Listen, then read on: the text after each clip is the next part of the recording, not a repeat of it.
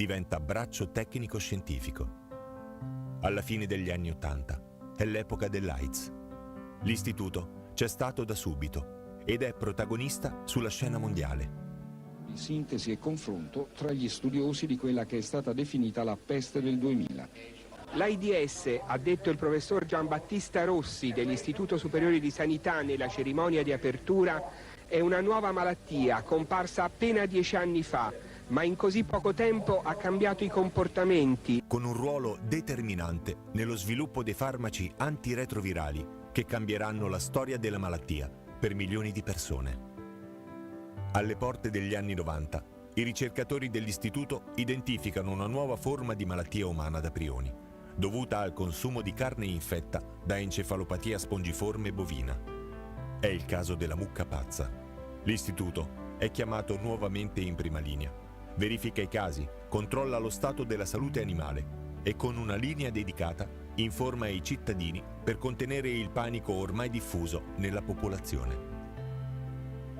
Nel 2001 l'Istituto diventa ente di ricerca pubblico, dotato di autonomia scientifica e amministrativa, ma sempre accanto al Servizio Sanitario Nazionale. Sono gli anni dell'accordo Italia-USA, quando l'Istituto scopre, insieme al National Institute of Health, tecniche di diagnosi precoce e studiando i microRNA, nuove terapie più mirate. Nel tempo, l'Istituto continua a evolversi, senza mutare le sue radici. Anzi, le celebra in un nuovo museo multimediale dedicato alle scuole e ai cittadini, per spiegare il valore della prevenzione attraverso la sua storia e la storia della sanità pubblica.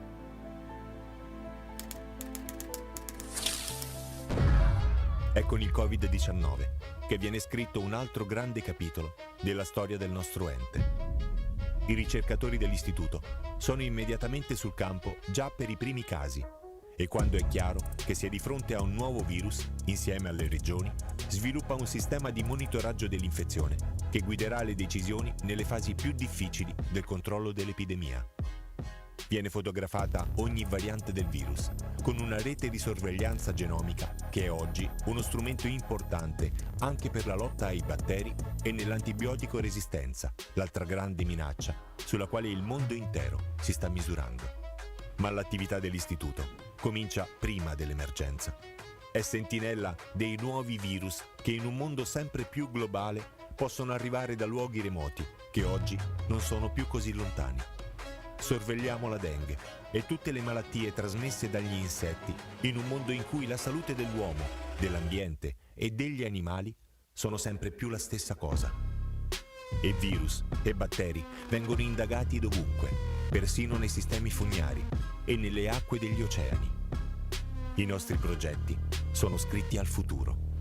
Uno di questi è il progetto SeaCare, un progetto ambizioso, un progetto visionario alla ricerca di una metodologia standard per valutare l'inquinamento antropico dei mari e degli oceani in un'ottica di planetary health e di One Water, concetti cardine dell'Agenda ONU 2030. Grazie alla collaborazione con la Marina Militare abbiamo imbarcato giovani ricercatori sulle navi militari e soprattutto sull'Americo Vespucci che in questo momento sta facendo il giro del mondo. Da questo monitoraggio sta venendo fuori una serie di dati estremamente interessanti, una mole di informazioni impressionanti che porterà ad una visione nuova dell'inquinamento antropico, presentati con successo già alla Water Conference dell'ONU.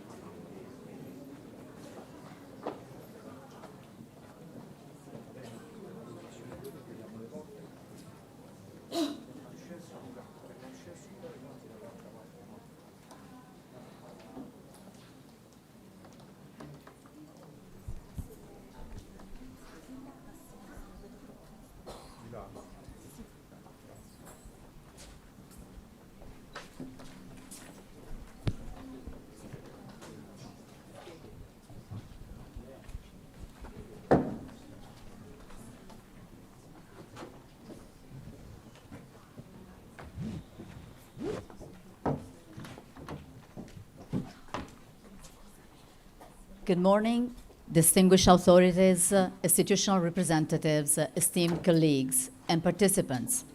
Welcome and thank you for being here at the Istituto Superiore di Sanità in this occasion.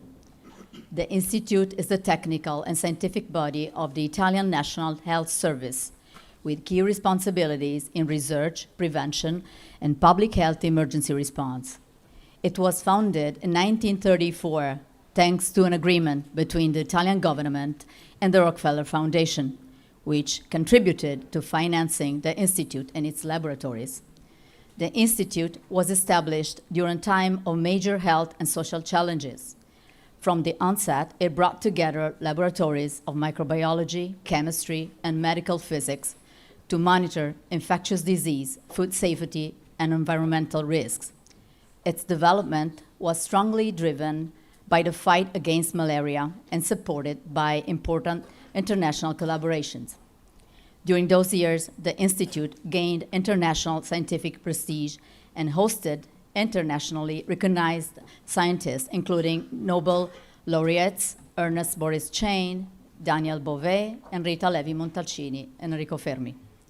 On this special occasion, we're delighted to bring together the marine science community with speakers and chairs from all over the world. This is an important opportunity to share knowledge across disciplines and to strengthen international collaborations. We're now pleased to open the conference with the president of the Istituto Superiore di Sanità, Professor Rocco Bellantone, Professor Andrea Lenzi, president of the National Research Council, Lieutenant General Vincenzo Aglieri, Chief of the Italian Navy Health Inspectorate, Professor Enrico Leva, member of the Lincei National Academy. This will be followed by institutional remarks from the Italian Minister of Health, Professor Orazio Schillaci, who have strongly supported and continue to support the Institute and its activities. Finally, we will hear the keynote lecture of Dr. Andrea Piccioli, entitled The Future of Ocean and Human Health, Science, Risks, and Global Opportunities. Dr. Piccioli is the Director General of the Institute and strongly supported and promoted the organization of this event. Please, Professor Bellantone, come to the podium.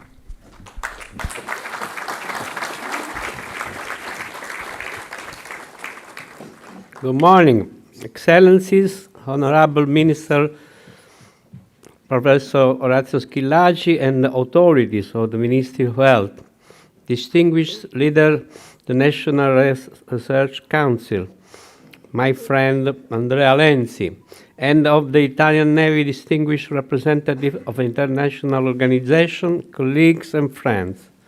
Welcome to the Istituto Superiore di Sanità, and thanks for your joining us on World Ocean Day for the International High-Level Forum on Ocean and Human Health. Let me start this exceptional international gathering by addressing the question of why we are convening today now and here, and why this is a critical moment, a turning point.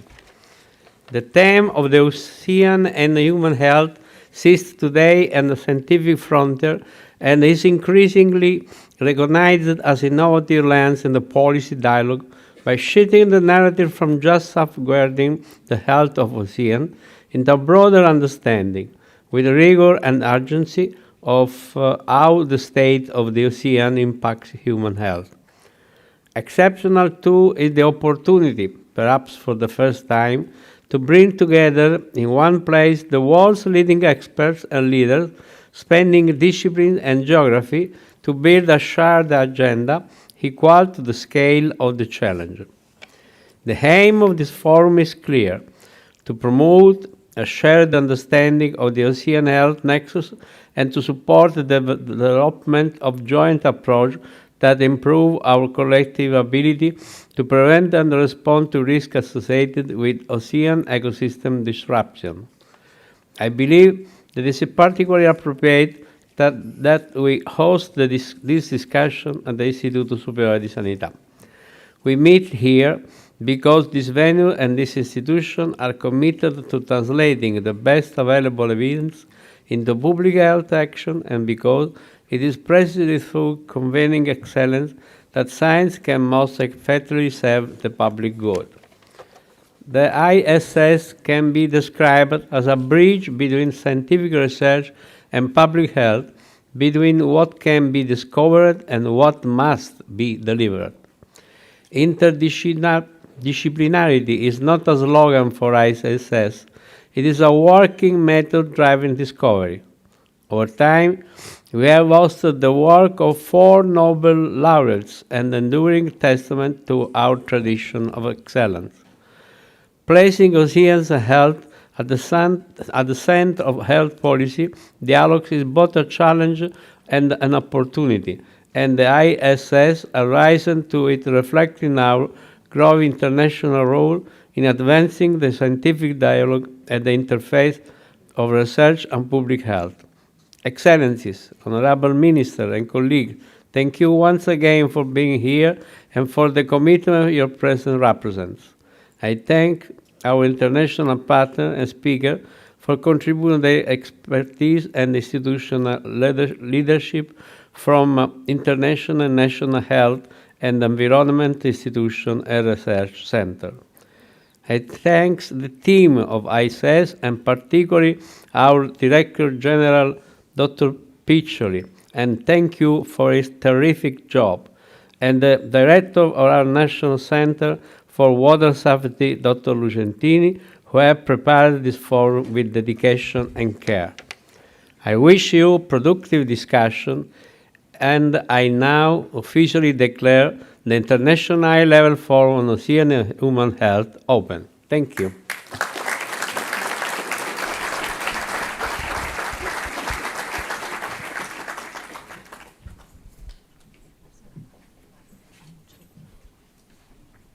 Please, Professor Lenzi, come to the podium. Thank you.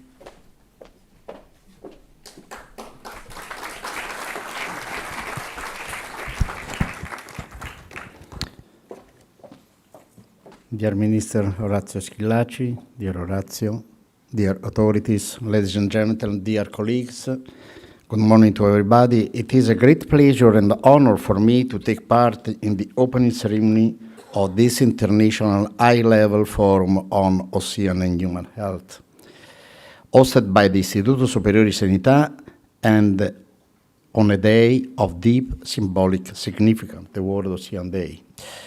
The occasion holds an even more profound meaning for me personally. I have just returned, this is a good occasion for me, from an oceanographic expedition aboard of Gaia Blue, the research vessel of the National Research Council of Italy, an experience that reminded me with an unusual intensity how vital seas and oceans are for the stability of our planet, for the resilience of biodiversity, and ultimately for the life itself on Earth. Yet, despite this paramount importance, the full value of the ocean to the society remains too often underestimated.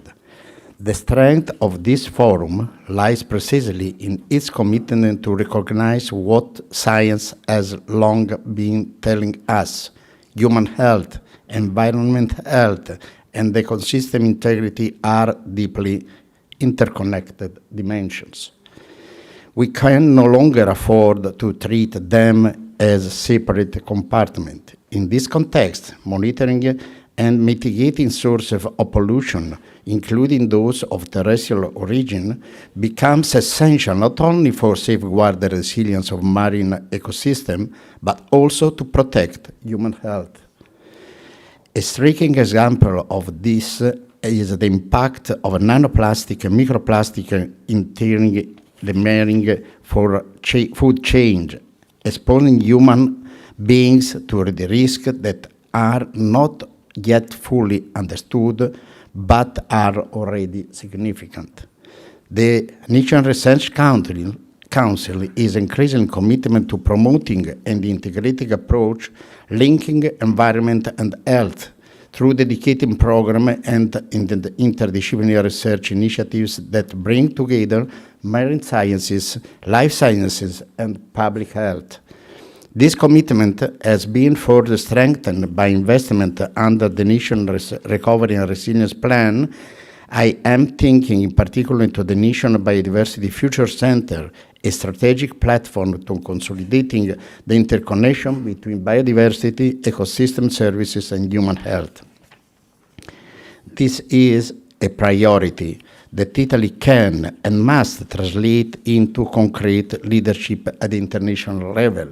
At the European level, our country coordinates two highly significant partnerships: the Sustainable Blue Economy Partnership, led by the Ministry of University and Research, and the Partnership of Transforming Health and Care Systems under the leadership of the Ministry of Health.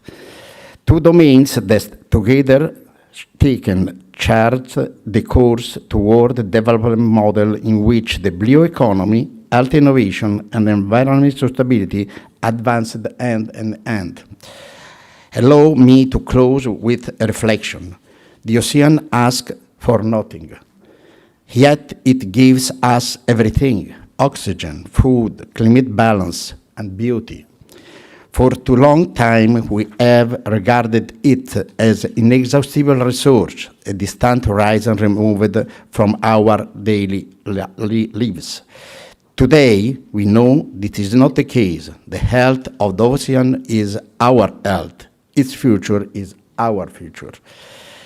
This forum represents a valuable opportunity to strengthen the dialogue among science, institutions, and civil society, and to translate research into action. I wish you fruitful work, and I thank you for your attention, and thank my amico Rocco Bellantone for this invitation. Thank you.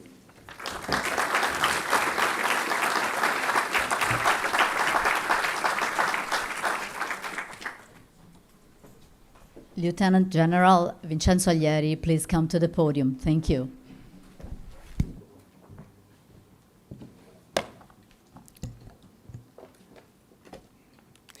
Minister of Health, Professor Schillaci, distinguished authorities, esteemed academics, honored guests, ladies and gentlemen. I am Admiral Inspector Vincenzo Aglieri, Chief of Health of the Italian Navy.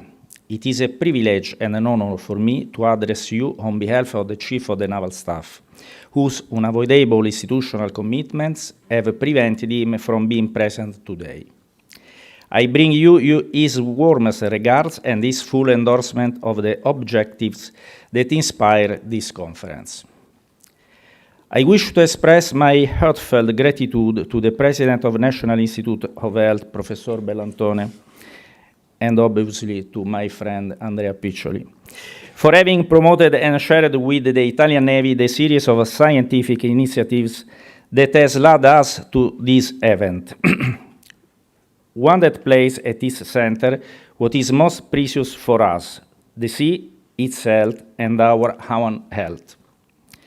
This conference represents the natural context in which to formalize and consolidate the scientific and institutional cooperation between the ISS and the Italian Navy, a partnership in the service of the nation oriented towards research, prevention, and communication for the safeguarding of public health and the marine ecosystem. Italy is a profoundly Mediterranean country, also in the now well-established sense of extended Mediterranean.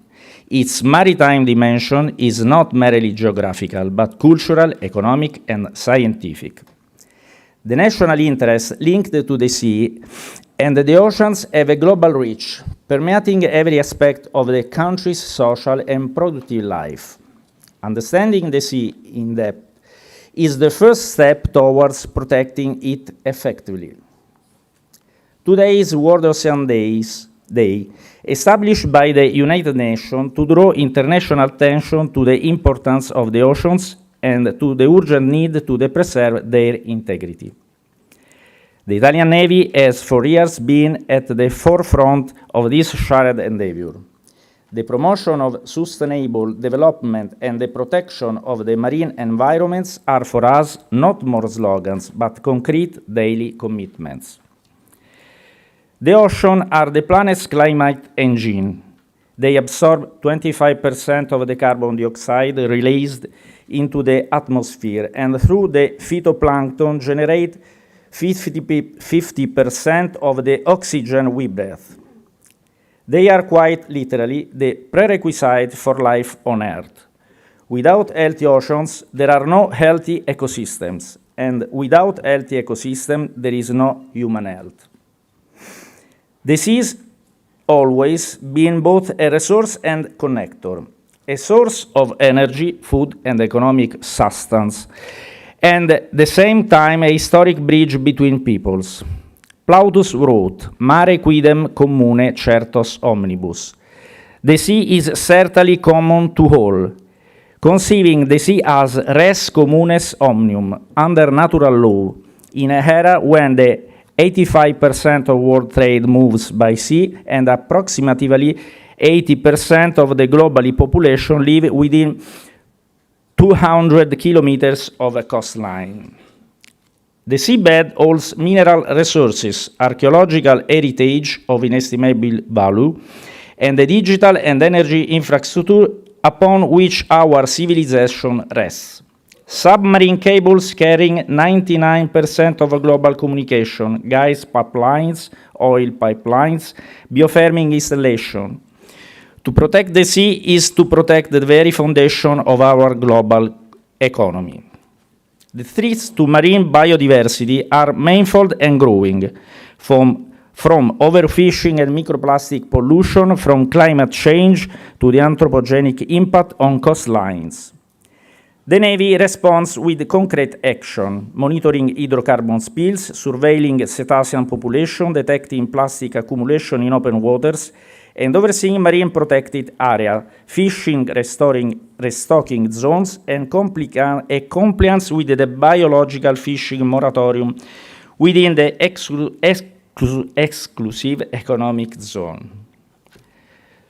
On the front of sustainable naval operation, the Navy has been, since 2012, pursuing the Green Fleet program, an initiative aimed to reconciling operation requirements with those of environmental protection through innovative engineering solutions. We were the first armed force in Europe to have tested, validated, and qualified green diesel. This initiative and other adopted by the Italian Navy will be addressed later by my colleague Capitan Filippo La Rosa in his presentation. Accessible, safe, and clean seas are an indispensable prerequisite for the development and the progress of humanity. The Navy ensures the continuity of merchant shipping, freedom of navigation, and the protection of critical seabed infrastructure. It is an integral part of the National Maritime Cluster, constituting the security framework without which no other activity at sea would be possible.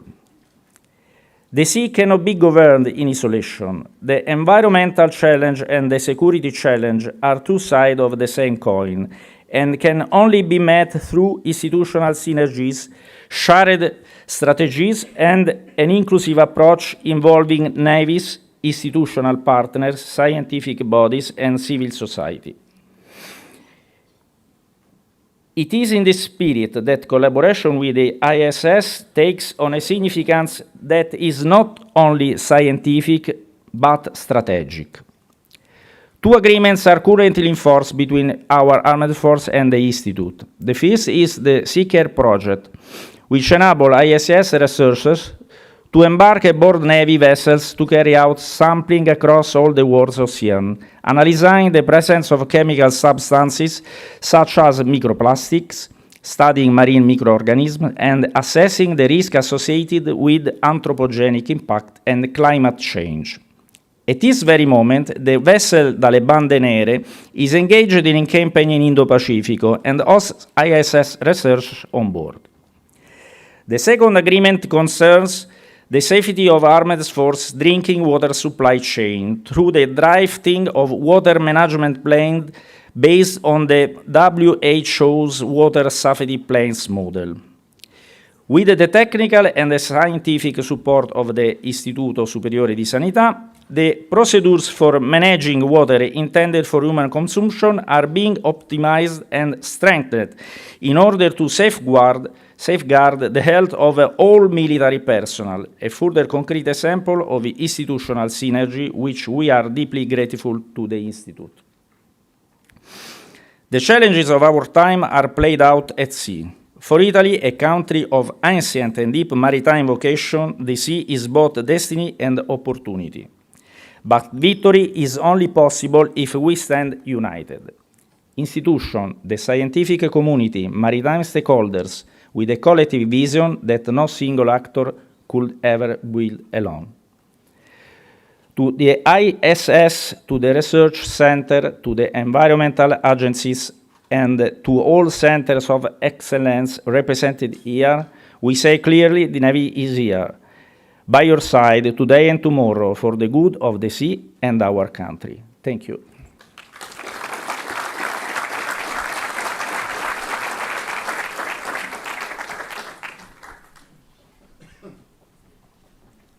Professor Enrico Leva, I invite you to the podium. Thank you.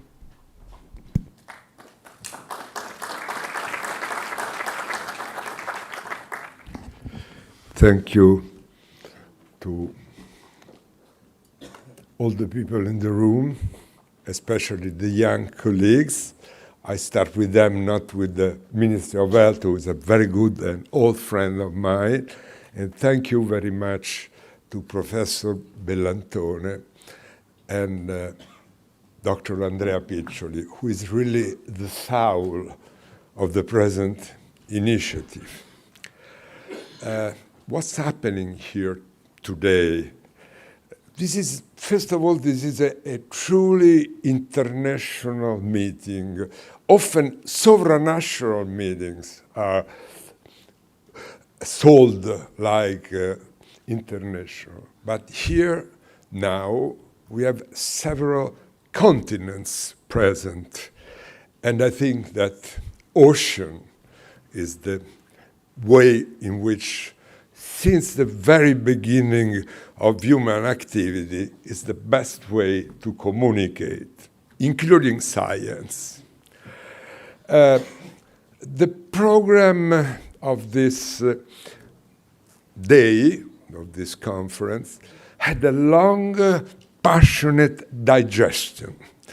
And it started from analyzing the past, witness the present, but moreover, the more important thing is the future.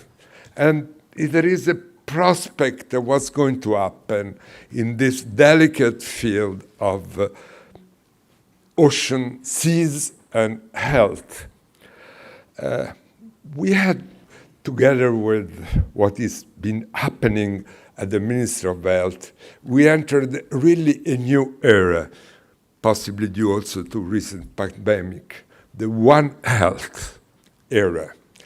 In my field, we now knew that this planet is a single environment. For some people, also the universe may send viral infections in the atmosphere, so not enough. And so we have to witness this fact that this is really a new way of looking at human health, but also to the health of animals, plants, and in general, the environment. Second point, what has been happening recently in this institute. I am working here since the 80s, so I'm kind of a Paleolithic figure now. And water. Of course, water was important. Drinking water was a paramount issue. Contaminants in food or in mollusks, filtering mollusks were another field. The emergence of microalgae in the Adriatic Sea. I don't know if the Adriatic Sea is a lake or a sea, but in any case, it's toxic algae. But now, recently, another perspective started. This was also in some way done by starting a new center. We have Dr. Luca Lucentini here, which is the real institutional step toward what is prospected today, thanks to the passion for the sea and the oceans of Dr. Piccioli, of course. And finally, excuse me for a long, not written, but I don't like to read in public. It's not because I'm lazy, I have no time to arrange a written thing. I wrote actually the introduction to the book of the abstract, so I've done my job. In my very long and difficult career, I had several roles. One was the Commission for the Antarctic Studies, bipolar. The second one was being in charge of the scientific committee of the Aerospace Agency. In both cases, I discovered that there are some areas of the planet in which there is no real national effort. They are international by definition. The pole, the moon, Mars, the universe, they belong to humanity. This is the same thing of the oceans. And therefore, I think that there is something very important in the way science progresses, the way in which people in this room, people all around, all the laboratories, the universities, the research centers, put together their single individual knowledge to have a general.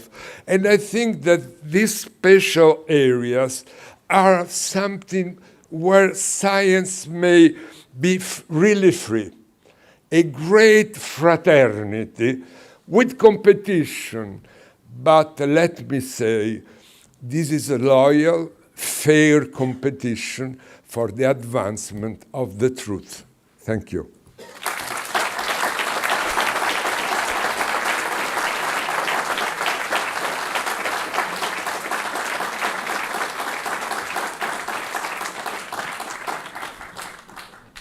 Honorable Minister, Professor Orazio Schillaci, I invite you to the podium. Thank you.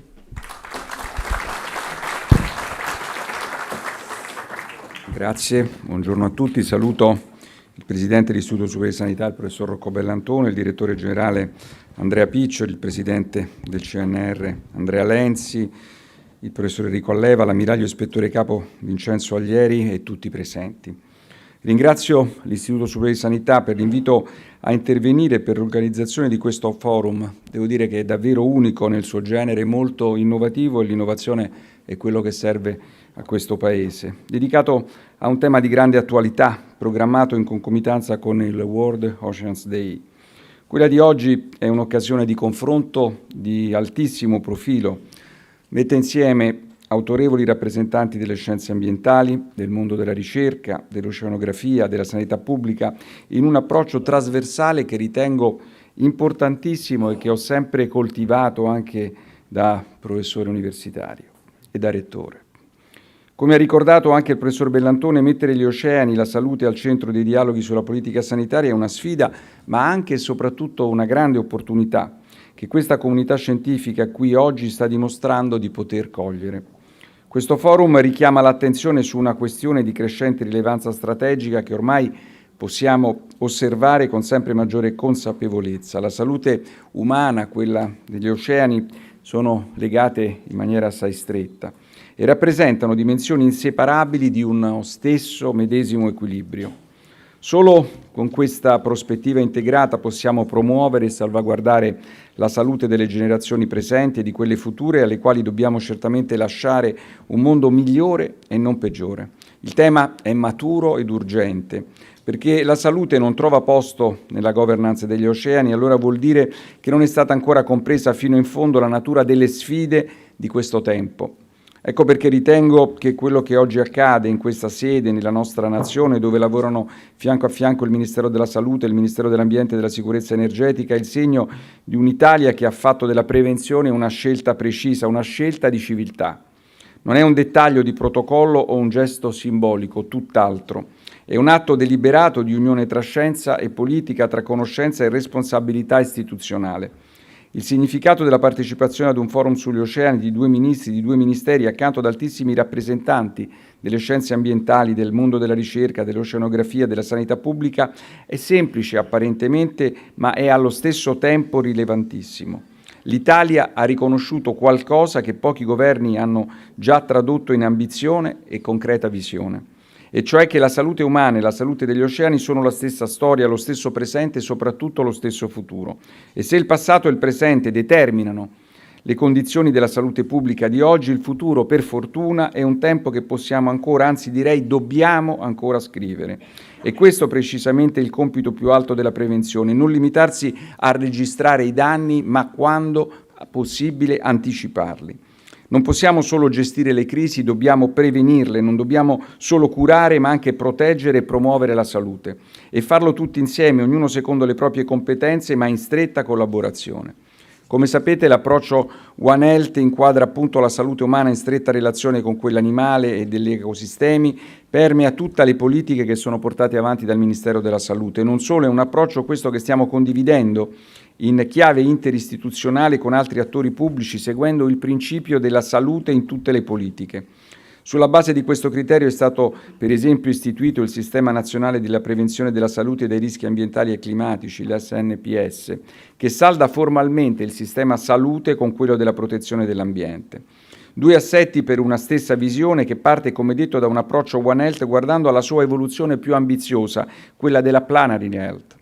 In questo scenario, in questa visione, si inserisce anche il progetto Sea Care, che unico nel suo genere nel panorama internazionale, grazie alla sinergia tra l'Istituto Superiore di Sanità, la Marina Militare e altri centri di ricerca nazionali e internazionali, ha raccolto campioni da tutti gli oceani, portando evidenze importanti, per esempio sul tema della resistenza agli antibiotici e sulla presenza di sostanze nocive per l'uomo, tracciando persino il virus del Covid in acque ben lontane dalle nostre.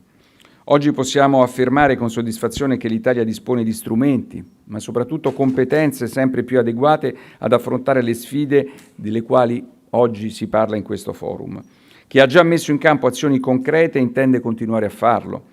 Questo avviene grazie anche all'implementazione delle infrastrutture digitali, agli investimenti importanti fatti in questa direzione. Ricordo che una quota delle risorse del PNRR e del Piano Nazionale Complementare sono destinate non a caso al programma Salute, Ambiente e Clima, che assume la qualità ambientale come determinante e fondamentale per garantire il diritto alla salute. Con il supporto dell'Istituto Superiore di Sanità, che ringrazio ancora una volta per la stretta collaborazione e per l'organizzazione di un evento prezioso come questo, puntiamo a costruire sistemi sempre più avanzati per l'integrazione fra dati ambientali e dati sanitari. In conclusione, voglio ribadire che riflettere sulla salute degli oceani significa anzitutto promuovere una più ampia cultura della responsabilità e dei cambiamenti. Se vogliamo tutelare la salute delle generazioni presenti e di quelle future, se vogliamo costruire sistemi sanitari realmente resilienti, dobbiamo rafforzare la nostra capacità di saper leggere e governare le interconnessioni fra salute, ambiente e sviluppo sostenibile. Come nazione abbiamo già avviato questo cammino grazie a una strategia che mette in relazione i mondi che oggi sono qui rappresentati e nei quali il Ministero che mi onoro di dirigere continuerà convintamente a fare la propria parte. A tutti voi che oggi partecipate a questo forum, a tutti noi auguro un buon lavoro, vi ringrazio per l'impegno in questo confronto così importante e così di alto livello. Grazie.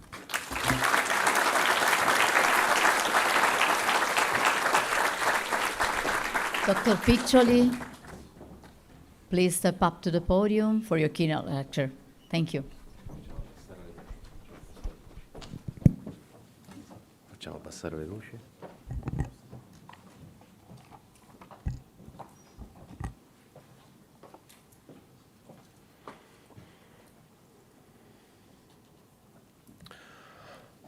Dear Minister Schillaci, distinguished authorities and colleagues, speakers and guests, thank you for everyone for being here.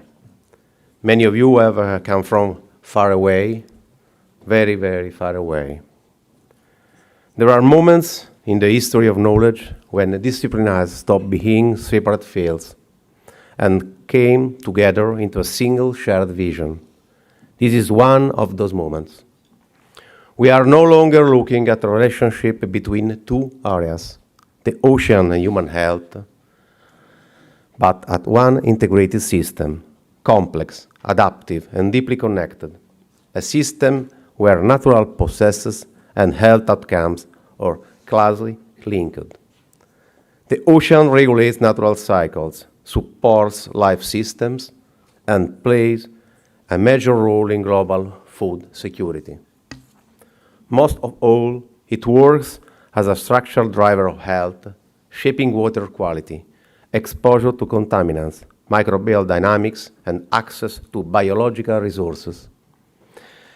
In recent years, scientific evidence has made these links clear. Human health can no longer be seen as separate from the condition of natural systems. The concept of One Health, or better planetary health, reflects this shift from a focus on the individual to a broader vision that includes environment, ecosystems, and society. At the same time, this system is under strong and growing pressure. Ocean warming, acidification, coastal pollution, microplastics, new contaminants.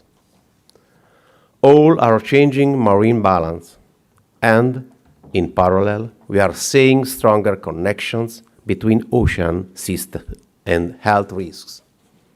Toxic algal blooms, the spread of marine pathogens, and the presence of antimicrobial resistance in water environments. Aquatic systems are now emerging as important reservoirs and pathways for antimicrobial resistance with clear global health implications. There requires a change in approach. Health risks can no longer be addressed without fully integrating the environmental data into surveillance systems. The challenge is no longer only about knowledge. It is predictive, it is systemic, it is operational. We need models capable of integrating ocean, climate, and health data in real time. We need surveillance systems able to detect early signals and transform them into action. We must move from a reactive approach to an anticipatory one. This is where science meets governance. And it is here that science diplomacy becomes essential. The use of knowledge as a tool for international cooperation, a shared language to address global challenges that go beyond borders. In this context, the Sea Care project takes shape, not simply as a research initiative, but as an integrated platform. The Sea Care project combines advanced ocean study, biomedical research, and environmental observation to generate knowledge for prevention. Sea Care works across deep sea environments and complex systems, collecting data, identifying patterns, and building predictive capacity. In this sense, it acts as a public health infrastructure, capable of anticipating risks before they become health crises. Yet, if the risks are deep, the opportunities are equally significant. The ocean is a major frontier for discovering new bioactive compounds, developing innovative technologies, and building sustainable economic models. The so-called blue economy offers a strong potential, not only for growth, but also as a way to connect health, environment, and development. However, this transformation is not only scientific or economic, it is also ethical. The effects of environmental degradation are not equally shared. The most vulnerable populations, coastal communities, and low and middle income countries are the most exposed. Speaking about ocean and health also means speaking about equity, access, and global justice. It means recognizing health as a common good closely tied to the integrity of ecosystem. For too long, we have looked at the ocean as an object of study. Today, we must recognize it as an active force shaping our future. Not a background, but a central element of our existence. So the question is no longer whether to act. The question is how and how fast. There is, however, a further dimension that we underestimate all too often when we speak about major transformation: language. Great transition do not begin only with new technologies, new evidence, or new models of governance. They also begin with the words we choose. Words are never a minor detail. Words shape perception. They define the symbolic space. They build or weaken reputation. Anyone who has held the leadership responsibilities in public institutions knows this well. I know it from direct experience. Over the past years, I have led a complex process of institutional transformation within one of the most important scientific institutions in this country, ISS, during an historic phase marked by the pandemic. I know what it means to rebuild trust, to redefine a mission, to bring people together again, to restore energy, direction, and clear identity to, say, a scientific community. A change of a perception can be an act of strength.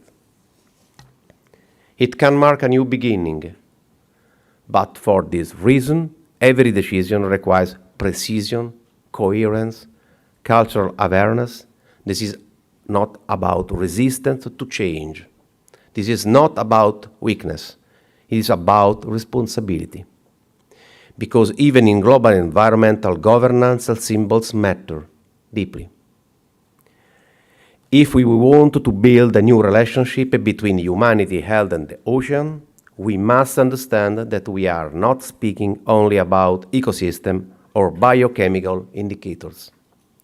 We are also speaking about collective identity, cultural heritage, and what a society chooses to represent as its highest values.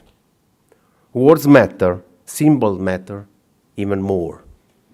And this is also true in the way for imagining the future of the ocean. Because protecting water, protecting the ocean, and building a new ecology of health also means protecting our idea of humanism. An idea in which science, culture, and public responsibility are not separate words, but parts of one shared civic project. And perhaps this is the true meaning of modernity, not erasing identity in the name of change, but finding the courage to innovate without losing depth. The future of health will be built through connection between disciplines, between institutions, between countries, and above all, between people and their environment. Whether we continue to chase crises or learn to anticipate them, whether we remain observers or become builders of resilient systems. If we look at the sea from afar, we see a surface. If we study it, we see systems. If we truly understand it, we see ourselves. Because the ocean is not separate from us. It is a part of our biological and social structure. And so the real question is not what will happen. The real question is what we choose to do. Because the future is not an event. The future is a responsibility. And today, here, we have both the opportunity and the duty to take it on fully. Thank you.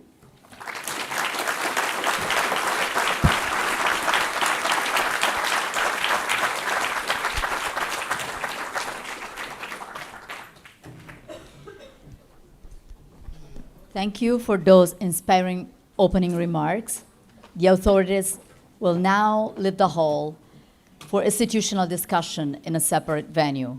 Kindly remain seated as we proceed with the opening of the first session, titled The Ocean's Role in Safeguarding Human Health.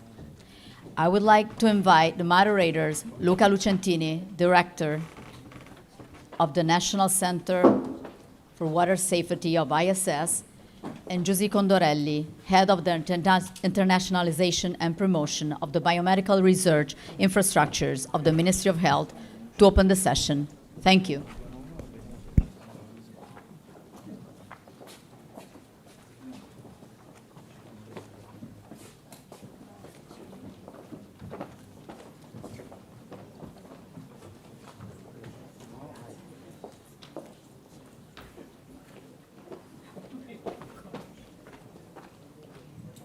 Ready?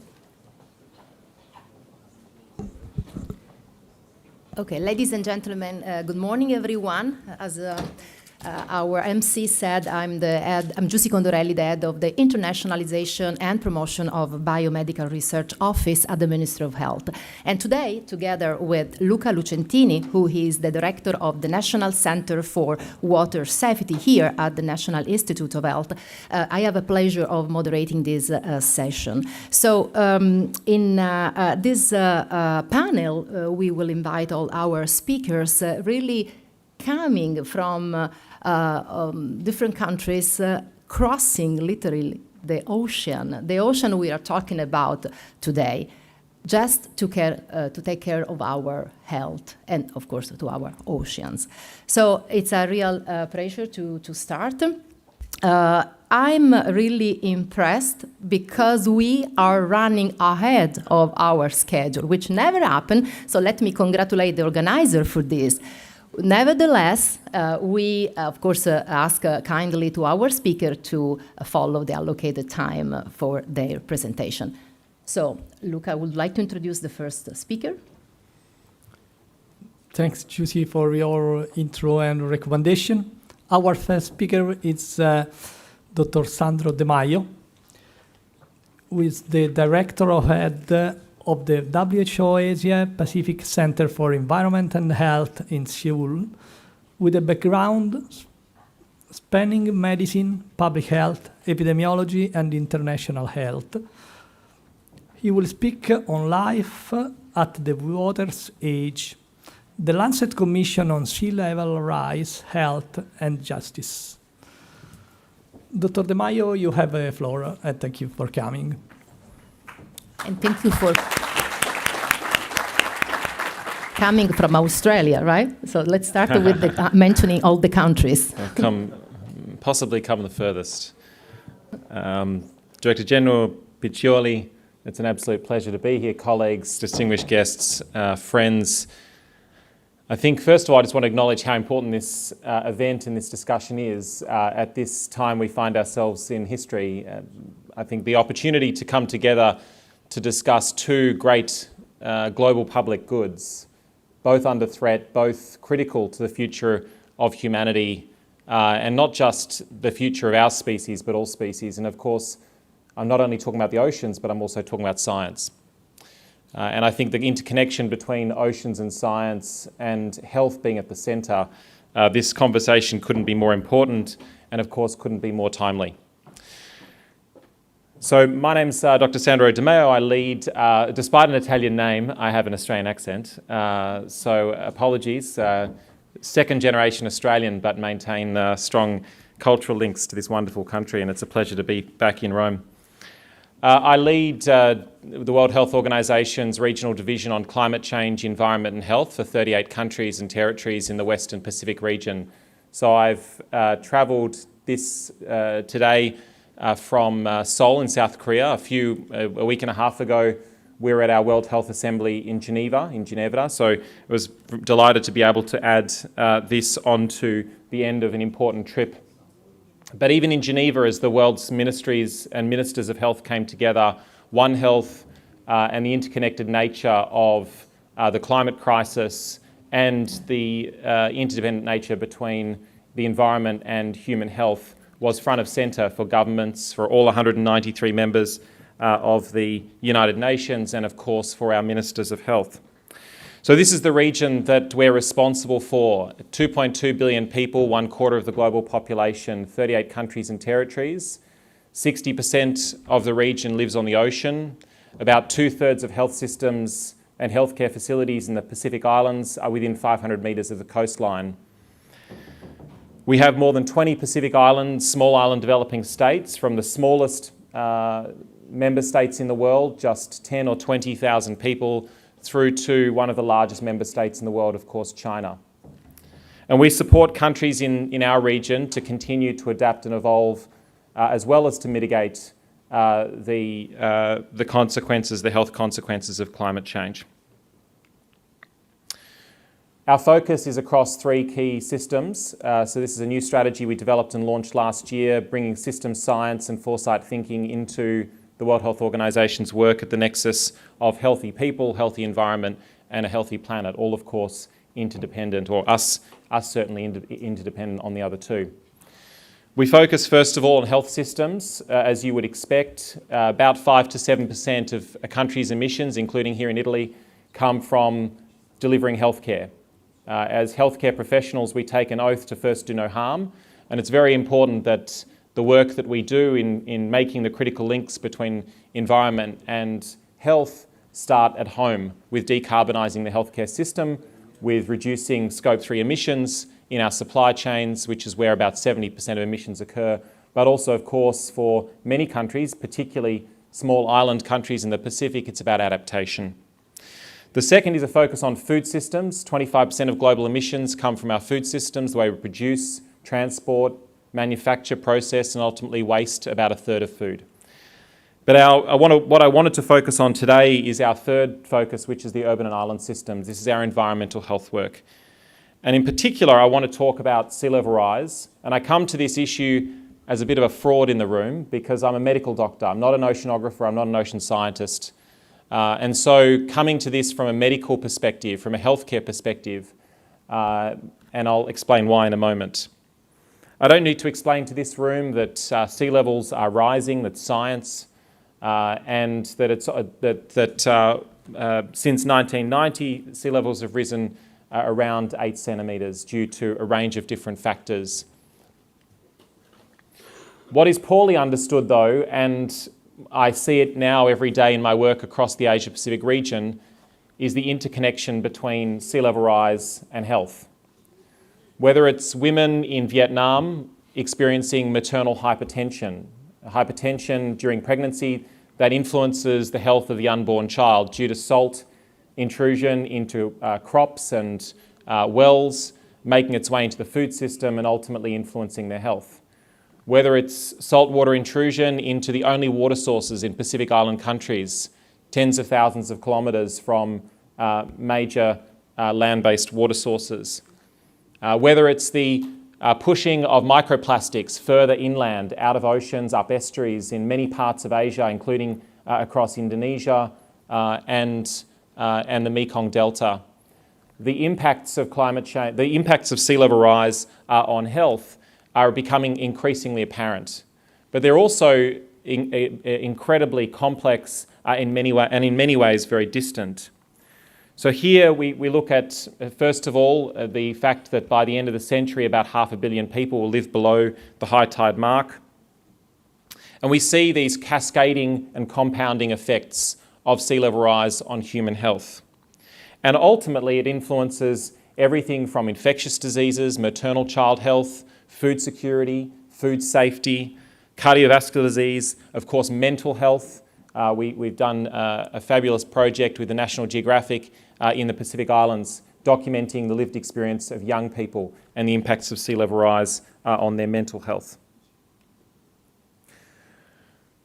But what strikes me also is that whilst the world is, I think, very much, and it's interesting that the genesis of this centre was a collaboration between the Italian government and the Rockefeller Foundation. The Rockefeller Foundation, of course, continues to be a major donor and supporter of work in this space. And whilst we see a huge interest in philanthropy and governments towards heat and health and heat adaptation, quite frankly because we're all hot, sea level rise continues to be overlooked and underinvested. So in 2024, 11 health ministers came forward to WHO from the Pacific Islands, ministers from Tuvalu, Kiribati, Fiji, Tonga and others, and requested for WHO to increase awareness of the health consequences and the social justice implications of sea level rise. With that, we established a Lancet Commission, a brand new Lancet Commission, which we announced just 6 weeks ago in the Lancet, focused on sea level rise, health and justice.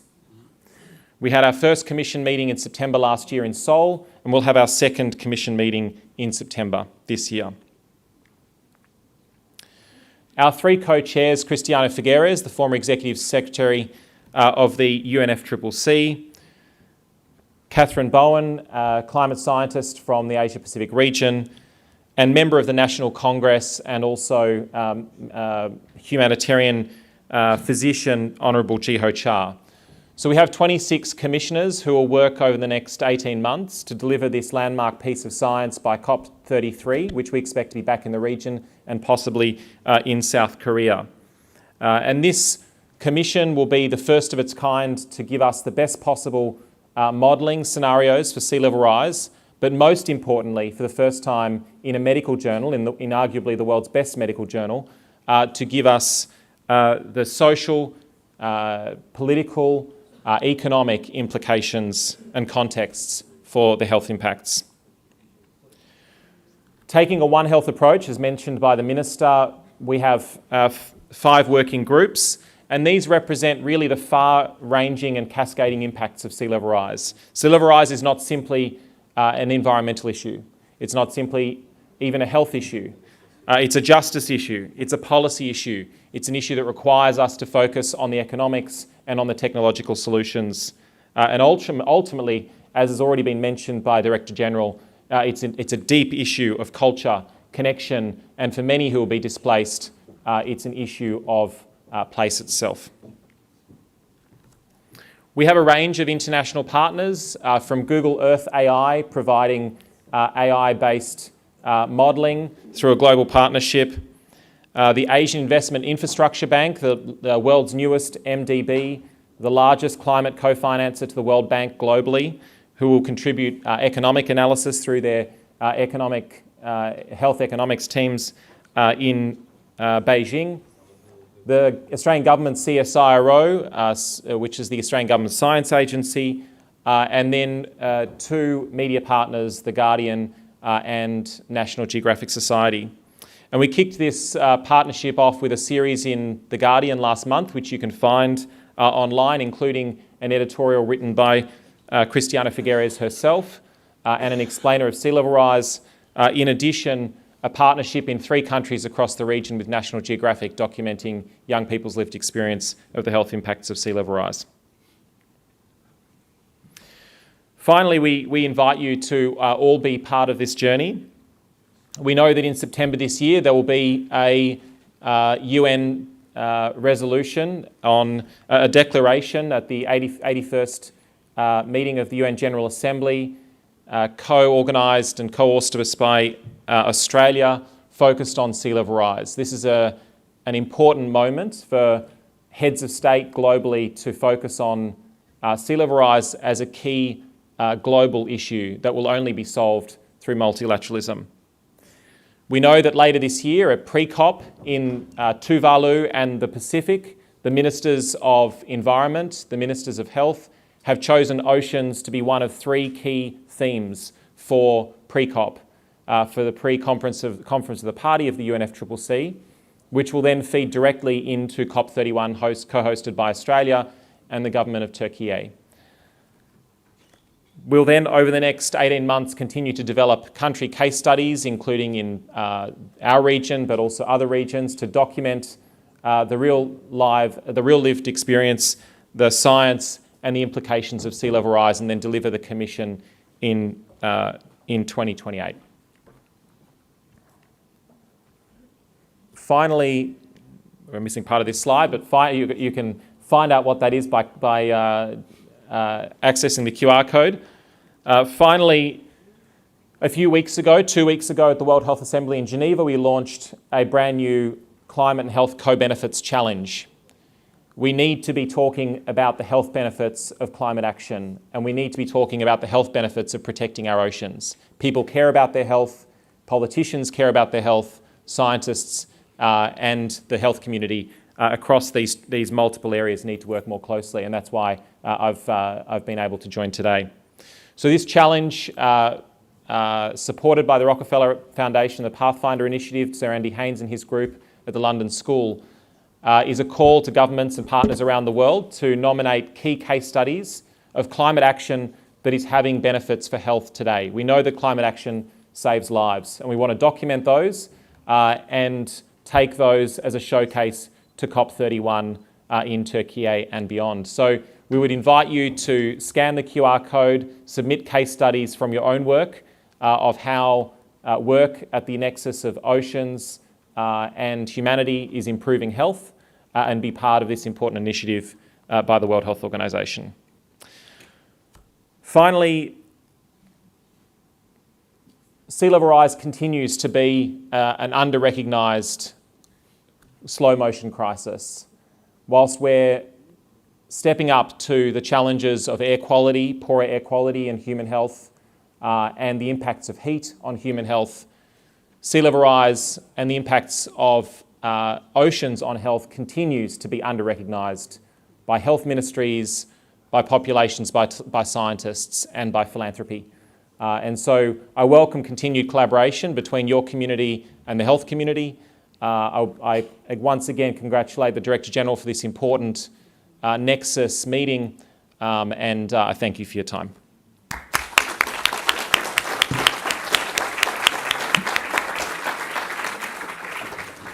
Thank you so much, Dr. De Maio.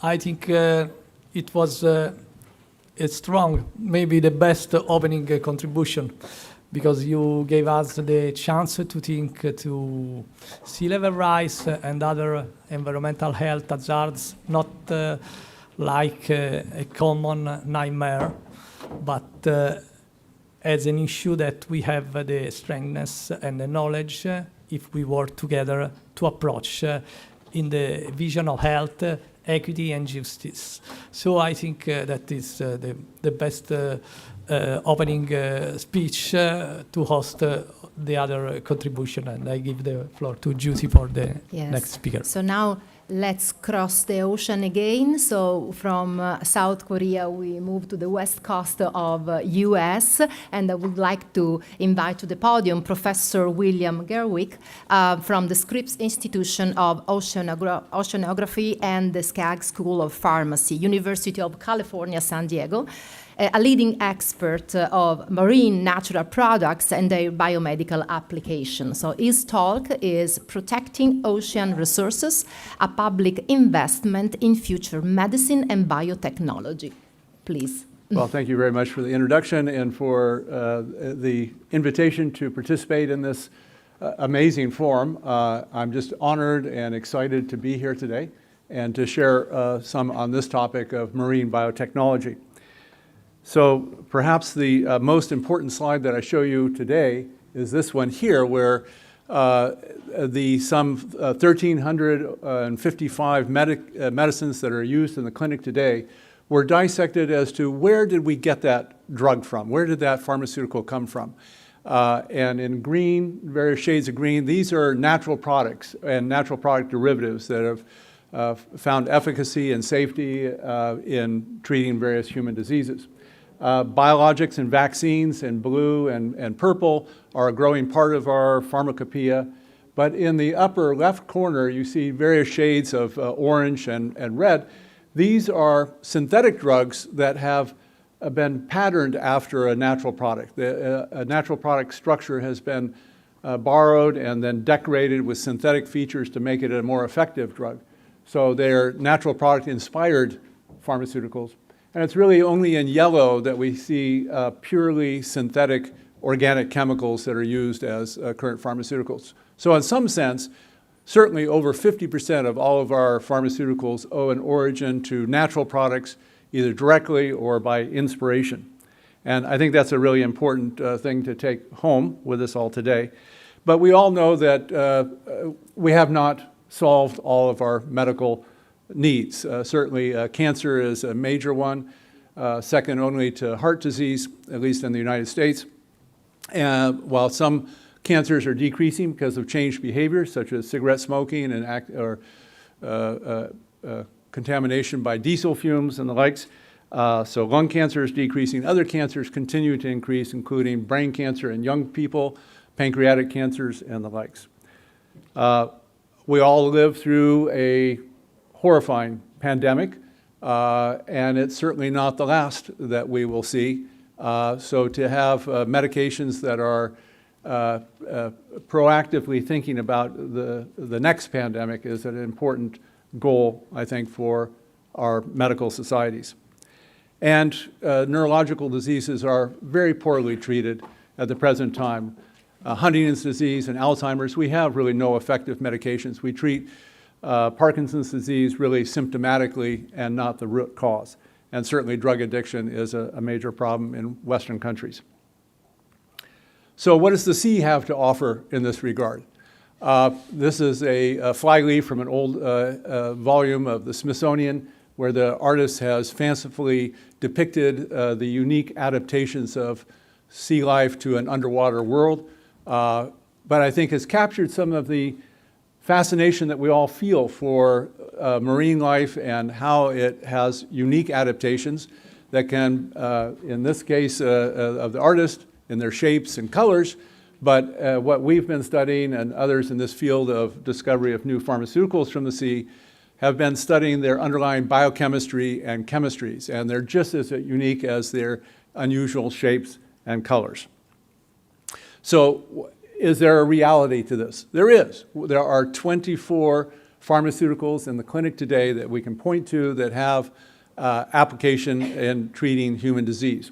With the yellow tags, I'm showing those that are used in treatment of cancer.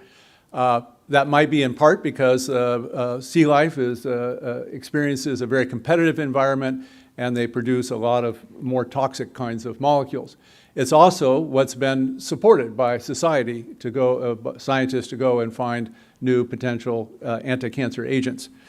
So we also have an extensive number of anti-hyperlipidemic drugs and even agents treating pain and viral diseases. And there's some biologics that are used in other capacities. In addition to this, there's another 42 agents, largely based on these new class of anti-cancer agent known as antibody-drug conjugates that are in various stages of human clinical trials. So in some, there are some 66 pharmaceuticals that are in some level of use in human populations. And that's pretty significant. It's also significant not only in treatment of disease and improving human health, but there's a financial incentive. And in the way that the world works, this is an important component to perhaps motivating policy and the like. So these antibody-drug conjugates account for somewhere close to $5 billion in sales in 2024, the latest numbers I was able to develop. The biologics, another $1 billion, and in total, almost $8 billion worth of sales in 2024. So where do these most successful compounds come from? Where have scientists gone out and found this useful anti-cancer agent or anti-pain agent? Well, the things that were collected by scientists were sponges and mollusks and fish and tunicates, and macroalgae. These are all macroorganisms that you could go and collect by hand, you would see with your naked eye.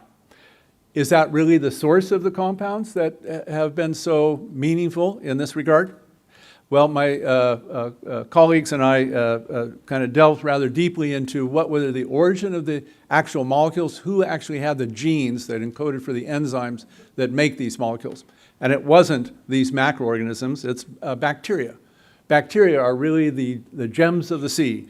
Heterotrophic bacteria in red and cyanobacteria in blue, and other classes of microalgae. Many of these living symbiotically with other organisms like sponges, or being fed upon by sea hares have been a source of some very potent anti-cancer agents feeding on cyanobacteria. So artificial intelligence can really contribute to this effort of drug discovery. Discovering a new molecule and figuring out its molecular structure is a complicated endeavor. It requires considerable expert training in that art of how to develop a new molecular structure with rigor. It requires quite a lot of instrumentation. There are some wonderful efforts here in Italy in this regard, and Scripps Oceanography has a strong program in this area. So, but we got to thinking, could we accelerate this process? And so just sharing something from my lab where we've made a number of discoveries, but we've been thinking, how could we do this better and faster? Is we've been working with some folks in the AI area, taking programs, convolutional neural nets that have been developed for facial recognition software, and applying that to NMR spectra. And in that concept, the correlations of protons to carbons in a molecule can kind of be looked at as the face of a molecule. And that has actually worked out rather well. We have a couple of different websites that enable this tool, and it's been used a couple of 100,000 times around the world. So it's helping, along with other programs by other laboratories, to accelerate this process of drug discovery from the sea. And just an example of an output from this is, for instance, if you put in the data for the well-known dinoflagellate neurotoxin, saxitoxin, it instantly reveals that it's saxitoxin, and it's embedded in a three-dimensional framework that shows you other related molecules. And that can be insightful in terms of the biological properties of a new molecule, for instance. So I also want to just touch briefly on this concept of biomimicry, which is looking at marine life as sources of adaptations that could be used in not necessarily in a medical application, but in other ways, and can contribute to a healthy planet in a general way. And so this is an example taken from the clingfish. It lives in wave-prone areas, and so it adheres to rocks or to algae or other things with great tenacity, and can hold a weight when it's attached to a rock some 100 to 200-fold its own weight. This is a demonstration. I did not do this. A colleague of mine at Scripps enabled this. It's a little bit frightening to watch, actually.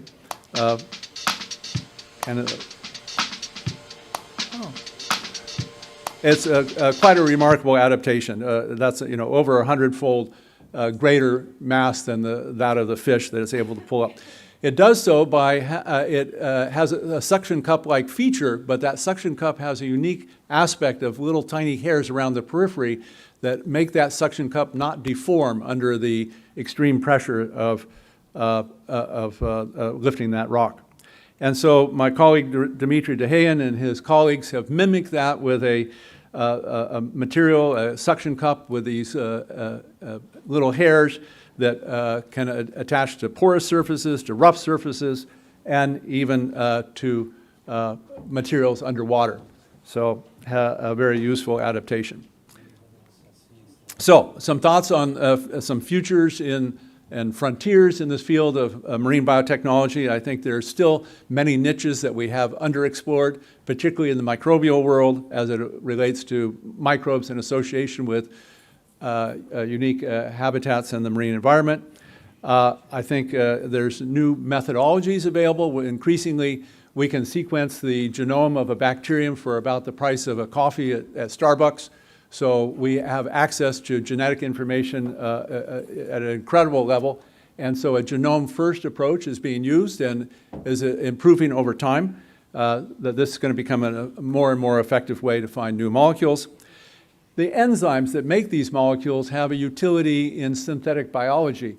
I think increasingly industry is looking to not use toxic metals and organic solvents in order to construct molecules in an industrial sense, but rather are looking to enzymes where you would do this in water and you would use proteins rather than toxic metals. As I illustrated, AI tools are finding their way into this field and are contributing to its efficiency and effectiveness. And finally, I don't want to leave out being an educator at a university that this is so, to have these kinds of fields be in the university setting are giving our students training and this interdisciplinarity that was talked about during the introductions, integrating various fields of biotechnology with human health and ocean health. So I just would finish with sort of this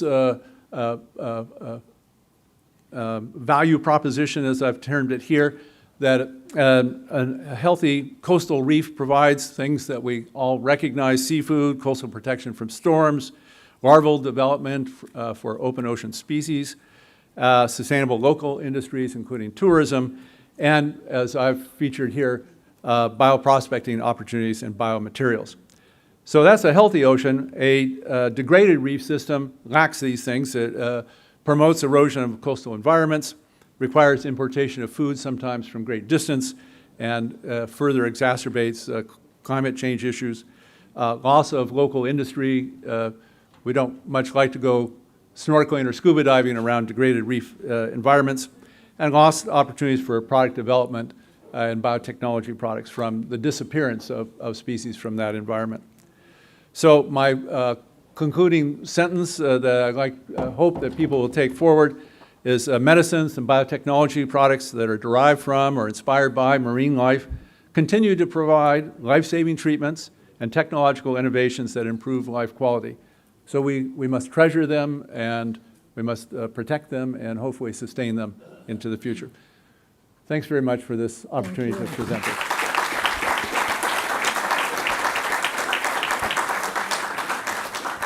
Really, thank you, Professor Gerwig. I'm very impressed about the number you mentioned. No, please, please. But maybe since we are really ahead, we may have time for questions. But I want to highlight the number you mentioned about the medicines, the products that we can really develop using the marine environment. So you mentioned 24 approved marine products plus 42 on clinical trials. So really, really impressive. And of course, the role of artificial intelligence to help and support this process. Really, I believe we have time for questions after that. So really, thank you for that. Let's move to the next speaker. Yes, thanks, Judy. And we have now another honor. We have the opportunity to have a contribution from the Oceanographic research given by Dr. Yontao Wang, Director of the International Collaboration Center at the Institute of Oceanography, Ministry of Natural Resources of China. Dr. Wang,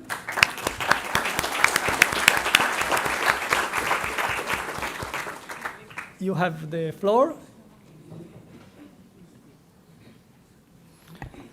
Okay, so good morning, and thank you very much for this opportunity and the invitation. And it's a great honor to be here and to share some of our research in China. So I think that's one of the longest distance country from Italy here.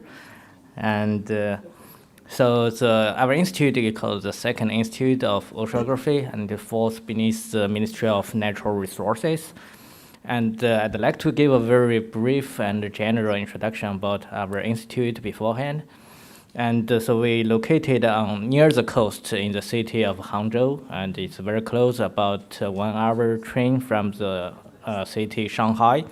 And the headquarters is, we have 2 branches, one in the west in Lin'an and the other one in the east in Zhoushan city.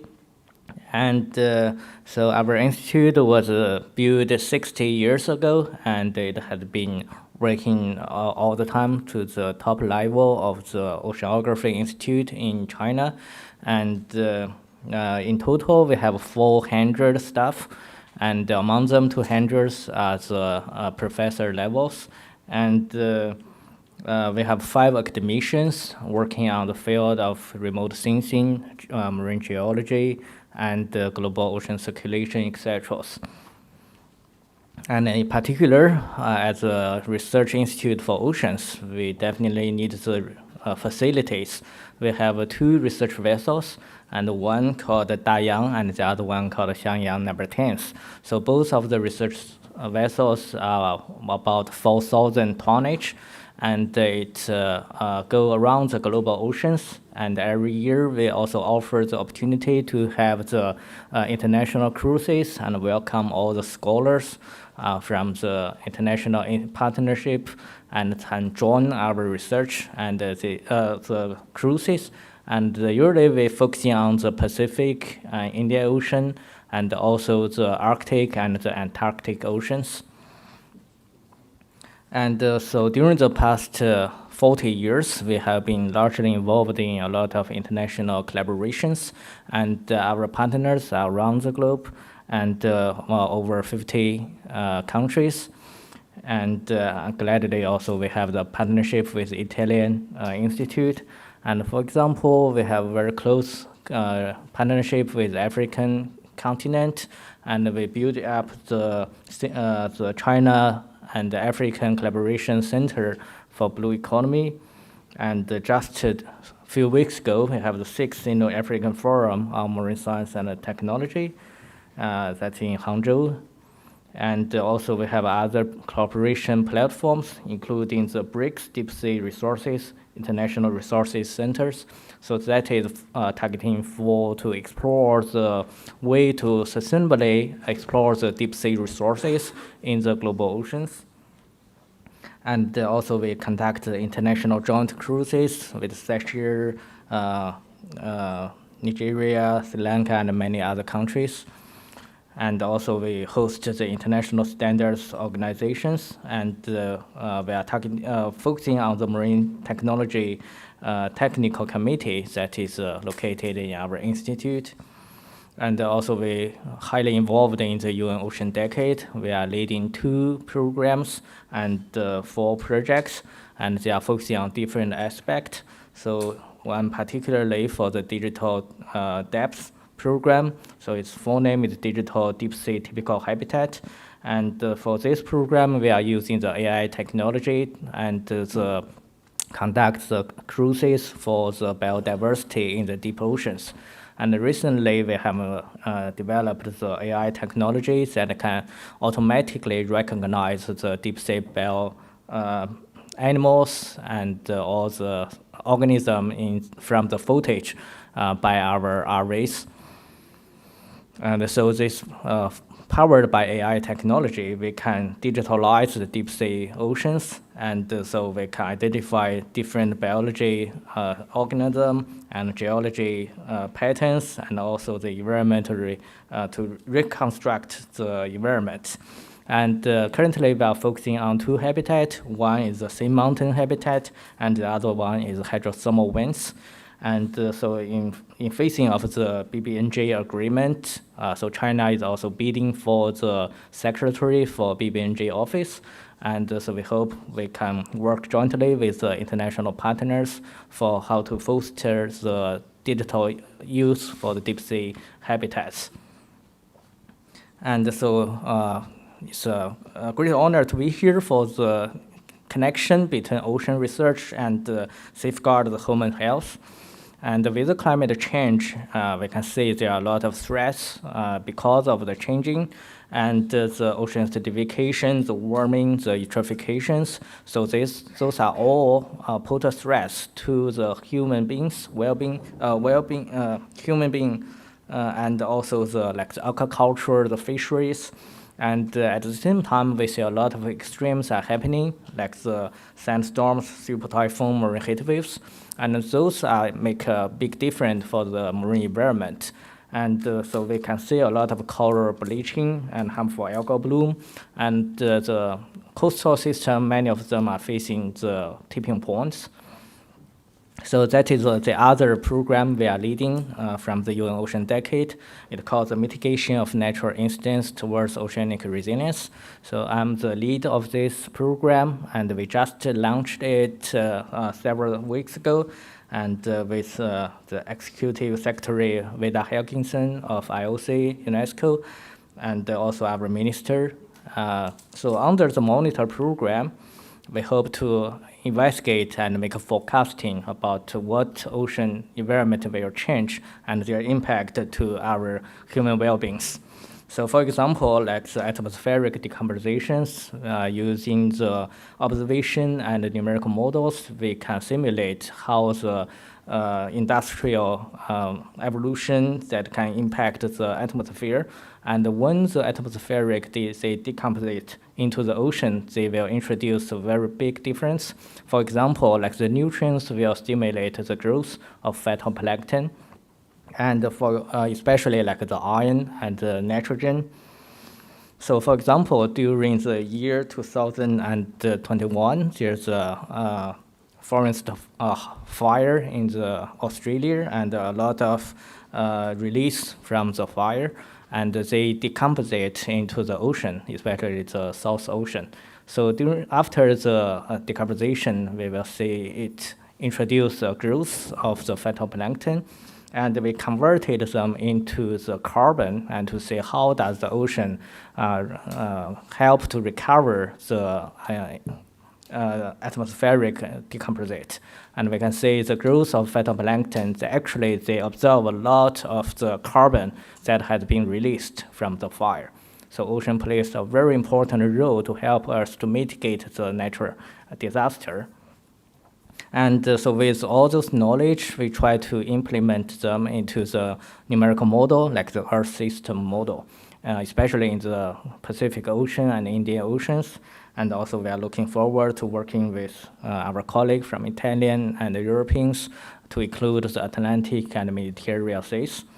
And so, for example, the one we have in the coast of China is forecasting for marine ecological environment. So with this system, we can make a forecasting for the nutrients, primary production, and make the analysis based on the forecasting. And that can be useful for the coastal environment, aquaculture, and fisheries.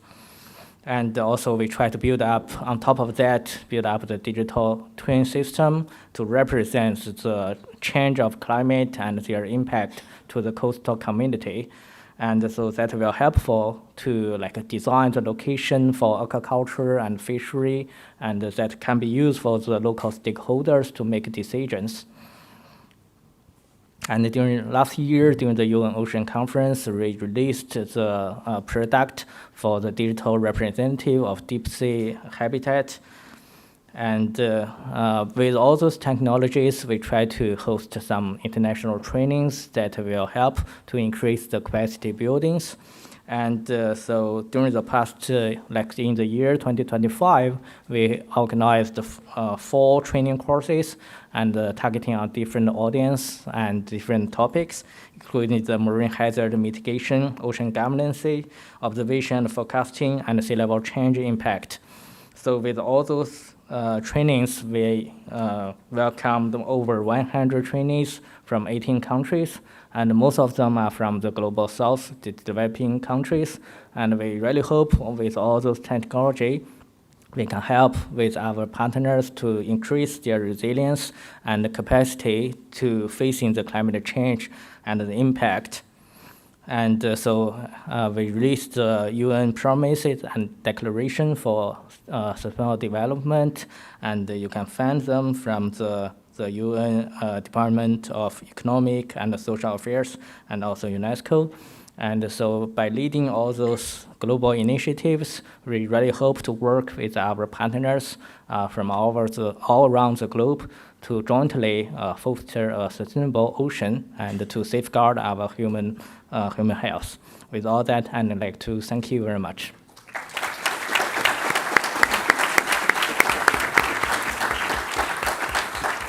Thank you so much, Dr. Wang. Really an impressive presentation, but with many messages.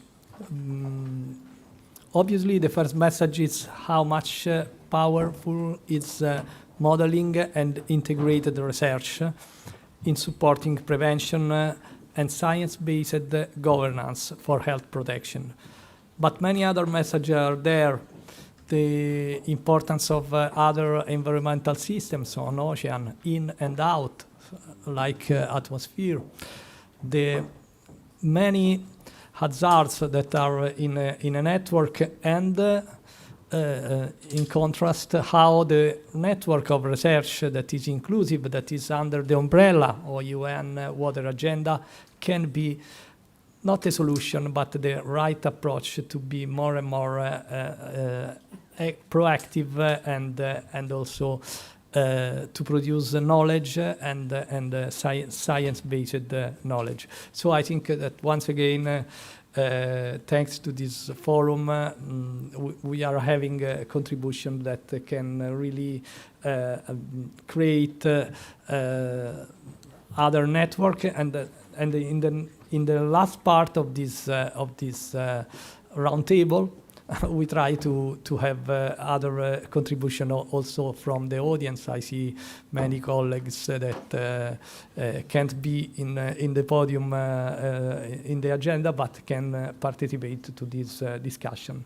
Thanks, and Juicy for the next. So now back to US. We leave China, we cross again the ocean, and we invite our, I will say, long-time friend of mine, proudly, and of course of the Institute, Jesse Osbel, who is the Director of Program for Human Environment at the Rockefeller University, which was already mentioned 2 times today to highlight the strong link that the Rockefeller University has with the Institute, the National Institute of Health. So Jesse has a long-standing international experience in initiative focused on ocean observation and marine biodiversity. And I will say also that he's a pioneer of science diplomacy, and we had the chance to talk about it many times. And I think science diplomacy is strongly related to the topic today.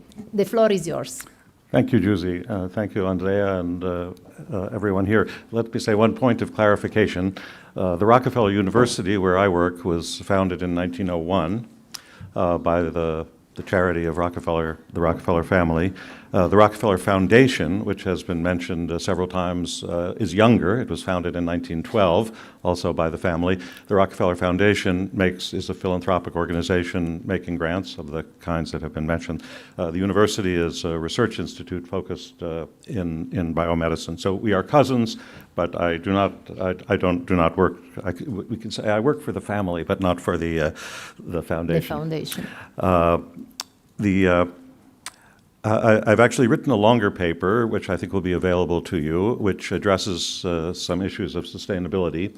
But I want to focus in my few minutes this morning just on one concept and one recommendation, biological diaries. The paper also deals with other issues of sustainability of the kind that have been mentioned so far.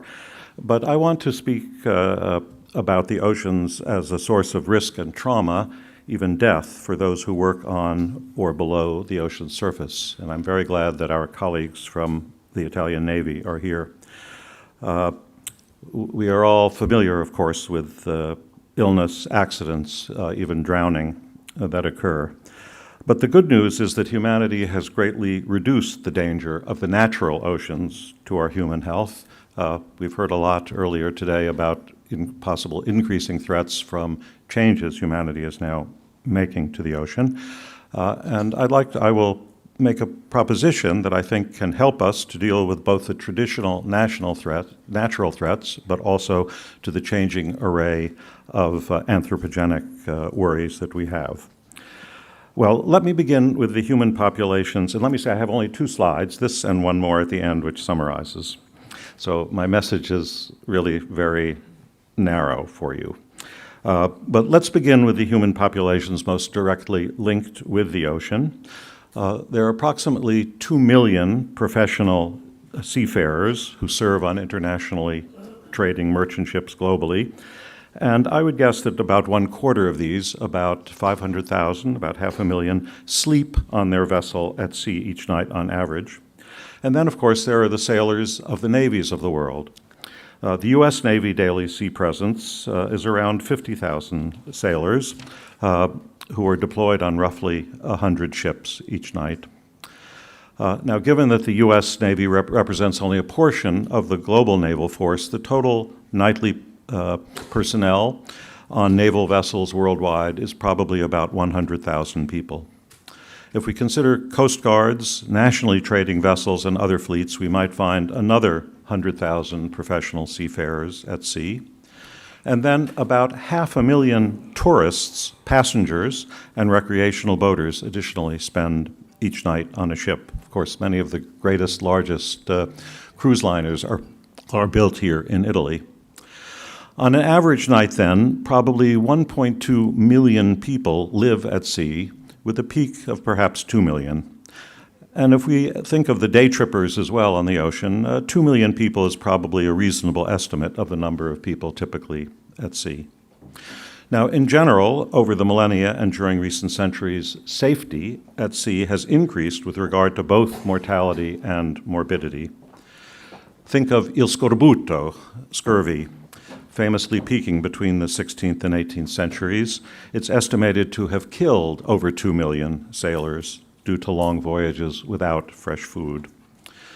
While prevalent for centuries, its zenith it came as maritime exploration expanded, and before, of course, the adoption of citrus fruits, of lemons and oranges and so forth, for prevention and treatment in the late 18th century. Another famous juncture for oceans and human health is the development of the life jacket. The UK's Royal National Lifeboat Institution, which still exists, credits Captain John Ross Ward with invention of the modern wearable flotation device in the year 1854. While rates of wreckage were surely higher in earlier times, harms from shipwrecks globally probably peaked in the 19th and early 20th century as the number and size of ships multiplied, and the ships chose or were compelled to sail in riskier conditions. And marine archaeologists, of whom there are probably some in the room, estimate that globally there are about 1 million shipwrecks on the seafloor. So sailing has been a hazardous occupation. After 1912, when the Titanic lost about 1,500 out of about 2,200 passengers and crew aboard, lifeboats became mandatory. So we see lemons, we see life jackets, we see lifeboats. Safety and security come from many strategies, and we see them being advanced in many ways today. Navigational aids, radar, more robust designs for ship hulls, all of these diminish costly, risky damage. We have more accurate and precise weather forecasts to help with selection of course in both time and space. We have rescue technology and search technology such as beacons, which have improved in reliability. We have better education and training of crews, better preparation for emergencies, and standardization of protocols and procedures. Treaties and international safety management codes have proliferated, as have rules and guidance about hazardous cargoes. And of course, the medical kit on board has diversified and improved with antibiotics, analgesics, anti-nausea medications, and others. Telemedicine improves medical diagnoses, decisions, and actions. Helicopters enable fast, distant evacuations. Contrast the RMS Titanic with the luxury cruise ship Diamond Princess, also British registered, by the way, where COVID spread in February 2020, before the virus was much understood. Of the 3,700 people on board, about 700 became infected with the COVID virus. Figures for total deaths vary, but as many as 14 people are reported to have died from the COVID virus on the Diamond Princess. Contrast 1,500 Titanic deaths with 14 Princess deaths, a factor of over 100, or 70% lost versus 2% lost. Large, even if you would say I'm comparing an apple and an orange. While reliable, consistent, aggregated estimates and time series of accidents, injuries, and fatalities at sea are hard to obtain, an interesting fact is that in the U.S., about 4,500 people reportedly drowned in the sea in the recent year, 2024, but mostly they were swimming near shore. Most human mortality related to the oceans now associates with recreation, not with work or obligated travel. The maritime industry's 4 pillars, safety, environment, education, and working conditions, have worked, but there is more to do. And let's begin with the 100,000 or so Navy sailors. Until autonomy becomes completely pervasive, sailors' physical and mental health are a Navy's most important asset. Sailors are individually and collectively threatened by high operating tempo, stressful and frequently confined working conditions, exposure to natural illnesses around the globe, and possibly to targeted psychological and biological attacks. Science and technology can improve the biodefense and well-being of the people who are the anchor of our maritime capabilities. Common watch schedules, 4 hours working, 8 hours resting, or 6 hours working, 6 hours resting, lead to broken sleep patterns. Some experts refer to a fatigue crisis. Research shows that more than 40% of seafarers report not getting enough sleep. Watchstanders often sleep in fragmented periods of 5 hours or less. 3/4 of U.S. military personnel in some scenarios report a high state of high fatigue. And the quality of sleep matters too. Studies indicate 4/5 of U.S. sailors are classified as poor sleepers. And while the majority of members of a crew are technically off-duty, and this is true on research vessels as well, and supposed to sleep at night, many report receiving fragmented sleep due to ship operations, noise, high workloads, or just the fun of interacting with colleagues. There are minimum rest regulations, but often not followed. But I would like to propose a broader vision. While disease outbreaks on military vessels have been a consistent challenge, COVID outbreaks revealed many inadequacies of protocols and responses, and I would assert strategy. The COVID-19 outbreak on the USS Theodore Roosevelt aircraft carrier ultimately infected more than 1,200 sailors and killed one. A COVID outbreak on a U.S. Navy nuclear-powered attack submarine spread to 64 crew members out of a total of 128. Perhaps my most important statement, consider a spiral amongst sailors of fatigue, psychological stress, and depressed immunity, 3 conditions widely recognized to be connected to each other and endemic among sailors. In 2022, almost 500 U.S. Navy service members reportedly died by suicide.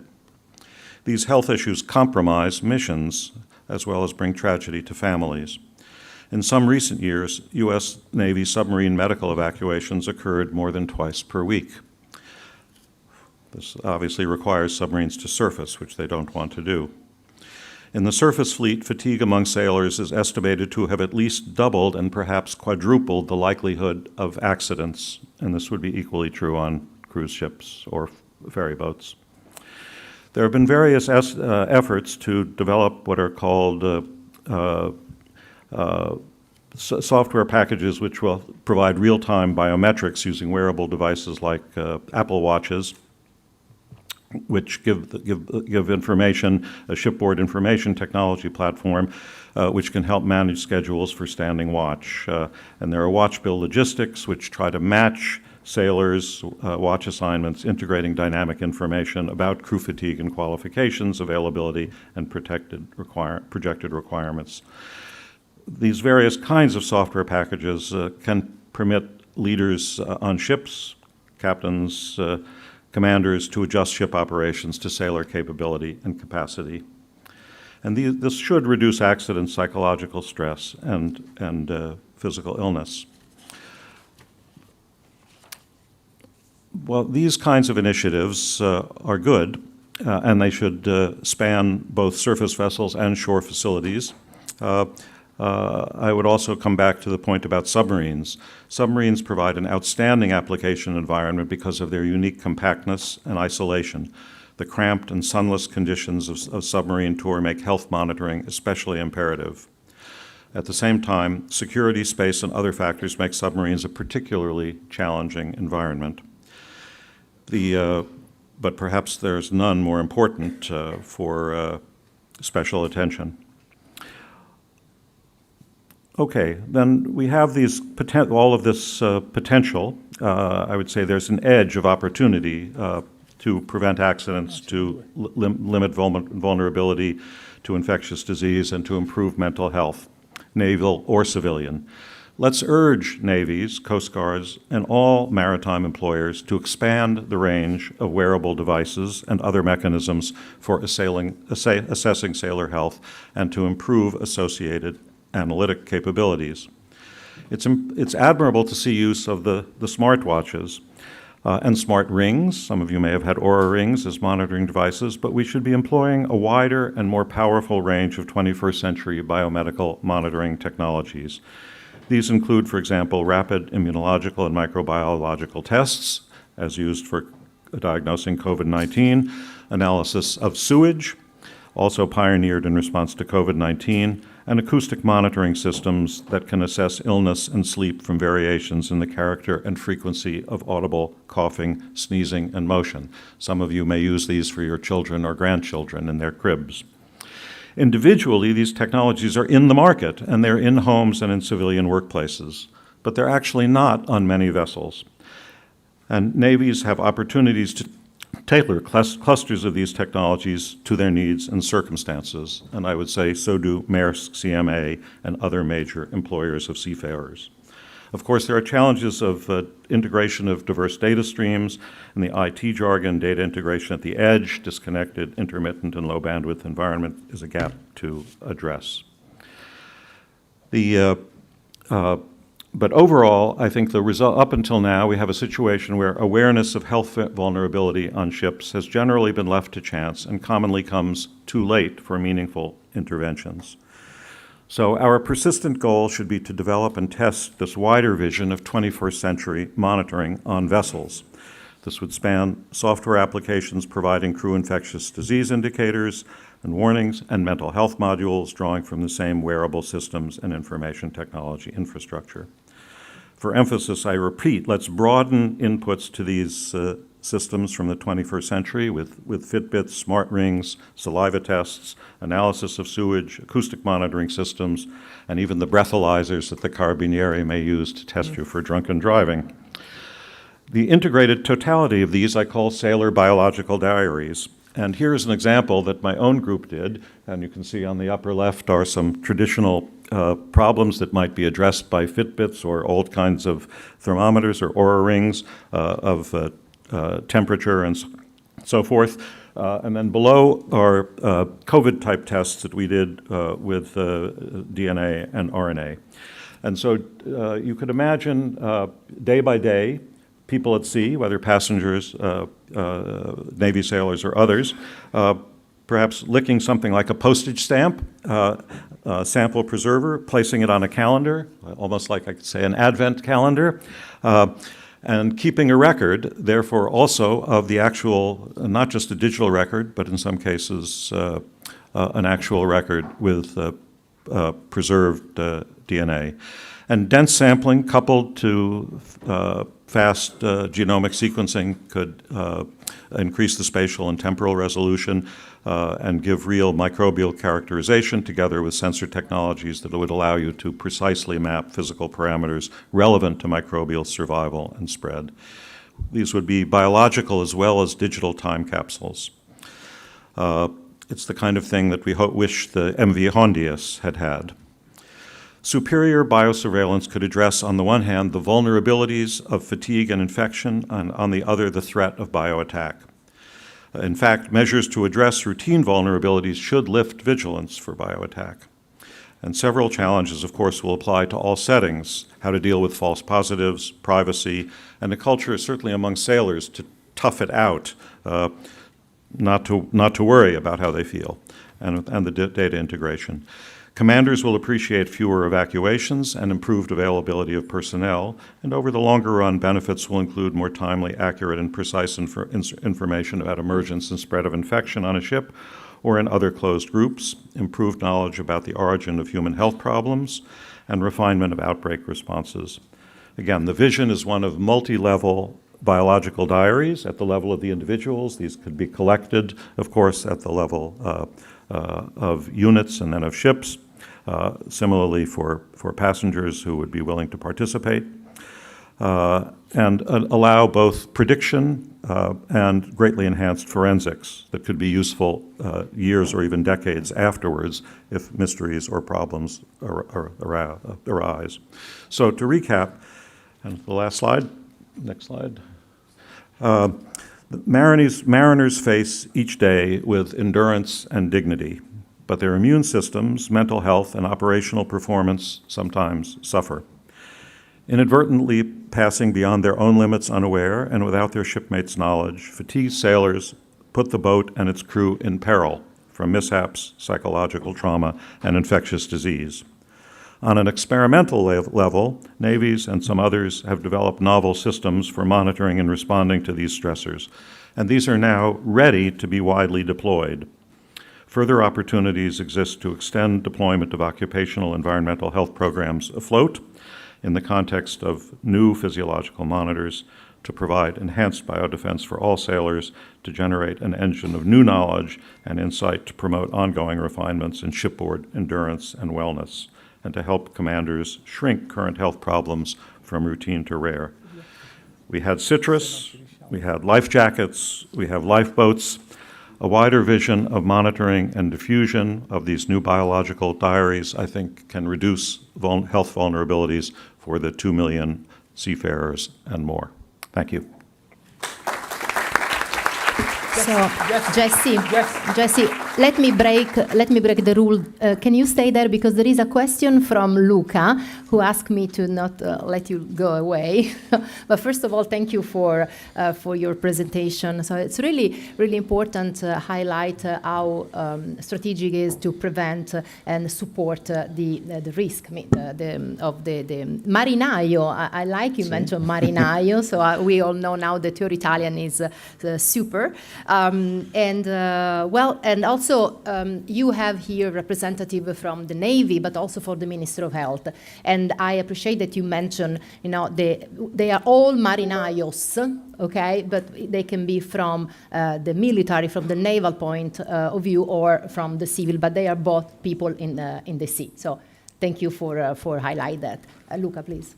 Yes, sorry for this extra protocol. We love breaking rules here. yes.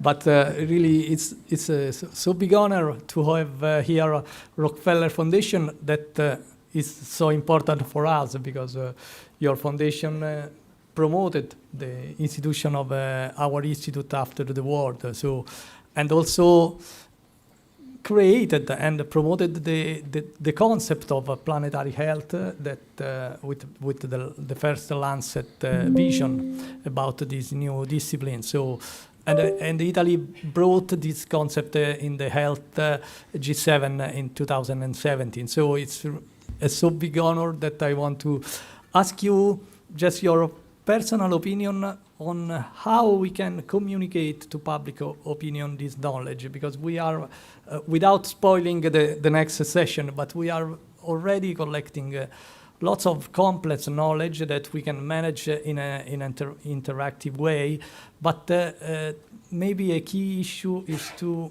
communicate with public opinion. What is your feeling about this? Okay, again, I would say the Rockefeller Foundation is a cousin, but I will try to relay them your thanks, but I cannot personally, I can only speak personally for the university. The diffusion of information is itself, it's both a craft and a science. We don't really know how it works. If we really understood communication, then every film made by Cinecittà or every song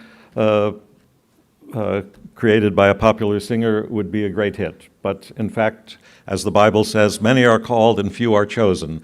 So there are these membranes. Yesterday we saw reverse osmosis at the Fontana di Trevi. The question is what will flow finally?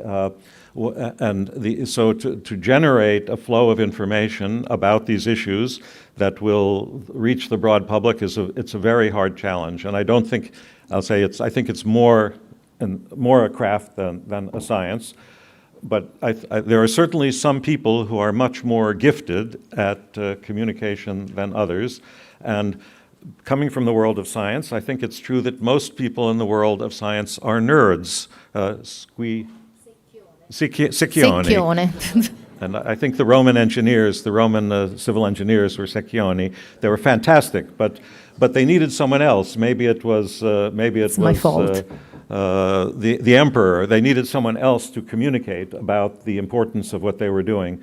So I think the many of us who are nerds in the scientific community, we need partnerships and alliances with with people in the arts, with people in the media who have the superior professional skills at communication. I don't think we ourselves can solve the problem. Thank you, Jess.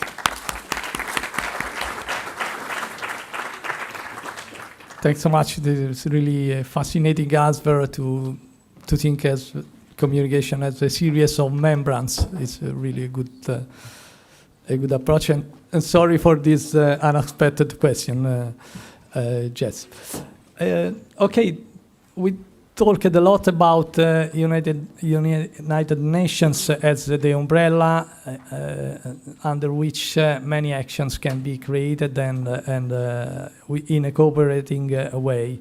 So we have now the United Nations perspectives. Dr. Attila Uras is Senior Scientific and Technical Program Officer at UNEP MAP in Athens. He will speak on From Source to Sea, UNEP policies linking ocean health and human well-being, the Mediterranean as a global model. Dr. Uras, you have the floor, and thank you for coming. Thank you very much. Excellency, distinguished participants, ladies and gentlemen. First, happy World Oceans Day. So today is 8th of June, so we are celebrating the World Oceans Day. And I'm very glad to be here to talk in this international high-level forum, to be with you here to talk about health of our seas and oceans and its connections with human health. I will talk more on the ocean side about the governance of it, and we'll try to give you the Mediterranean example. But before that, as you all know, so 3 days ago, it was World Environment Day. And I came up with some interesting articles. This year, the focus was on climate change and the urgent signals that our Mother Earth is sending to us and the signals that we choose to send in response. So there was an interesting post that's from LinkedIn. So here there are some messages coming from Earth. One is about the forest fires in Spain. The second is the melting ice cap in Svalbard archipelago and the drought conditions in one of the wettest parts of the planet from Brazil. So that article was saying that we are receiving messages, and there was one message that we received at least 11 times. The 11 consecutive years until today were the hottest 11 ever recorded. It's not a trend, it's a pattern that has been statistically unambiguous for a decade. And the Earth is very good at communicating, and we have to listen, that's for sure. And there was another one, this is taken from Copernicus EU's image of the day, a few days ago, had an animation and also a map, which you see on the screen. So this is from our sea, this is from the Mediterranean, and there is a message. Parallel to, you remember, it was just last month, it was extremely hot in the Western Europe. Above average figures were like on daily basis. And at the same time, that happened on the sea as well. So the sea surface also recorded above average sea surface temperatures. So Mare Nostrum, our sea, the Mediterranean, was sending us, in fact, messages that she's sick and having some quite high fever, which we need to hear and try to do something. We all know that climate change is a threat multiplier, so it doesn't come only on its own, but it also increases the threats that come from different sources, from different fronts. So that's now, in the next 8-9 minutes, I'll try to present to you UNEP's efforts in the Mediterranean, together with the riparian countries, also known as our contracting parties to Barcelona Convention, around the source-to-sea approach. Pollution originating from land-based and sea-based sources continues to compromise ecosystem integrity, food security, water quality, and of course, ultimately, the human well-being.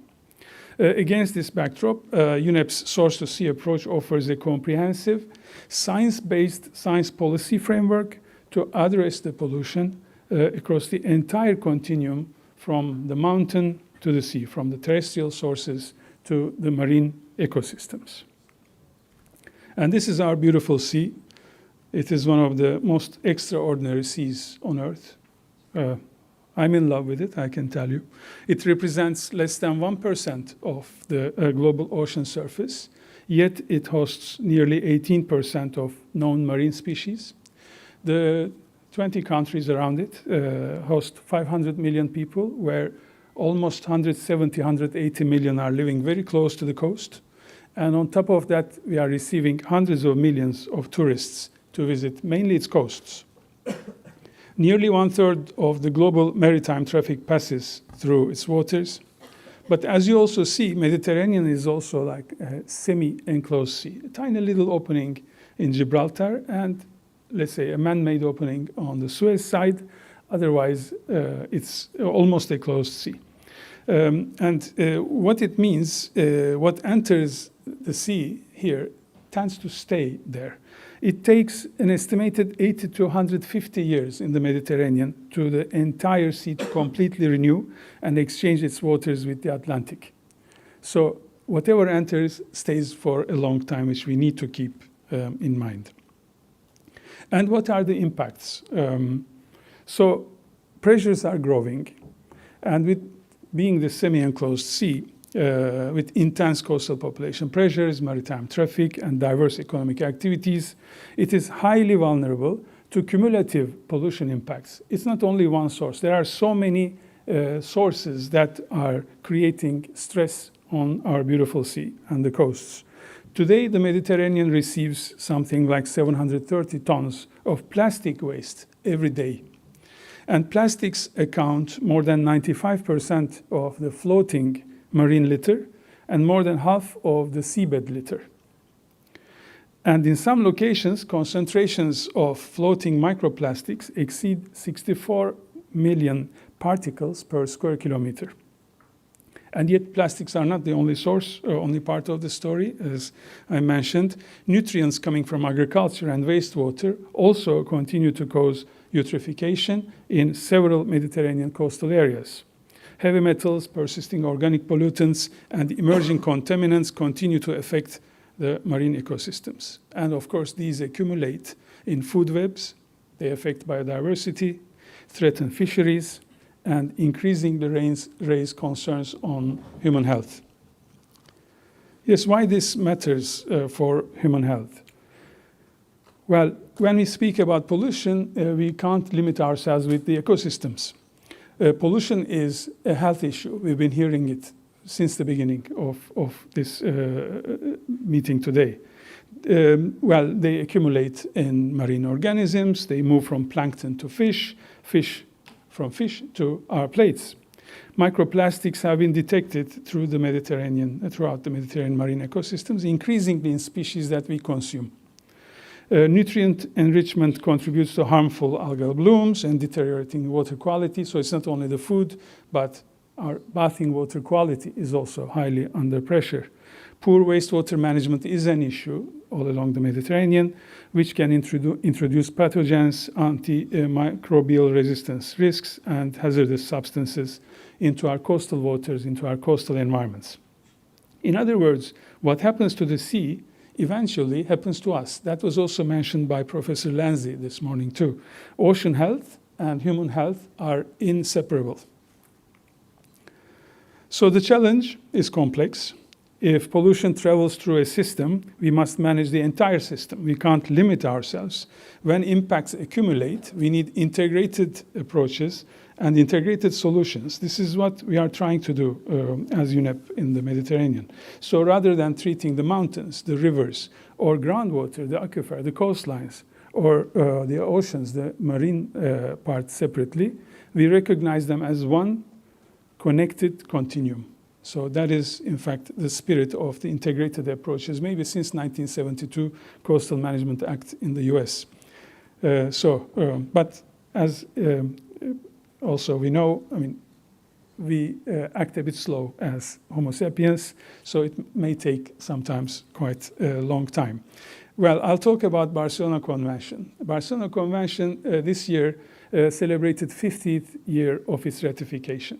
So there's 50 years of efforts in the Mediterranean, being the first regional seas program of UNEP, with the participation of the countries, we are trying to protect the Mediterranean from pollution. We are trying to protect our sea. Mediterranean Action Plan and Barcelona Convention provide an important, I would say, framework, because it's probably one of the most advanced, legally binding regional framework for marine protection, with its 7 protocols that's touching different components of the environmental problems in our sea. We have a Mediterranean strategy on sustainable development. Very recently, the countries adopted a regional climate change adaptation framework. So there are really many attempts. One important thing in this source to see approach is the famous land-based sources protocol. In UN language acronym is LBS protocol, and it has an Article 15, which is promoting regional efforts, regional plans. Now the regional plans are supported by also national action plans to identify pollution hotspots and also priority investments. So this convention that provides this legally binding regional framework is following an ecosystem approach with a very solid vision. I'm not going to read everything because I'm sure you'll also receive the copies, but you can reach this information also on the web, that there is a very solid vision. There are 3 strategic goals, 11 ecological objectives, all aiming to reach, achieve, and maintain a good environmental status in the Mediterranean. But it's not enough, of course. We need to monitor. We need to see what's going on. So there is also an agreed integrated monitoring and assessment program supported by the countries. There are agreed 43 common and candidate indicators, and the countries are providing inputs to us on the status of those 43 indicators, which is the basis for our environmental quality status report that is on its way and will be launched in 2031. So that is also my personal target, to be able to reach that report. Then I may consider retiring too. But in Cairo, during COP24, we have our own contracting parties meetings. Last December, the countries agreed on the next phase of the ecosystem approach, an IMAP for the next 10 years, showing an even stronger commitment by the countries and giving a very strong mandate to us. Together, these instruments transform the source-to-sea concept into action, where we try to reduce nutrient loads through improved agricultural practices and wastewater treatment, trying to control the hazardous substances through regional plans and regulatory measures, addressing marine litter, which is a very hot topic in the Mediterranean, and there is a regional plan to deal with it, promoting sustainable wastewater management. It's sometimes a source for several uses of water. We need investments on pollution hotspots, and we have to strengthen the monitoring system so that we know what we have to deal with. So in practice, what it looks, it's in fact commitment to action, from policy to implementation, from monitoring to action, and from science to human well-being. So there are 21 countries, including the EU, 20 plus 1. Some of them have conflicts between us, but still there is willingness to share data, adopt common indicators, implement common regional plans, and measure the progress towards good environmental status. But I think most importantly, countries around the Mediterranean recognize that protecting the marine and coastal ecosystems is not an environmental luxury. It is totally linked to human well-being. It is a prerequisite for economic prosperity, food security, social stability even, and definitely public health. Well, there are so many lessons emerging from the Mediterranean, and it's inspiring several different regional seas around the world. And from source to sea, we know every drop of pollution shapes our health. And tackling pollution across the full land sea, from the mountain to the reef continuum, the Mediterranean experience shows an integrated, science-based policies that can turn one of the world's most vulnerable seas into a model for safeguarding both ocean ecosystems and the well-being of the communities that depend on those ecosystems and sources. Thank you very much.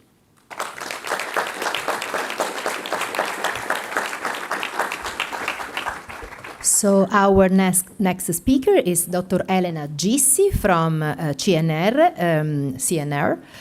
ISMAR in Venice. So let's stay in Italy. She works on European marine science and ocean governance and will present the new strategy for the oceans of the European Commission. So let's have a look to Europe. So, Director General, everybody, thanks for having me. This morning I'm gonna present a forward-looking vision of the European Commission in which the European Commission is reshaping the approach to ocean governance and ocean science together. But I also wanna mention the response of the scientific community that we were able to lead last March with the International Symposium on Transformative Ocean Science that we convened in Venice. So first, let me begin from the foundation. So Europe's relationship with the ocean is not only economic or strategic, it's constitutional. The Treaty of European Union already recognized that healthy ecosystems are central to human well-being. This is not policy rhetoric. It is the legal bedrock on which everything I will describe today rests. Environmental health and human health are inseparable. Socioeconomic prosperity depends on functioning marine ecosystems. The principle is encoded in our founding treaty. Two further frameworks reinforce the foundation. For instance, the European Green Deal of 2020 makes marine ecosystems restoration and sustainability core to Europe's economic renewal and climate resilience. At the One Ocean Science Congress held in Nice in 2025, there was the global scientific consensus towards this principle. In short, environmental health and ocean health underpins human well-being and socioeconomic prosperity. And everything builds on this premise.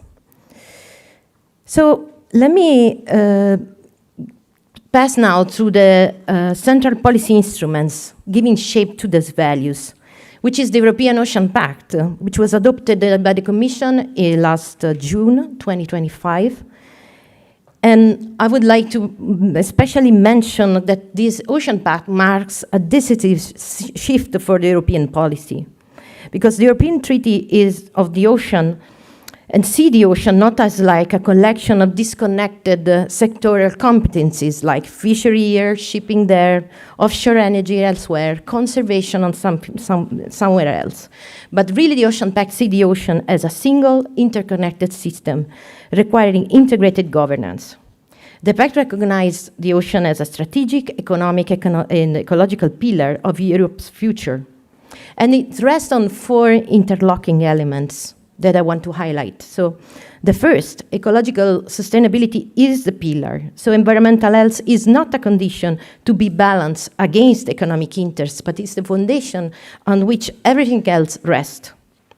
Second, what the pact calls the triple integration: economic sustainability, economic competitiveness, and equity are pursued together in a single holistic framework, not traded off against each other. Third, cross-cutting governance. The ocean is governed as one interconnected system. The ecosystem-based approach and the use of the best available science are embedded as cross-cutting principles across all sectors and policy domains, not as optional add-ons. And fourth, and this I think is very crucial, the ambition toward an European Ocean Union. The Pact is the foundation and laid the groundwork for what the Commission itself describes as a potential ocean union. So really from the perspective of the ocean towards the sea. We have seen before land to sea, and we see now the ocean towards land. So if you look at the constitution of the Ocean Pact, you see that there are 6 priorities, and it's important to mention that these priorities are not sectoral, as you can see. But what is the role of science in all of this. As a scientist, I represent a community and my Institute of Research of Marine Research, which is the biggest institute of marine science. And we have different fields. We have from marine geology to oceanography, numerical modeling. We have also social scientists and so on. And my president, Professor Lenzi, expressed very clearly this before. So what science is needed to address the challenges behind the Ocean Pact? So the Ocean Pact says that the best available science must be embedded in the governance framework by design, and in practice this means that research and innovation priorities serve as a strategic compass, ensuring scientific investments translate directly into policy-relevant knowledge. The ecosystem-based approach is operationalized through innovation, so research must not only describe the problem, but actively support solutions. Cross-cutting research genuinely bridges disciplines, technology, and policy. So this brings me to the next central question about both the Ocean Pact and how our community, scientific community, must answer. So what kind of science do we actually need to achieve this goal? So it's not enough to do more science the way we do, but the pact ambitions require a different paradigm of science, a transformative mode. And this is precisely the question that led the International Symposium Transformative Ocean Science, which I co-organized with my director, Marius Provieri, and my colleague, Catherine Schroeder, in Venice last March, that was designed to address exactly this question. So more than 300 scientists convened from 23 countries in Venice for 4 days at our premises and also at the Navy headquarters in Venice. And we developed scientific inputs for the European Ocean Research and Innovation Strategy, currently being shaped under the Ocean Pact. What is important is that this symposium was a volunteer symposium, that it was wanted, that it was needed by the scientific directors of all the institutes that you see here. So we had a really wide participation. Crucially, 20 directors of the institutes, of the research institutions, and the DG research officers worked with us for 4 days alongside. And this message was unambiguous. The European Union has a unique time-limited opportunity to address the ocean challenges. And this is the opportunity is now there for us to take it. So the symposium produced a policy brief that you can download here. And the message was, the policy brief distilled 3 key messages. The first one is that, the very important one, so change the narrative. We must position ocean science firmly within society and policy. The ocean underpins human health, food security, energy, culture, climate stability, human health. Yet it remains largely invisible in mainstream policy and public consciousness. We call this the ocean blindness. Overcoming it is a prerequisite for implementing the Ocean Pact. We must shift from a paradigm of exploiting the ocean to valuing and coexisting with it and giving voice to the ocean. The second one is make transformation the method. This cannot remain an aspiration. Systemic reform on how ocean science is funded, organized, and connected to innovation is a prerequisite for effective Ocean Pact delivery. For instance, the Global Ocean Observing System covered the 65% of required physical observation, but much fewer in biological, biochemical variables, and also social variables. Artificial intelligence systems, digital twins, and coastal adaptation models all depends on knowing what the ocean is doing, and the Ocean Eye initiative has been launched 4 days ago, actually on 3 on June, already placing the ocean observing infrastructure and monitoring system as the core of the infrastructure for the delivery of the Ocean Pact. So an innovation to deployment pipeline nowadays suffer obstruction of value of depth, risking tolerant financing, testbed access, and simplified regulatory frameworks are urgently needed for science as well. The third key message is leave no one behind. Only an inclusive ocean science can deliver real-world impact. And this is not just in the balance of how the groups, the scientific groups are composed, but really in the design of how we do science, how we design the ocean observatory system, leaving no one behind. So making inclusion the method in which we do science and ocean science, strengthening the science-to-policy interface, enabling transdisciplinary co-production, beside ensuring open data and so on. From these three messages, the symposium also developed 6 concrete priority actions for the European Ocean Research Innovation Strategy. First, the observational infrastructure. The European Commission is doing a lot with the Ocean Eye initiative, and this is very important, but we also need binding multi-year member states co-funding, together with the European Ocean Observing System, with the Ocean Eye, we recognize the critical strategic role of the Ocean Observing System as an infrastructure, together with the Ocean Observing System. Then I want to emphasize a second action that was really supported by the community.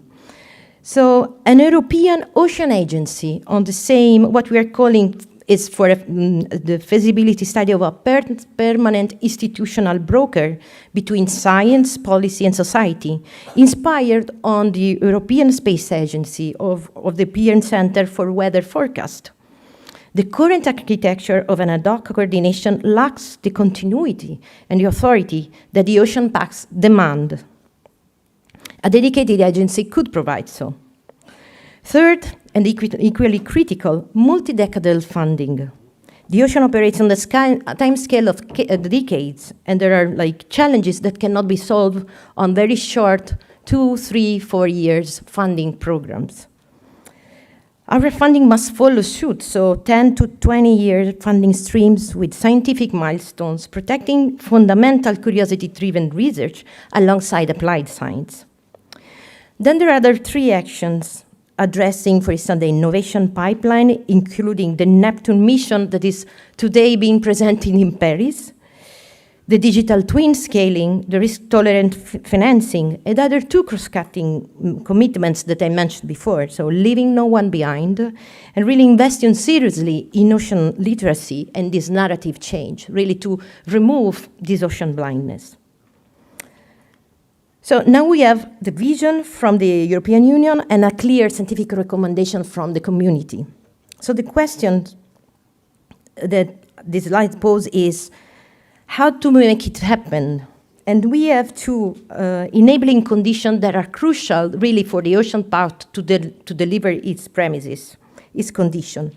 The first one is the legal architecture, and the second one is the financial architecture. So let me pass through them very quickly. So on the legal side, today the European ocean governance is fragmented. The Marine Strategy Framework Directive sets environmental ambitions, achieving the good environmental status for the European seas. And on the other hand, the Maritime Spatial Planning Directive manages spatial economic objectives. But both are necessary, but now they are not sufficiently aligned. So the Ocean Act, scheduled to be issued in 2027, is designed to resolve this. It will consolidate Europe's ocean commitments into a single coherent framework, harmonizing objectives, embedding the ecosystem approach, and ensuring cross-cutting accountability. This matters enormously because the Act is the instrument that must finally reconcile the environmental ambition of the Marine Strategy Framework Directive with the economic and sustainable development ambition of the Marine Strategy, of the Maritime Spatial Planning Directive. The roadmap is clear because the Ocean Pact has established the governance foundation. The Ocean Eye was launched 4 days ago, establishing the observation and monitoring infrastructure.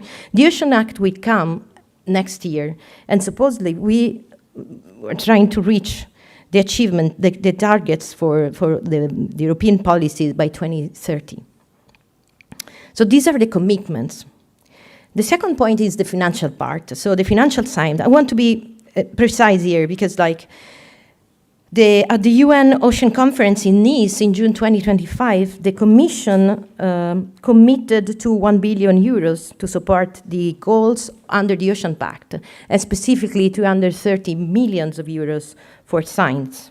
And already the Ocean Eye presented 4 days ago, the European Commission committed already to 90 million euros already in the programming period of European on the mission oceans for the next year. So the Ocean Pact itself is not binding because it is a communication. So it has no dedicated funds, but there is, its implementation relies on aligning existing instruments, primarily the Horizon Europe mission, Restore the Ocean and Waters, the European Maritime Fisheries and Aquaculture Fund that does already have 6 billion euros that needs for the next programming period to be aligned with the objective of the Ocean Pact. So short-term funding cycles are incompatible with the challenges that the ocean health and human health together requires scientists and science to answer to them. So it's very important that this long-term perspective, the alignment of multiple instruments, that multiple funding streams around a common objective. So I want to finish with the final takeaways. So the Ocean Pact represents a genuine paradigm shift for Europe, and so science should go together and governance should go in concert, embedding the best available science and real-time monitoring, the ecosystem approach, and all the initiatives related for the digital twins, for instance, is not a technical aspiration, but it is now an institutional requirement on which we need to work. And transformation requires structural reforms in how research is funded, the European Ocean Agency, the binding observational commitments, but there is also a very important commitment that we as scientists we have to think about. So commit to work and to go behind the silos of our science.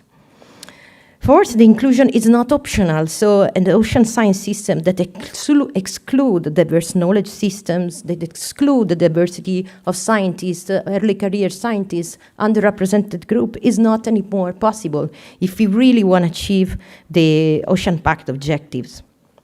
So we have this window of opportunity, which is given by the Ocean Pact, but this innovation that is building, and we are contributing, supporting the European Commission in drafting the Ocean Research and Innovation Strategy.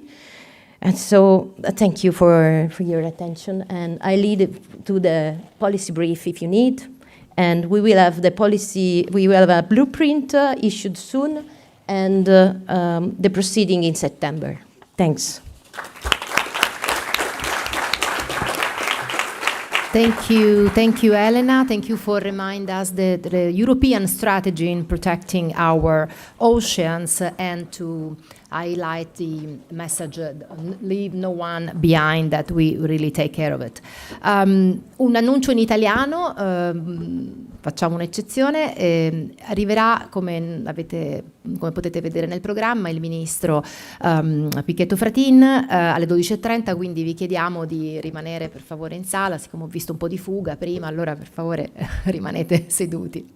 Andiamo avanti, we can move forward with the next. Once again, thanks to Elena for this another example of how much cooperation can be inclusive and really an added value for each institution, because we have to think that we are proud of our result in our laboratory with our people, but the best result we can have is to join this result to other colleagues to improve our knowledge and also to give a picture that is more useful for science-based decision.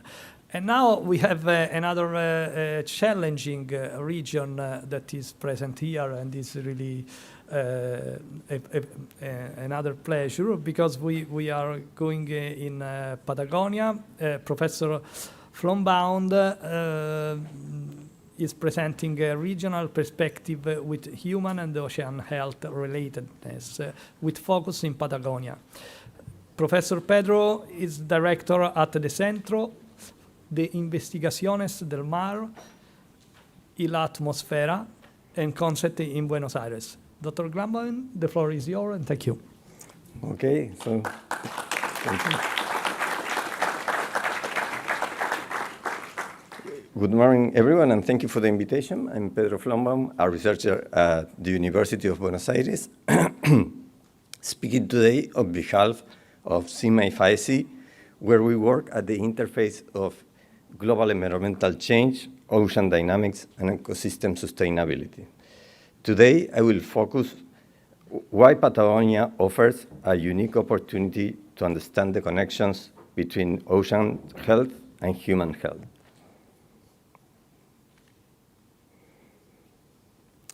The health of the people and the health of the ocean are deeply interconnected. Healthy oceans provide food, resources, recreation, climate regulation, and many other benefits that supports human well-being. At the same time, oceans can also expose societies to risks such as toxins, disease, and natural hazards. The relationship also works in reverse. Human activities can harm ocean health through pollution and habitat degradation, but they can improve it through conservation and sustainable management. Patagonia offers a unique opportunity to explore these interactions and their implications at both local and global scales.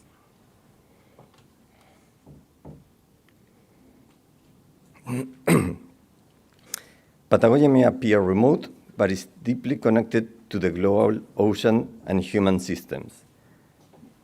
Despite its low population density, the region is embedded within one of the most connected and productive marine systems on Earth. Remote does not mean isolated. A key reason is the Patagonian Shelf. This region acts as a vast oceanic corridor linking the Pacific Ocean, the Southern Ocean, and the South Atlantic.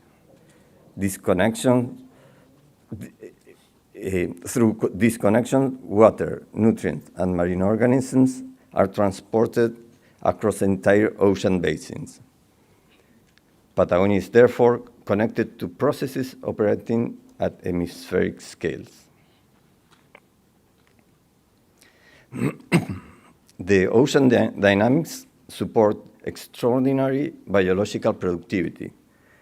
They sustain fisheries of global importance and vast population of migratory whales, penguins, sea lions, and seabirds. Many of these species travel thousands of kilometers across ocean basins. In other words, Patagonia is not only a biodiversity hotspot, it is also a part of a globally connected ecological network.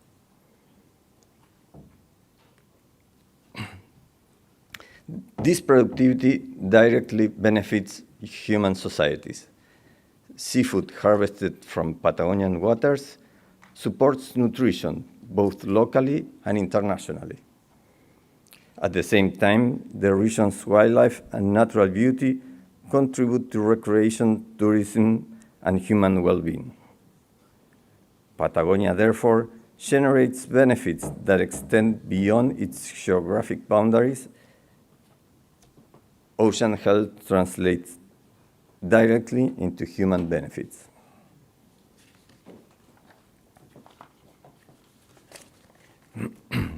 Yet these same waters can also generate risks. Harmful phytoplankton blooms can produce toxins that affect marine wildlife, contaminate seafood, and threaten human health. Patagonia, therefore, illustrates a central reality of ocean human health. Marine ecosystems simultaneously generate benefits, vulnerabilities, and global interdependence.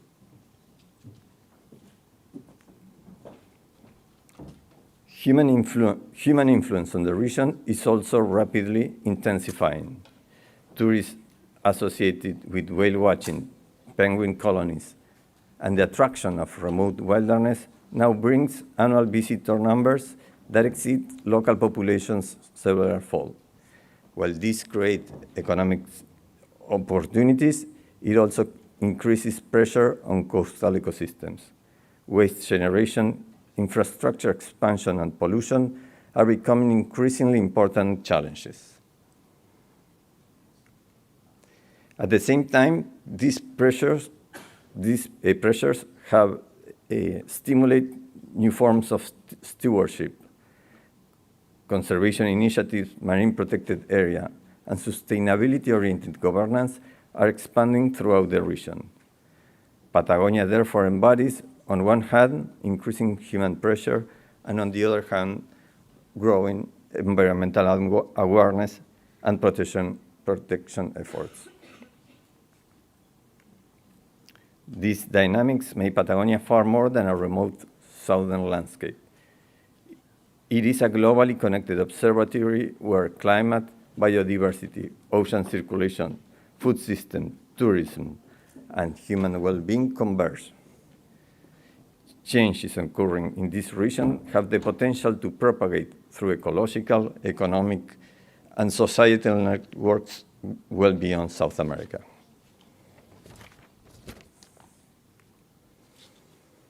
Assessing these challenges requires integrated international collaboration. It requires linking oceanography, ecology, health science, social science, and policy.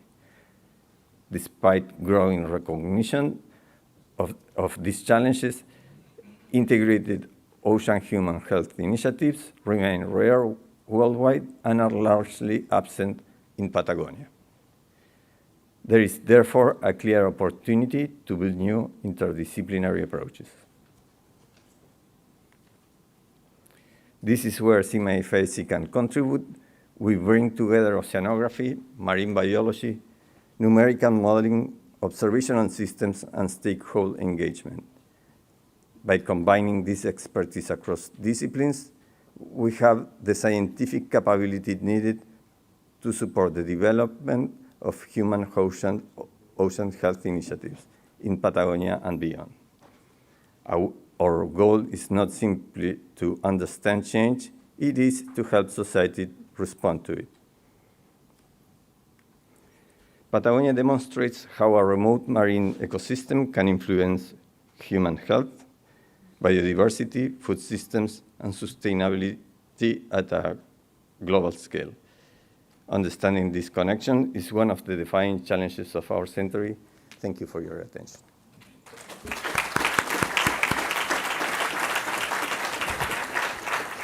Thank you, Professor. In the meantime, I lost my co-moderator, so I can continue by myself. So thank you for highlighting from a very challenging perspective. I mean, you mentioned Patagonia, and really, I would say challenging. And also, thank you for the photo, for the pictures that you share, because we are all impressed about it. And so anyway, you gave us a powerful example of how ocean health and human health are interconnected through the food systems, climate dynamics, toxics risk, and local stewardship. So apparently, we are at the end of our panel, but we have the privilege of finish this panel really early. So I would like to invite the audience to ask questions. Questions are not expected, so be fair, please, with our speakers. So is there anyone from the audience that would like to start? I know for sure there is one person. Marco? Okay. I don't want to put you on the spot, but... No, it's okay, it's okay. Okay, thank you. Okay, thank you very much. I was really impressed by the morning presentation. I have a specific question for Professor Gerwick, if he's available.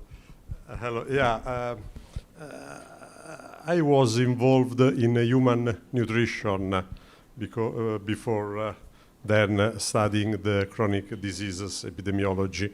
at the global level. So, as you know, the world population is dramatically and significantly increasing worldwide.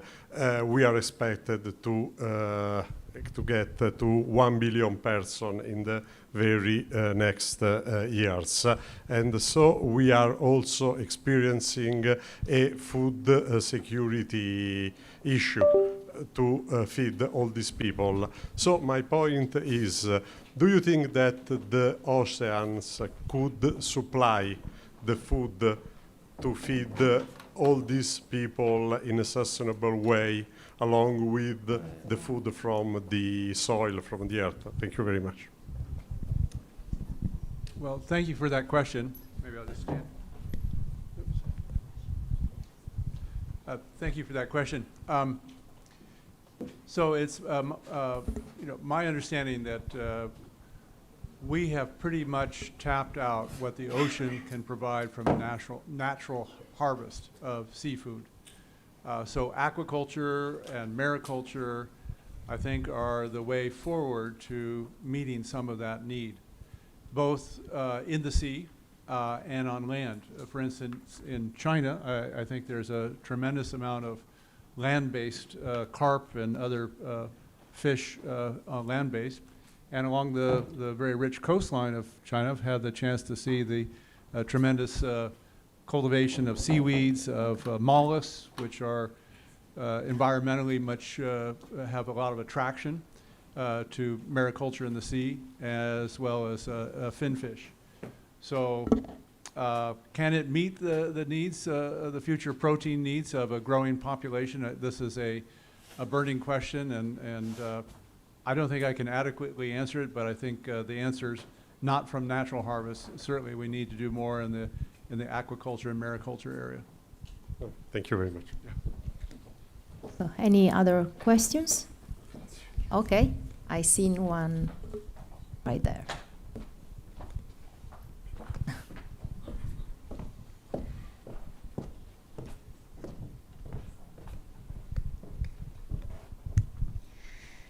Hello, good morning. Thank you, speakers and organization. I have a question for Professor Hosbel from Rockefeller University.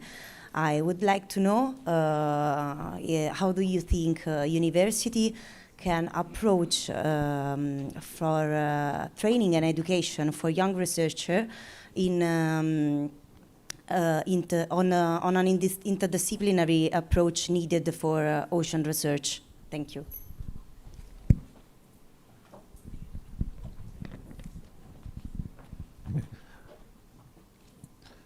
Well, ocean science involves all the other disciplines: physics, chemistry, biology, geology. Environment in general has this character. But I think it's always good to begin with some specialization. And I do worry now that in many institutions in the US, we have environmental education programs which are thin. They're superficial, so people learn a little bit about a lot of things, but they don't learn a lot about anything. And then young people, I think, also nowadays are very, very interested in what is called policy. And I think it's good for everybody to be an active citizen, but I am very cautious that there is really a social science of policy yet. I think what I see taught in the U.S. universities in these areas does not impress me. So I don't really call for a transformation in education for the oceans myself. I think it's still best to choose one area with which you feel a very strong affiliation.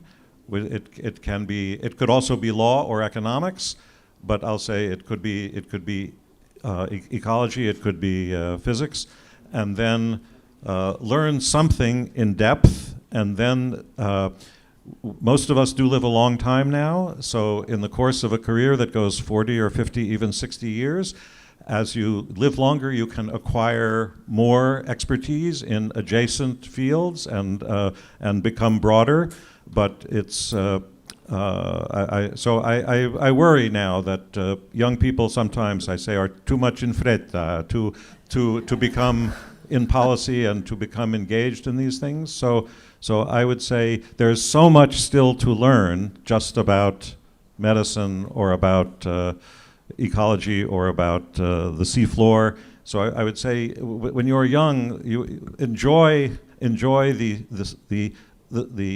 the freedom, the time that you have to really develop some real depth. Because finally in life, I think, and Giusy and I talk about this a lot in relation to science and diplomacy, finally the demand from the rest of the society, from the politicians or the businessmen or others, for our knowledge depends, they want us because we have some specialized knowledge that they don't have.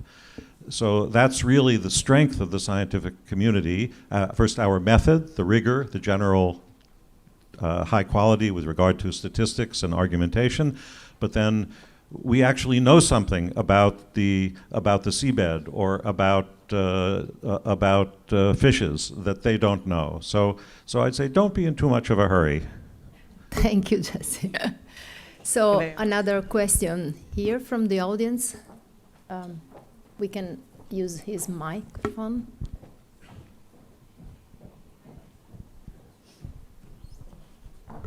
So may I ask you to introduce yourself, because I believe this is also a great opportunity for networking. So it's useful. Yeah, do you mind? First of all, so let me congratulate for the scientific and organized committee for this meeting, this important meeting. This very important opportunities or sharing information, data, also ideas for the planetary health. So I have just a question for the last presentation, Dr. Flambon, about the biodiversity. How can biodiversity can affect results of all the technologies involved in this planet, in this action? So novel technologies requires references, standards, models, and you talk about Sentinel, so such markers. How can biodiversity of this different zone of the world may affect these results? So thank you. Okay, so it's thank you for the question. It's and I may go on a side step and then go back to try to answer the question. So the side step is so biodiversity can be some sort of a thermometer as when as you want to measure the health of a young kid. When you monitor the health of your kids, they had fever, you take them to the hospital. If the diaper has blood, go to the hospital. There are some indicators of the health for the humans. Mm-hmm. And now what we are trying to do is apply this same concept to a non-living organism that is the ocean. The ocean, it has, at least in my first lecture for my students, has a living part, the living organisms, and the non-living organism, the non-living part, the abiotic component. But the ocean health is a concept that we are trying to apply. We take from living individuals and we apply it to a non-living entity that is the ocean. And what about limits? Sorry? What about limits of this approach? The limits of the approach.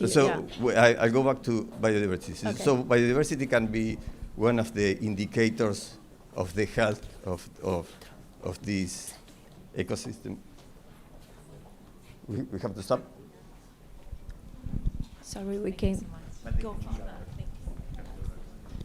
So I'm sorry we are not with not more time for questions because we have the pleasure to have the minister here. So I give the floor to the MC for today. Grazie a tutti. Thank you everyone for being here, and thank you to all the speakers.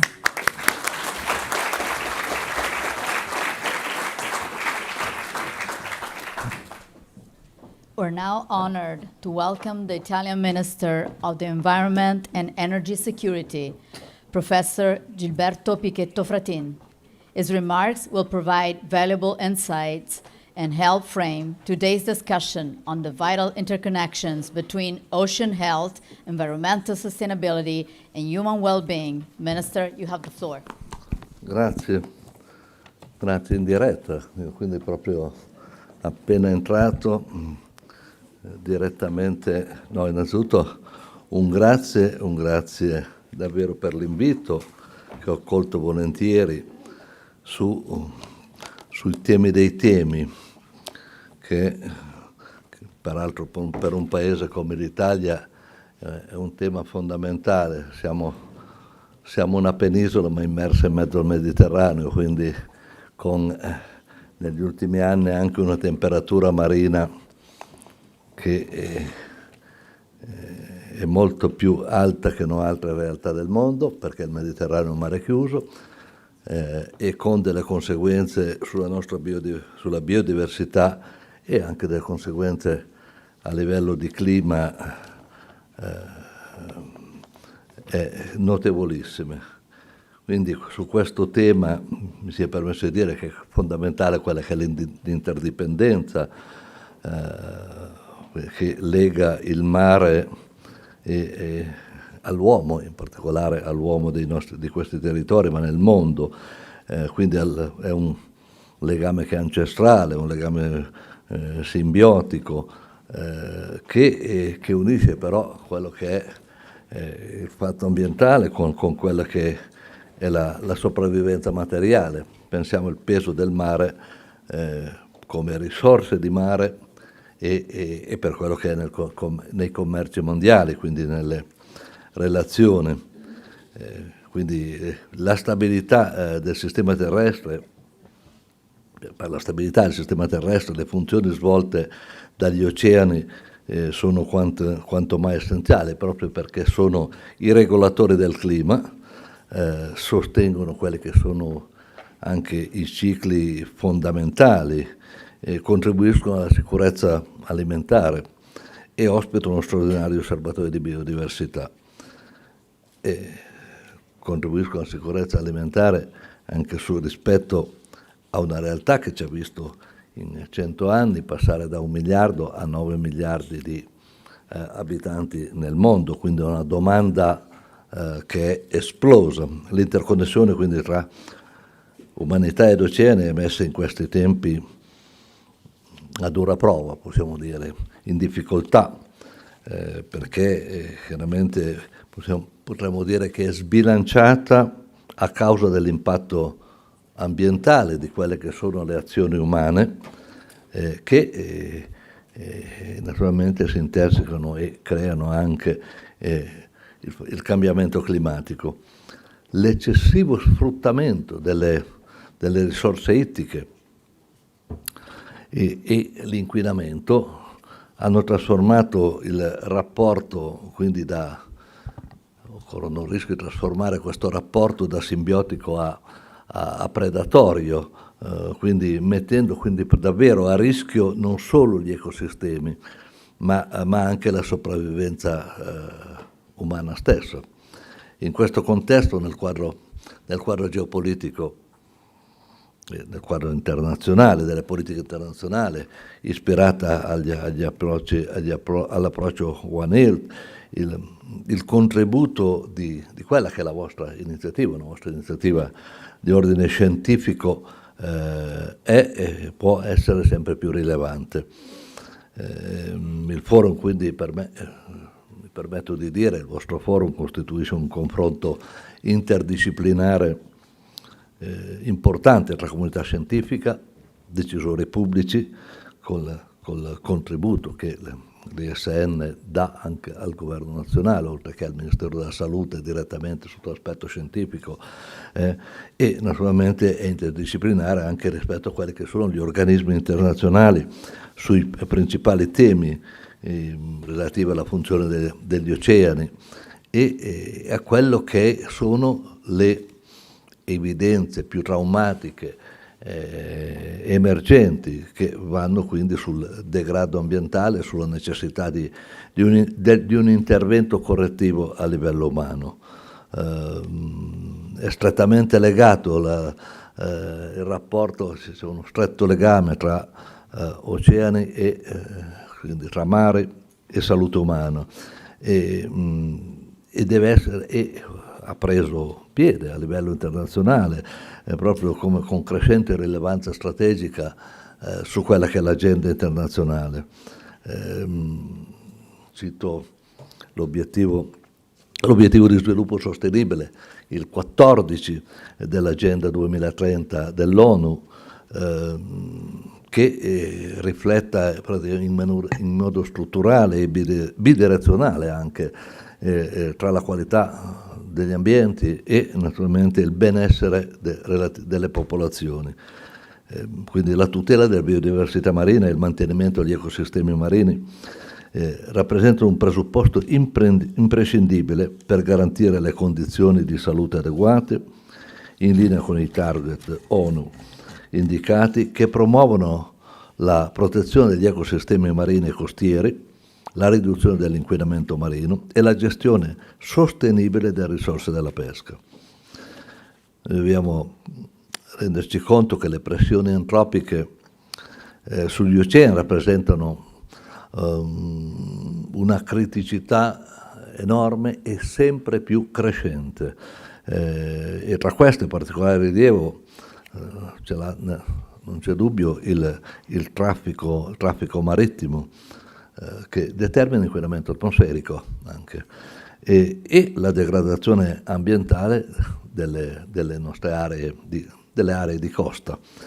Le emissioni derivanti dalla navigazione internazionale, in particolare quindi sono ossidi di zolfo e ossidi di azoto, incidono in un modo molto significativo sulla qualità dell'aria nelle aree portuali e lungo le coste, e ciò ha un impatto rilevante sulla salute delle comunità costiere e insulari, e soprattutto in termini di patologie respiratorie e cardiovascolari. Quindi la sfida dei carburanti, dei combustibili, per quanto riguarda il fronte dei natanti, è una delle sfide fondamentali. Per la loro decarbonizzazione è una delle sfide fondamentali che abbiamo in questo periodo che definiamo di transizione, ma deve essere invece d'obiettivo, di goal. Da qui alcune valutazioni che so che non vedono tutti condividere, ma di cui io sono convinto e lo ribadisco, che il prossimo passaggio dovrà essere quello sui mercantili, di avere mercantili a propulsione nucleare, che è decarbonizzato, perché è il percorso più corretto per la decarbonizzazione di un traffico merci colossale, e poi quasi probabilmente più avanti si arriverà anche al traffico che riguarda le persone. Quindi non possiamo assolutamente fermarci dando scontato che questi livelli di emissione possono disperdersi, rimangono con conseguenze pesanti. E in questo contesto che l'Italia partecipa quindi attivamente alle iniziative adottate nell'ambito della strategia promossa dall'Organizzazione Marittima Internazionale, e che ha l'obiettivo proprio di promuovere una gestione integrata e sostenibile di quello che è la gestione marino-costiera, e in particolare, ecco, cito il Mediterraneo, perché la designazione di quello che è l'intero Mediterraneo, questo mare chiuso, come area di controllo delle emissioni di zolfo, che è stata approvata dal Comitato per la protezione dell'ambiente marino dell'IMO, è entrata in vigore circa un anno fa, è entrata in vigore il 1° maggio del 2025, e comincia a imporre alle navi l'utilizzo di carburanti a basso tenore di zolfo o di sistemi equivalenti. È un passaggio, è un primo passaggio che può dare però un primo contributo rilevante.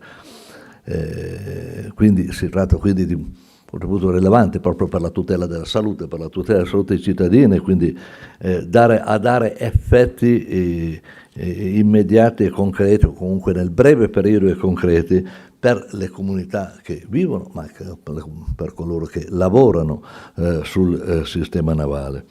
E a queste iniziative vanno affiancate anche ulteriori iniziative volte a rafforzare la tutela dell'ambiente marino e della salute umana.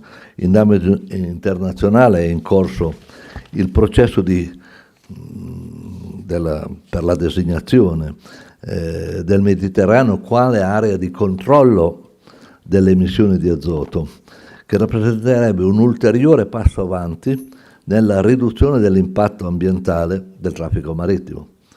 La stretta connessione quindi tra quella che è la salute degli ecosistemi e quindi delle persone, il benessere delle persone, è quindi anche al centro di quella che è la strategia europea per l'ambiente marino, quindi dalla strategia mondiale alla strategia europea, che riconosce quindi la qualità delle acque e delle risorse marine un elemento essenziale per la sicurezza alimentare, quindi e per la tutela naturalmente sempre della salute pubblica.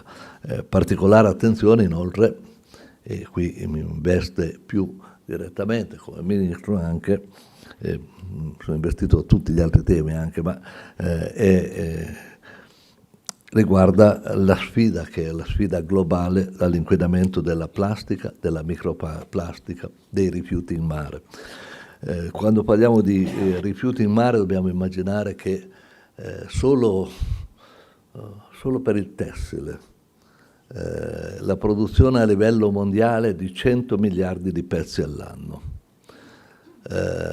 Nei paesi ricchi, e noi siamo classificati in quel miliardo di persone nei 9 miliardi di ritenuti paesi ricchi, addirittura c'è quasi un 5% di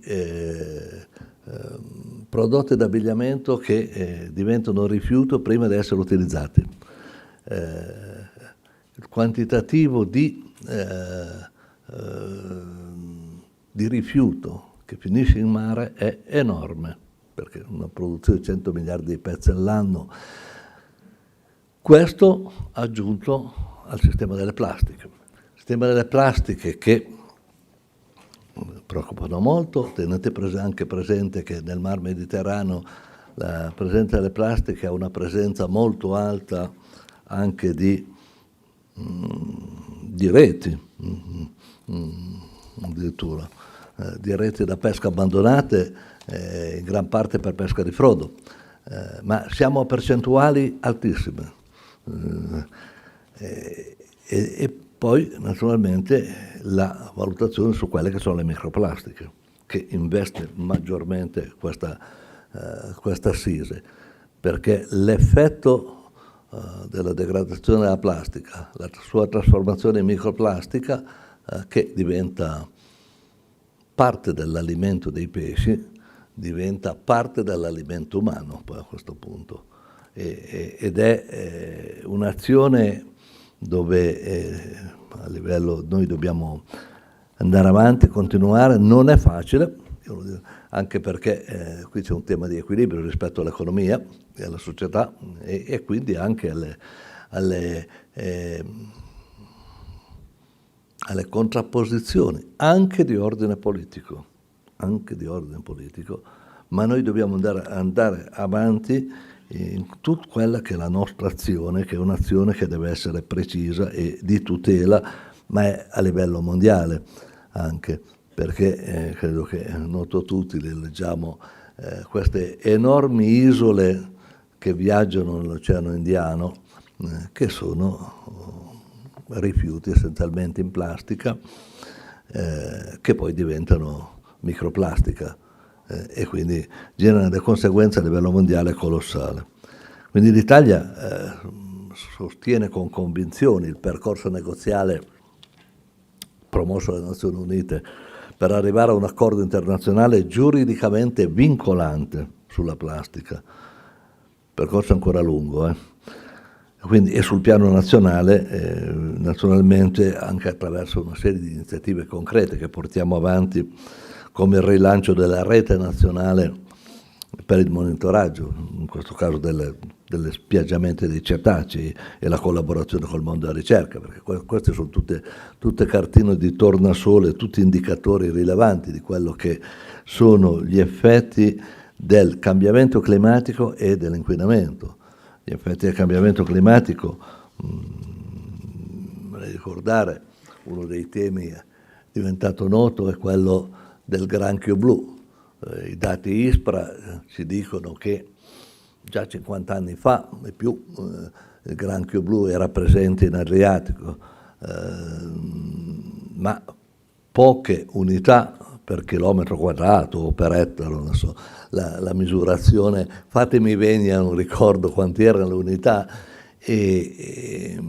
però non si riproduceva con questa rapidità, con questa quantità. L'innalzamento della temperatura marina del Mar Mediterraneo e dell'Adriatico, che nell'ambito del Mar Mediterraneo è un mare a bassa profondità, quindi subisce ancora di più l'effetto dell'innalzamento di temperatura, ha portato all'esplosione di questa specie aliena che però va in qualche modo, che ci vede impegnati a contrastare o a limitare nel danno. Non è più una questione di estirpazione, ma almeno di adattamento con alcune regole da darsi. Quindi quello che voglio dire è che si tratta di tutta una serie di strumenti che stiamo mettendo in campo, alcuni messi in campo, alcuni entreranno in campo presto, però non solo per conservare la biodiversità, ma anche per la sorveglianza ambientale e naturalmente sorveglianza sanitaria. Questa è l'azione congiunta che non può essere separata, non è possibile fare valutazioni per settore, ma i settori diventano un tutt'uno. Quella che deve essere la nostra azione, quella che stiamo cercando di fare come azione anche di governo, almeno per mia competenza, è di costruire il puzzle, di costruire il mosaico delle tante azioni che dobbiamo fare in questa forma di adattamento a una realtà che dobbiamo renderci conto. Il Mar Mediterraneo è mediamente 2 gradi in più di pochi anni fa, e quindi le conseguenze ci sono tutte, ma dobbiamo limitarne e dobbiamo adattarci a quello che è stato l'aumento. Quindi anche per la valutazione proprio generale, cioè non è l'ambiente, quello che abbiamo, ma la natura ci ha dato, che i nostri padri ci hanno lasciato, non è un qualcosa di inesauribile. Quindi quella che è la protezione dell'ecosistema marino è un nostro dovere, ma è la garanzia di poter consegnare e di accompagnare quindi questa transizione, poter consegnare il nostro pianeta, i nostri mari, andando nell'ottica specifica del vostro incontro, alle generazioni future, usando la frase fatta, in fondo ce l'abbiamo a prestito, e se ce l'abbiamo a prestito dobbiamo comunque, dalle generazioni future, dobbiamo in qualche modo riuscire a conservarlo. Quello che è fondamentale però è quello di far rendere conto, rendere consapevoli la generalità, al di là delle valutazioni sulla gravità, che poi tante volte sono soggettive, ma la gravità di queste situazioni, il renderle consapevoli, significa almeno un minimo di volontà per muoversi come azione. La consapevolezza è la base di fondo, è un po' come nella Costituzione della Repubblica Italiana. La Costituzione della Repubblica Italiana, dal 46 al 48, hanno scritto i padri costituenti la parte prima Costituzione, che è quella dei principi, una delle più belle Costituzioni del mondo. Per me è la più bella, ma sono italiano, quindi sarebbe di parte la mia affermazione. E non è citato l'ambiente, non è citata la tutela dell'ambiente. Era forse una manifestazione di ignoranza? Era forse perché in un dibattito politico in sede di stesura dei principi costituzionali si sono trovati fronti contrapposti e non sono riusciti a trovare la convergenza? E come succede in politica, se uno pensa A, l'altro pensa B, non si trova l'accordo, si toglie il tema dall'indice? No, non c'era consapevolezza. Non c'era la consapevolezza che quell'esplosione di benessere, per quel concetto di benessere di allora, molto diverso da quello di oggi, che la rivoluzione industriale, prima di tutto, stava portando, non rendeva percepibile dall'altra parte il danno che si stava generando. Ecco, noi, quella che deve essere anche una sfida, è una sfida dei più anziani verso i più giovani, ma i più giovani sono più sensibili, leggono di più, lo dico davvero con tanta stima e con forte apprezzamento, si rendono conto per primi. E allora, vabbè, i giovani convincono gli anziani, ribaltiamo il teorema, ma rendiamoci conto che anche per piccole cose noi possiamo, tutti insieme possiamo fare. Se ci rendiamo conto riusciamo a raggiungere anche un minimo di obiettivo per davvero, per fare in modo che i più giovani fra 50 anni loro non possano accusare quelli come me di dire guarda cosa mi hai lasciato. Grazie.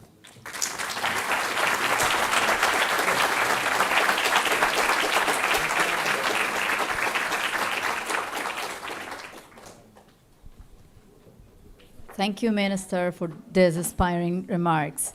We now move to setting the scene. This segment will provide a broader institutional and scientific framework for our discussion, highlighting key priorities at the intersection of ocean and human health and the importance of a One Health approach. Unfortunately, due to unforeseen institutional commitments, Anna Maria Colau is unable to join us today.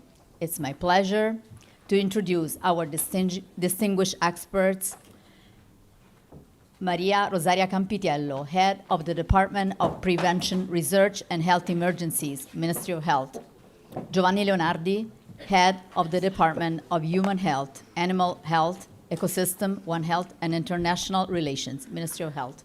Thank you. Good afternoon, distinguished guests, ladies and gentlemen. I would like to extend my sincere thanks to Minister Orazio Schillaci, President Professor Bellantone, Director Piccioli, Minister Pichetto Frattini, and commitment to this important initiative. It is a great privilege and honor to participate in this international high-level forum on ocean and human health, devoted to an issue that today extends far beyond environmental protection and touches up on one of the most critical challenges of our time, safeguarding the future and of human health. For far too long, we have viewed the oceans as something distant from us, an immense blue expanse covering a vast of our planet, yet somehow belonging to a world separate from our everyday lives. Today, we know that this is not the case. The oceans are not the boundaries of our world. They are the planet's circularity system.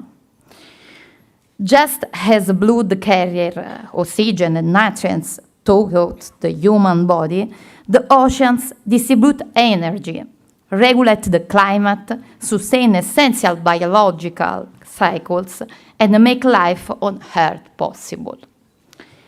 When the circularity system becomes healed, the entire body suffers. In the same way, when the oceans suffer, the whole planet suffers.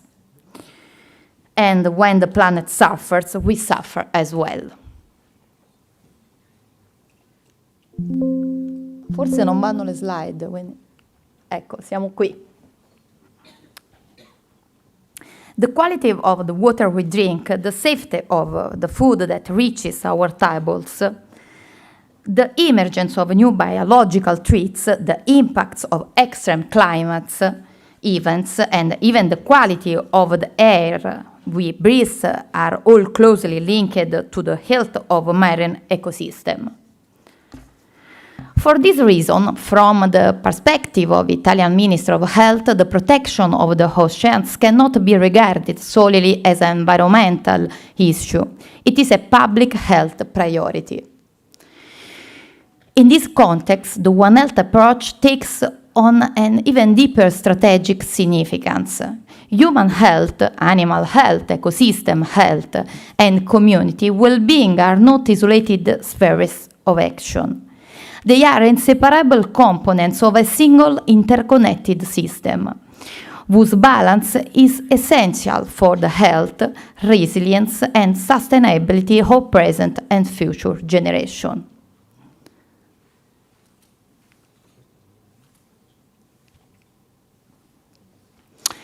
It is within the vision that the National Health Prevention Hub was established within the Department of Prevention, Research and Health Emergency of the Italian Ministry of Health. Funded with approximately 30 million through Italy's National Recovery and Resilience Plan, the hub represents a strategic infrastructure designed to serve the entire national health system, including the Ministry of Health, regional authorities, university, research institutes, and all stakeholders committed to protecting and promoting public health. Its primary objective is the development of Italy's first national One Health digital ecosystem, an innovative platform capable of integrating and analyzing within a unified framework data related to human, animal, environmental, and social health. For the first time, we will have the ability to achieve a truly systemic understanding of factors that influence the health of individuals and communities.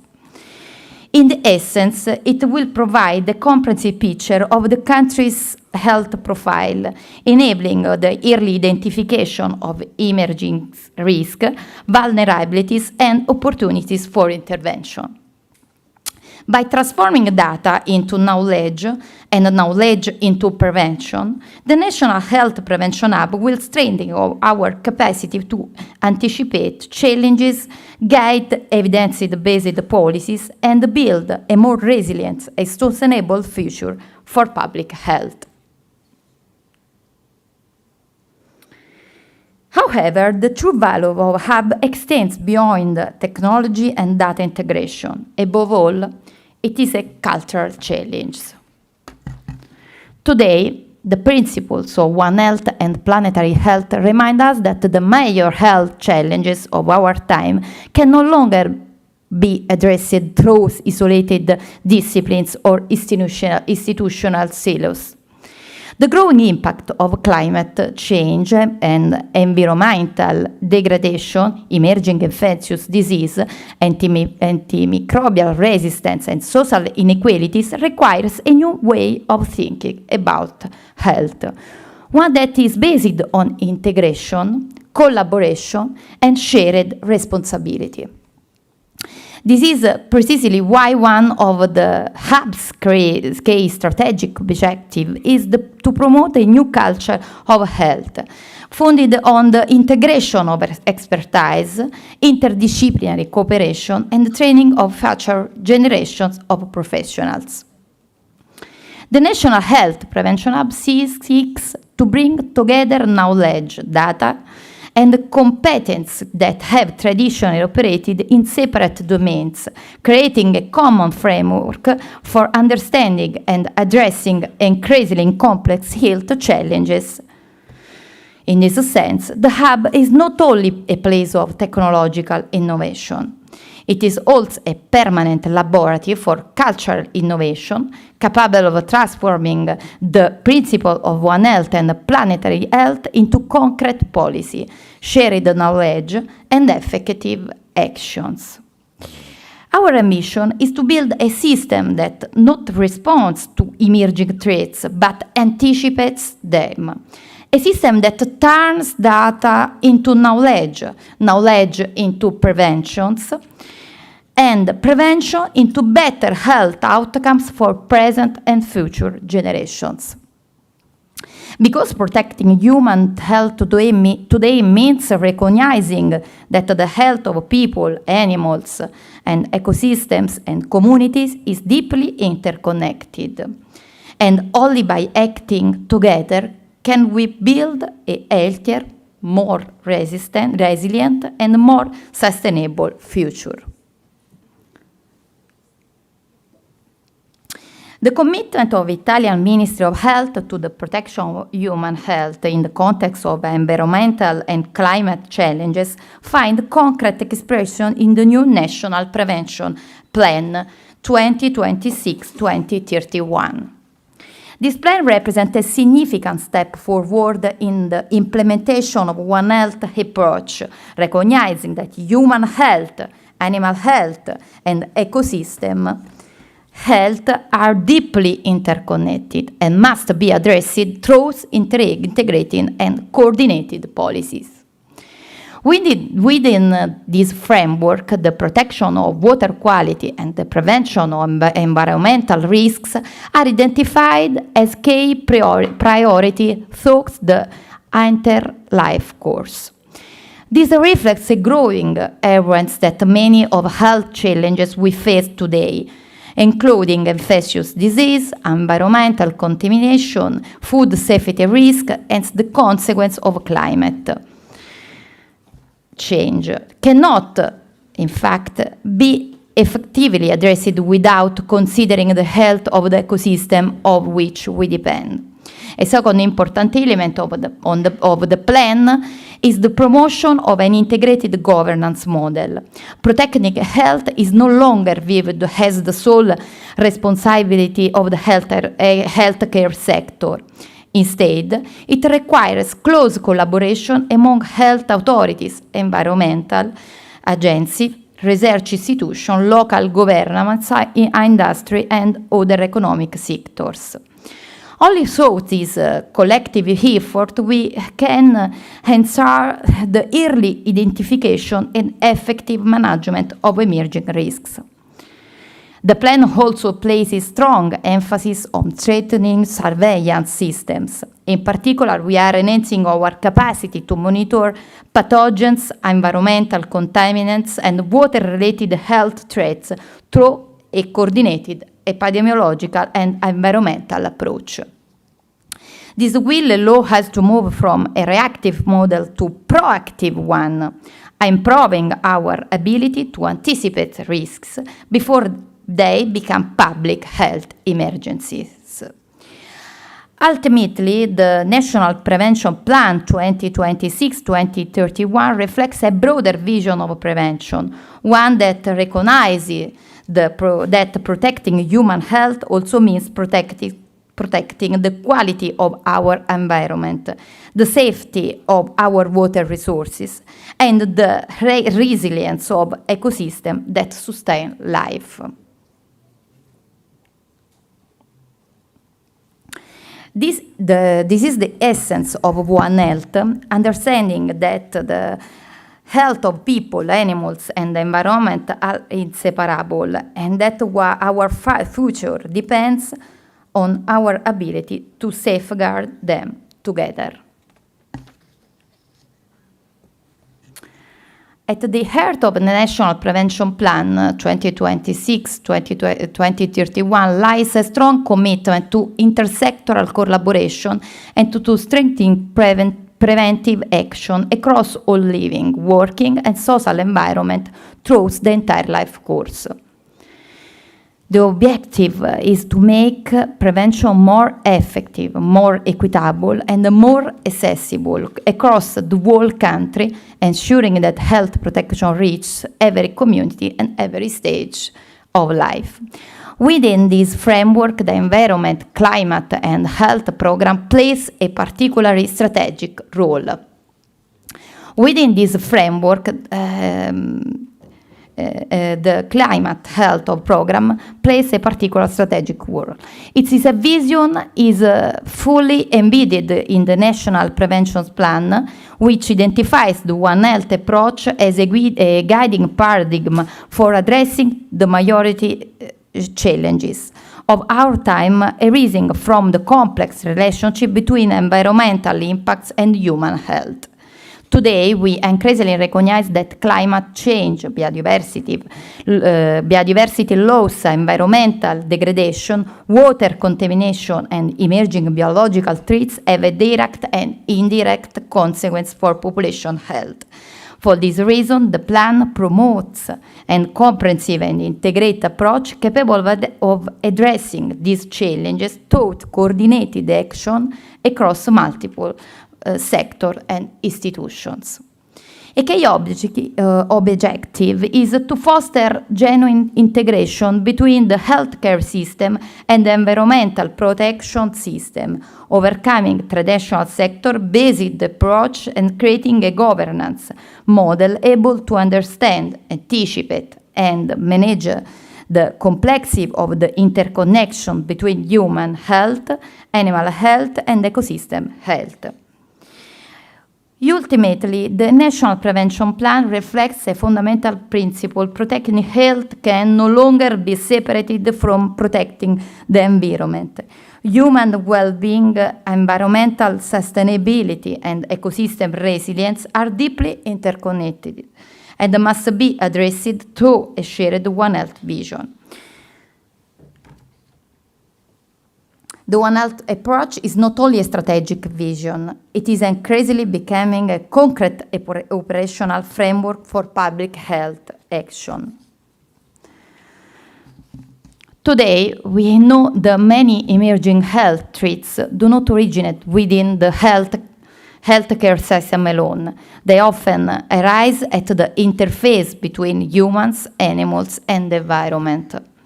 Change in ecosystem and in environmental contamination, biodiversity loss, and the circulating of pathogens across different species can all contribute to the emergency and spread of infection disease. For this reason, the CCM program places particular emphasis on projects aimed at strengthening the prevention of both infectious and environmental risks, including those associated with water quality and environmental contamination.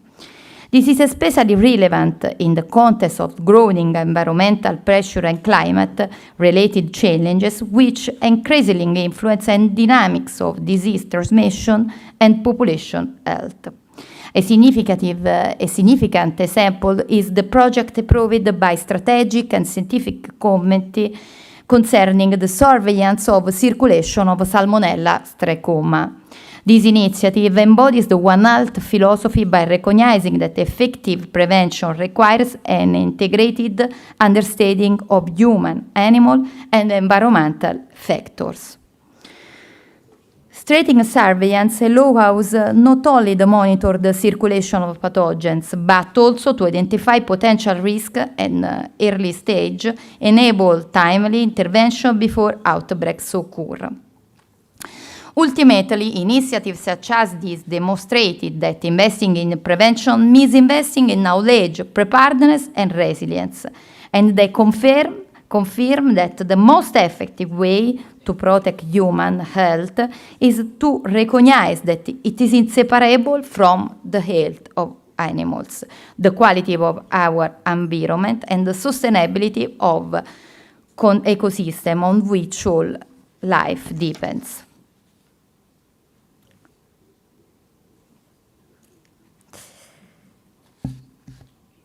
The message is clear. Protecting human health requires protecting animals' health, environmental health, and the natural resource upon which all life depends. Because in the end, we do not inherit a healthy planet by chance. We build it through the choice we make today. And if there is one lesson that One Health teaches us, is that our future is shared, our challenges are interconnected, and our responsibility is collective. When we protect water, we protect health. When we protect ecosystem, we protect the future. And when we embrace One Health, we protect life itself.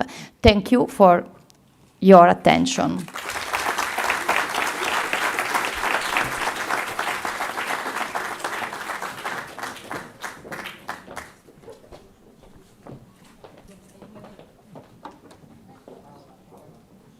Thank you, Dr. Campitiello. Now we have Dr. Giovanni Leonardi. Please have the podium.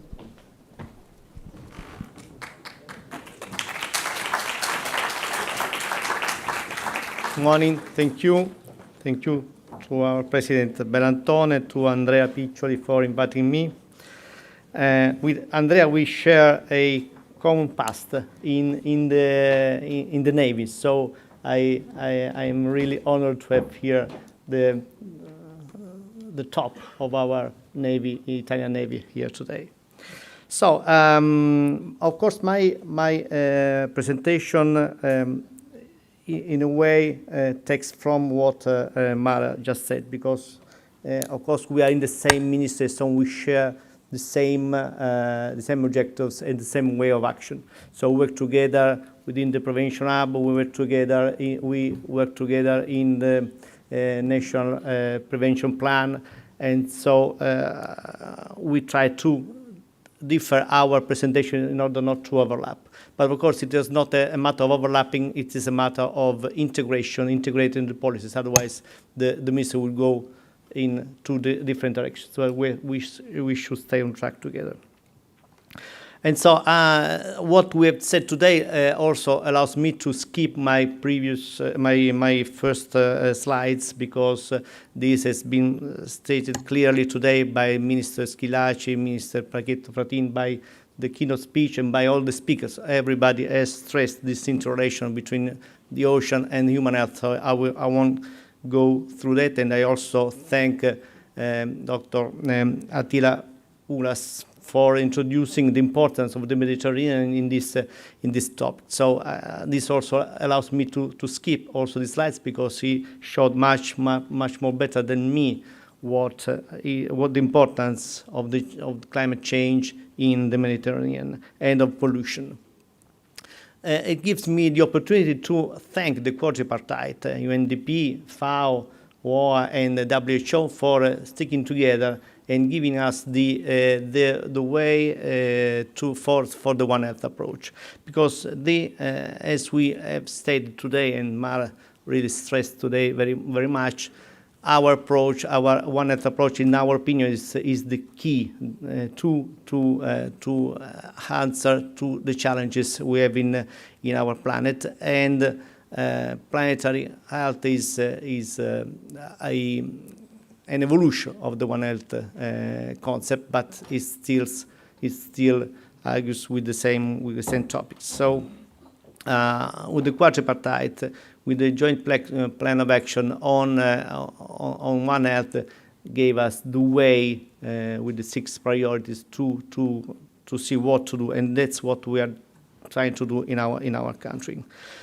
As we said, One Health is not just a concept; it is a practical approach that we should go on together with it, and we should cope with it. And in our resilience plan, from 21 to 26, now this is the last year, we launched also in the complementary plan, which is for those who are not familiar with Italian legislation, we had the resilience plan launched by the European Union to support all member states coming out of COVID disease, COVID pandemic. And then in Italy was launched a complementary plan, which was applied aside the resilience plan. Within this plan, there was this program, Health, Environment, Biodiversity and Climate, that gave us 400 million to build a system where we should have data interoperability, have a methodology for the impact of assessment of pollution on human health, development of a network of laboratories for human biomonitoring, and to heighten the attention on emerging contaminants on in the various sites where human activities. The major output of this program is the National Health Prevention System for Environmental and Climate Risks. We create a link between all the health filiere, I would say, or the health line from the Ministry of Health to ISS, to the Istituti Zooprofilattici Sperimentali, which are institutes dedicated to animal health, scientific research, but also action. The Department of Prevention of the regions, so those departments within our health authorities that deal with public health in general. And on the other hand, we had the system for the prevention for the national system for environment protection, which is made by the Minister of Environment, ISPRA, which is the Scientific Institute for Environment, and the ARPA, which are the regional agencies for environmental protection. These two systems measured together in a committee, I would say, and we started doing projects and also actions together. I'll give you some examples of some of these projects. These were carried out by ISPRA, by the way, and of course these are focused on maritime issues. But as we said, pollution in general is the cause of ocean pollution, Mediterranean pollution, has to do with the pollution in our territories. So of course the system, the program also deals and mainly deals with pollution in our system, because when we have clean waters and when we have clean soils, then we have less pollution in our seas and oceans. So the first one is Sapien, and as you see, it deals with pollutants generated in port areas, and it studies the health-related outcomes of this pollution. The second one is the Mediterranean studied as a matrix of dietary exposures, and it addresses the impact of toxic and persistent environmental contaminants in Mediterranean fishery products. By the way, looking at the One Health approach, in Italy we are very much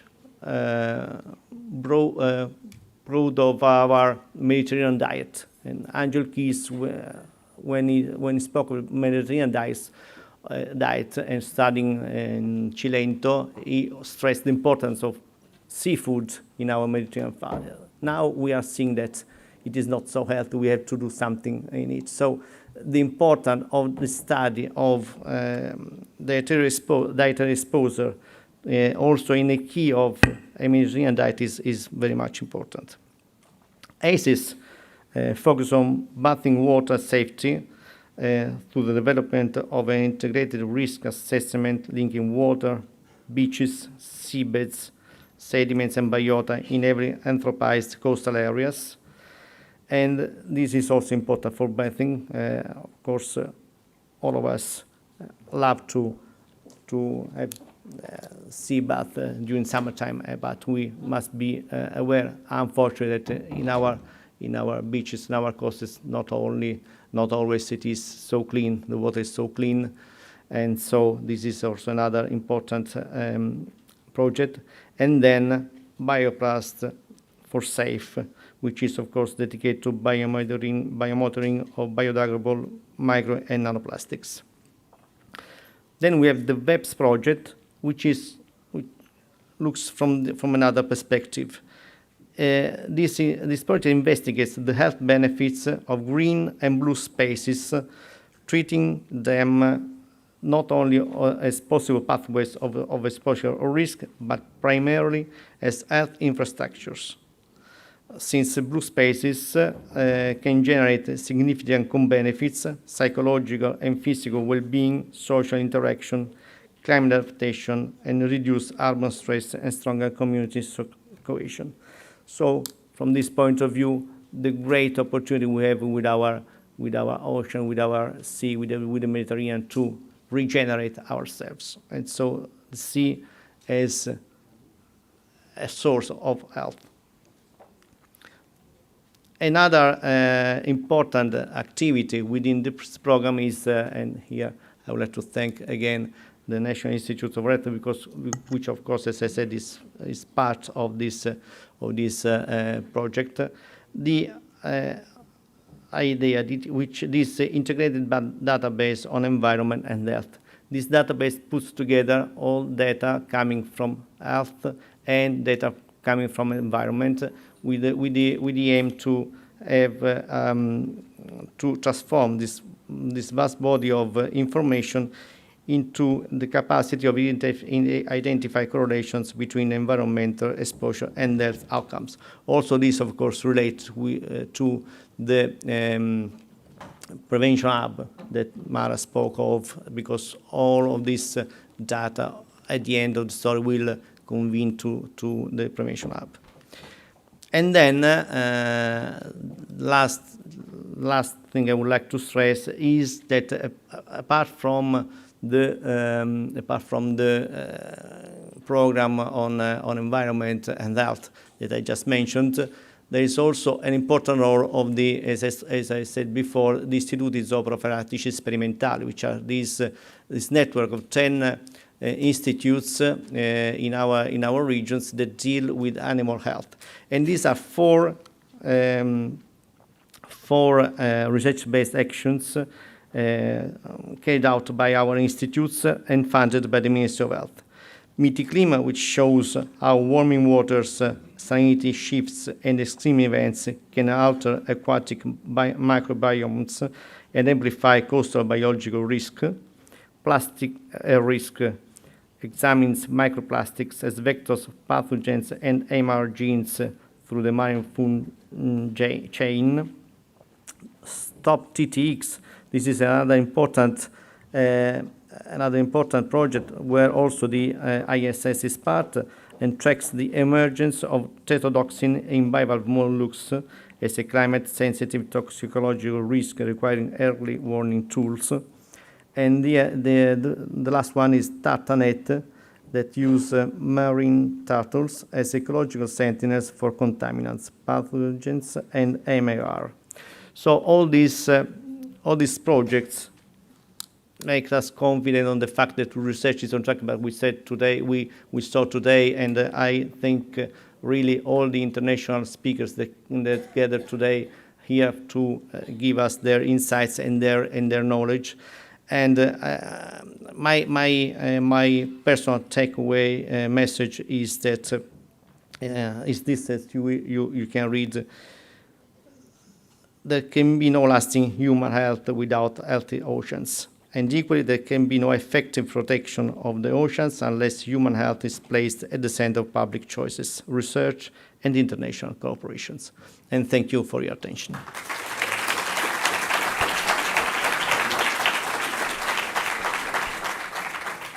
Thank you, Dr. Leonardi. Now, we would like to express our sincere gratitude to all of our distinguished speakers. We now invite all participants to proceed to the Monumental Garden for the Vin d'honneur. You are kindly requested to follow the staff members who will be pleased to guide you. The session will resume here at 2:45 p.m. We're very much look forward to welcoming you back then. Thank you.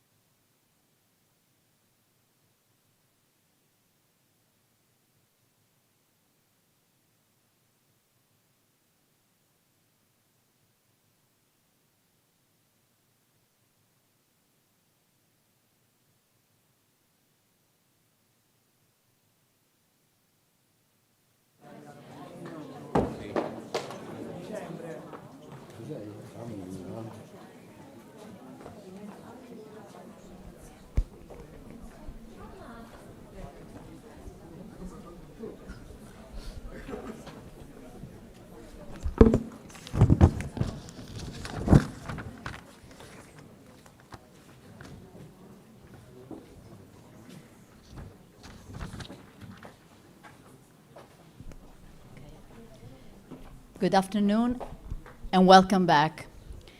We would like once again to express our sincere gratitude to Director General Dr. Andrea Piccioli, whose vision and commitment strongly supported and promoted the organization of this event on the occasion of the World Oceans Day, and Dr. Luca Lucentini, the Director of the National Center for Water Safety at ISS, for his invaluable contribution to the initiative. We would also like to acknowledge and thank all colleagues, researchers, and staff members who contributed to the success of this event, particularly to the Scientific Board, Scientific Secretariat, Organizing Secretariat, Technical Secretariat and International Relations, Press Office, Training Service, Science Communication Service, Technical Moderators, Photographers, and Multimedia Experts. Their dedication, professionalism, and essential support have been instrumental in making this event possible. Finally, we're honored to extend a warm welcome to the delegation of the Environment Agency Abu Dhabi, led by Secretary General Dr. Shahika Salem Al-Daheri. We're delighted by their presence and look forward to strengthening dialogue, collaboration, and the exchange of knowledge in support of our shared commitment to the protection of oceans and water resources worldwide. We will now resume the conference with the next part of our program, featuring a video presentation entitled Video Contribution for Italian Association and Research Centers. These contributions highlight the perspectives of key stakeholders, and the full video will be available on the Institute website as well as on the screen in the foyer outside the hall.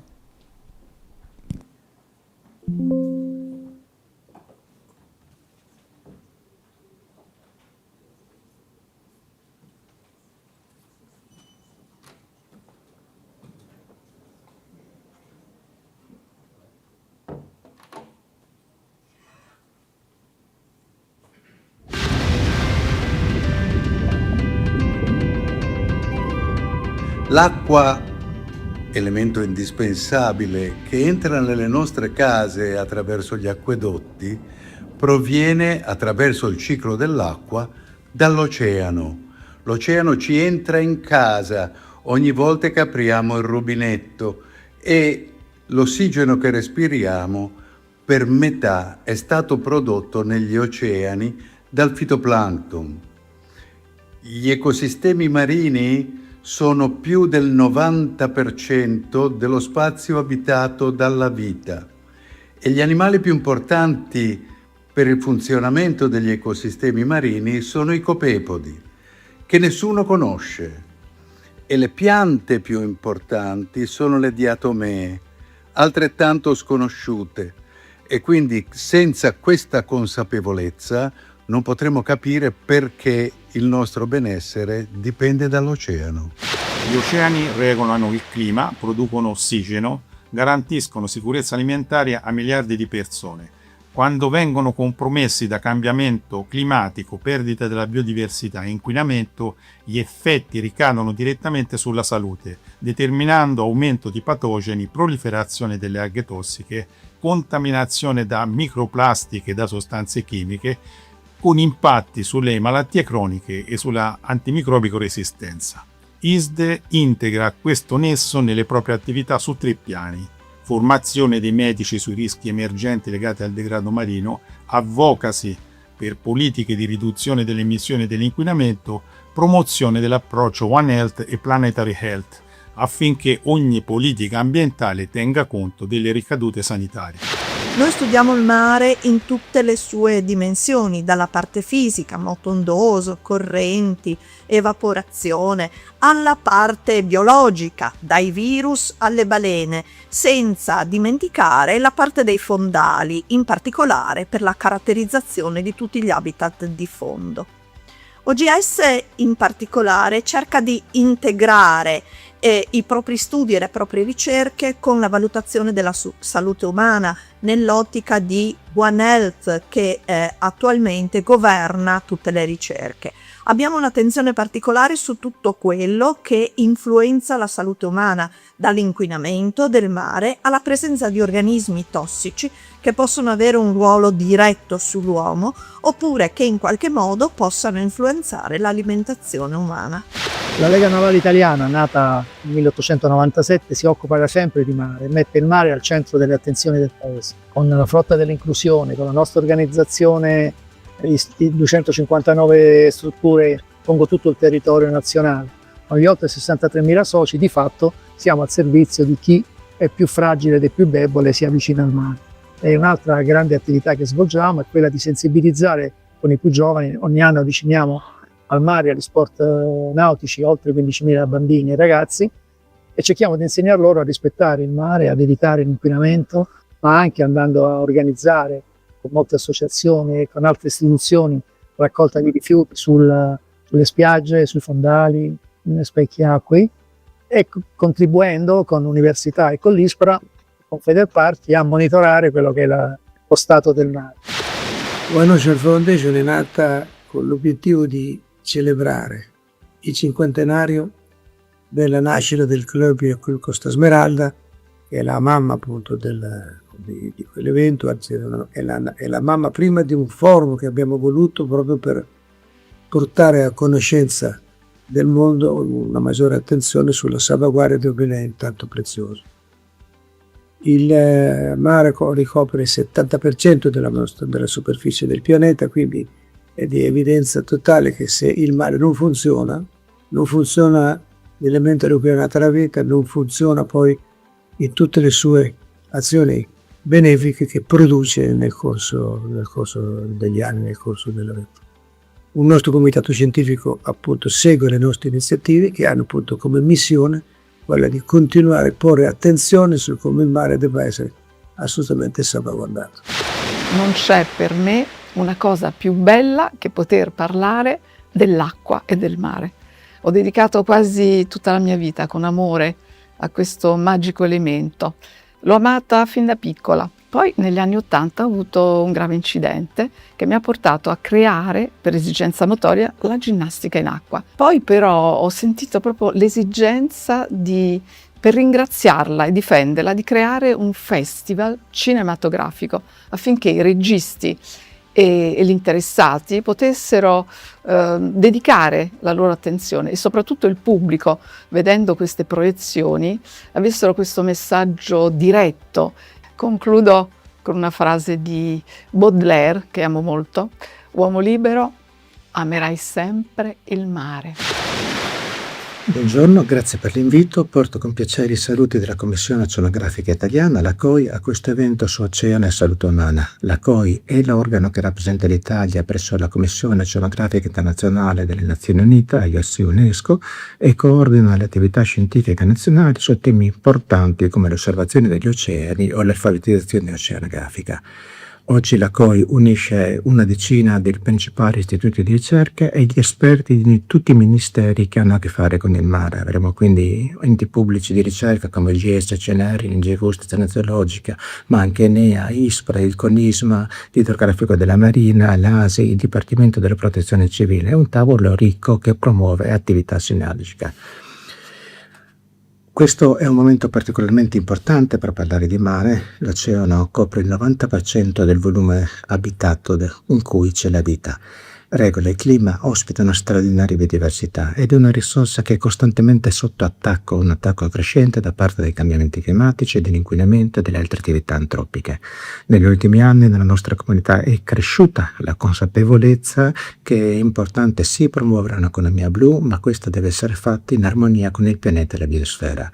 Il concetto di One Health, la consapevolezza che la salute umana e la salute del pianeta sono strettamente intracciate, non è ancora altrettanto ben compreso. Particolarmente importanti sono quindi occasioni come questa di riflessione comune. L'attività professionale dei medici è condizionata dal codice di deontologia medica che viene approvato appunto dai presidenti degli ordini. Nel nostro codice sono già presenti articoli che orientano l'attività professionale sul rispetto dell'ambiente e sulla conoscenza dei determinanti di salute che costituiscono parte integrante, nell'esercizio della nostra professione. Col nuovo codice questo aspetto diventerà ancora più preponderante e riguarderà tutti i settori della nostra professione, che vanno dall'esercizio clinico anche alla ricerca. Insomma, un medico oggi che diventa un sentinella dell'ambiente, che ha come obiettivo quello di valorizzare risorse ambientali come sono quelle dei mari e degli oceani, proprio perché la nostra salute è strettamente correlata all'ambiente e l'esercizio professionale di questo ne deve tener conto. And since 2012, my research group developed specific expertise in the field of innovative technologies and methodologies of investigation of complex samples. In particular, my research activity in the Sea Care projects focused on the development of innovative pioneering approach based on the portable technology microneedle cable to chemometric analysis. And this coupled device is able to detect pollutant in the seawater by collecting few microliters of water samples and providing a fast and accurate monitoring of the planetary health. The innovative potential of the chemometric analysis of microneedle signals, an approach proposed for the first time in the international scene, is related to the ability of this approach to simultaneously evaluate the presence of multiple analytes in the seawater sample, resulting in a different profiles of marine contamination.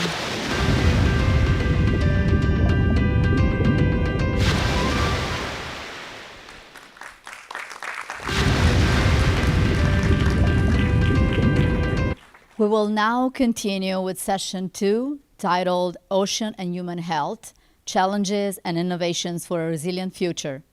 This session will be moderated by Giuseppe Bortone, Director of the Environment and Health Department of ISS, and Flavia Riccardo, Coordinator of the External Relations Office for International Affairs of ISS. Please. Good afternoon, everybody, and distinguished authorities, guests from the seven seas. Today morning we counted the continents, but maybe we have to count the seas. And the colleagues and the guests from Italy. It's really our pleasure and honor for us as moderator to welcome you at this session. The title was already given, and we move to the challenges and innovation for a resilient future, so a very challenging topic.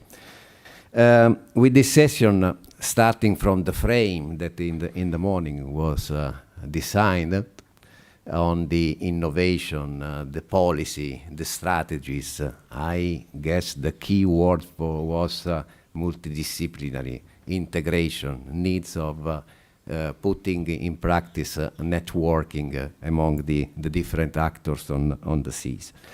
And in this session, we will try to bring into the focus for practical and strategical dimension of the ocean-human health nexus.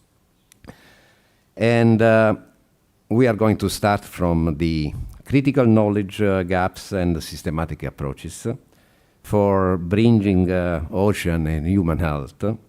We will sail the implication for human health of the triple crisis. You know, we are living a triple crisis by the environmental and climate point of view, because we are speaking about increase of pollution, loss of biodiversity, and climate change.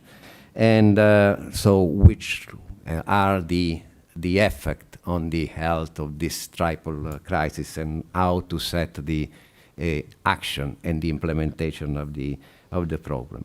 And this, of course, can be done by strengthening the resilience and the innovation, the preparedness, the surveillance and monitoring system are key issues for willing the challenge, and the integration, again, of the scientific understanding. I have to say one thing more. Don't forget mitigation. We need to mitigate the effect of pollution. We need to mitigate the effect of climate change, because this is absolutely necessary.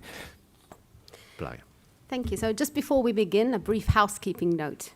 We do have a particularly rich session this afternoon. In fairness of all speakers, It's my duty to say that we will keep closely the time. So each presentation will be allocated 12 minutes, and for all speakers, you will be warned by our MC with a little poster when you're 2 minutes ahead of the end. And I'm sure it won't be needed today, but in case, I do apologize in advance should we move forward faster in respect to all speakers. Handing over the floor. We begin with my big friend and colleague, Fulvio Ferrara, head of the Coordination, Management and Data Access area here at the National Center for Water Safety in the... sorry. So I have to repeat again. I give the floor to my friend Fulvio Ferrara. He is the head of the Coordination, Management and Data Access area at the National Center for Water Safety, National Institute of Health here in this institute. And Fulvio is going to speak about bridging ocean and human health, addressing critical knowledge gaps with a new systematic approach. Fulvio, the floor is yours. Thank you very much, Giuseppe. Hello?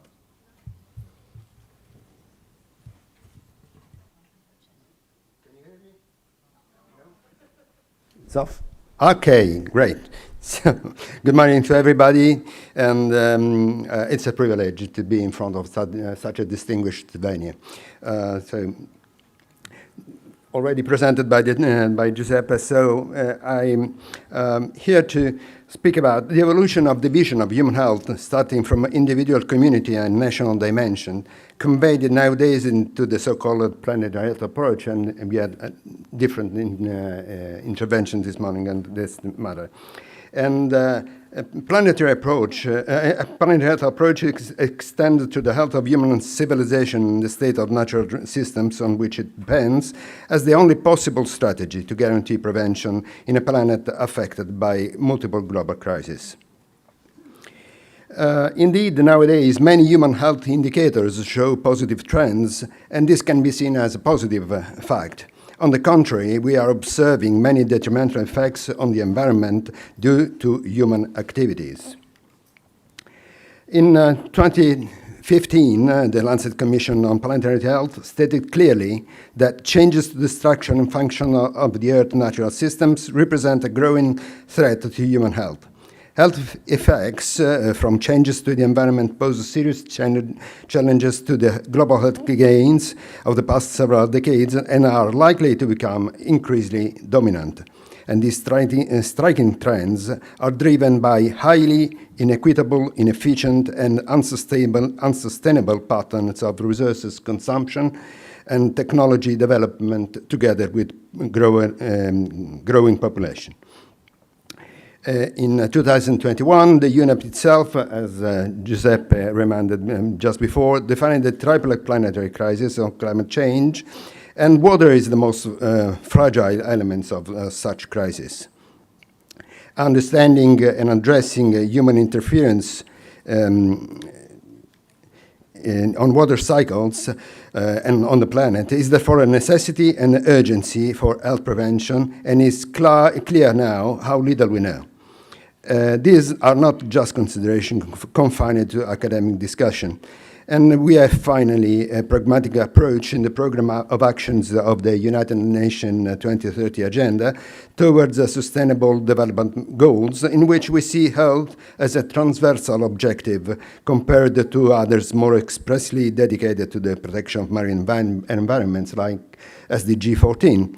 So the convergence of actions is more urgent than ever. And the ISS with Director Piccioli launched in 2022 a novel model for systemic, long-standing, multi-sectoral and interdisciplinary research introduced through the SeaCare project, of which you heard something in the morning.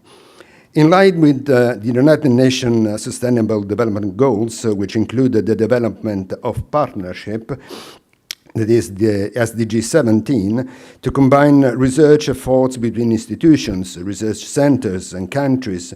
We planned to work together with the Italian Navy and other national scientific institutes like the University of Padua, University of Rome, the University of Genoa, and the Regional Environmental Agency from Emilia-Romagna. And each institute contributed to the initiative within its area of expertise and logistical and financial capabilities.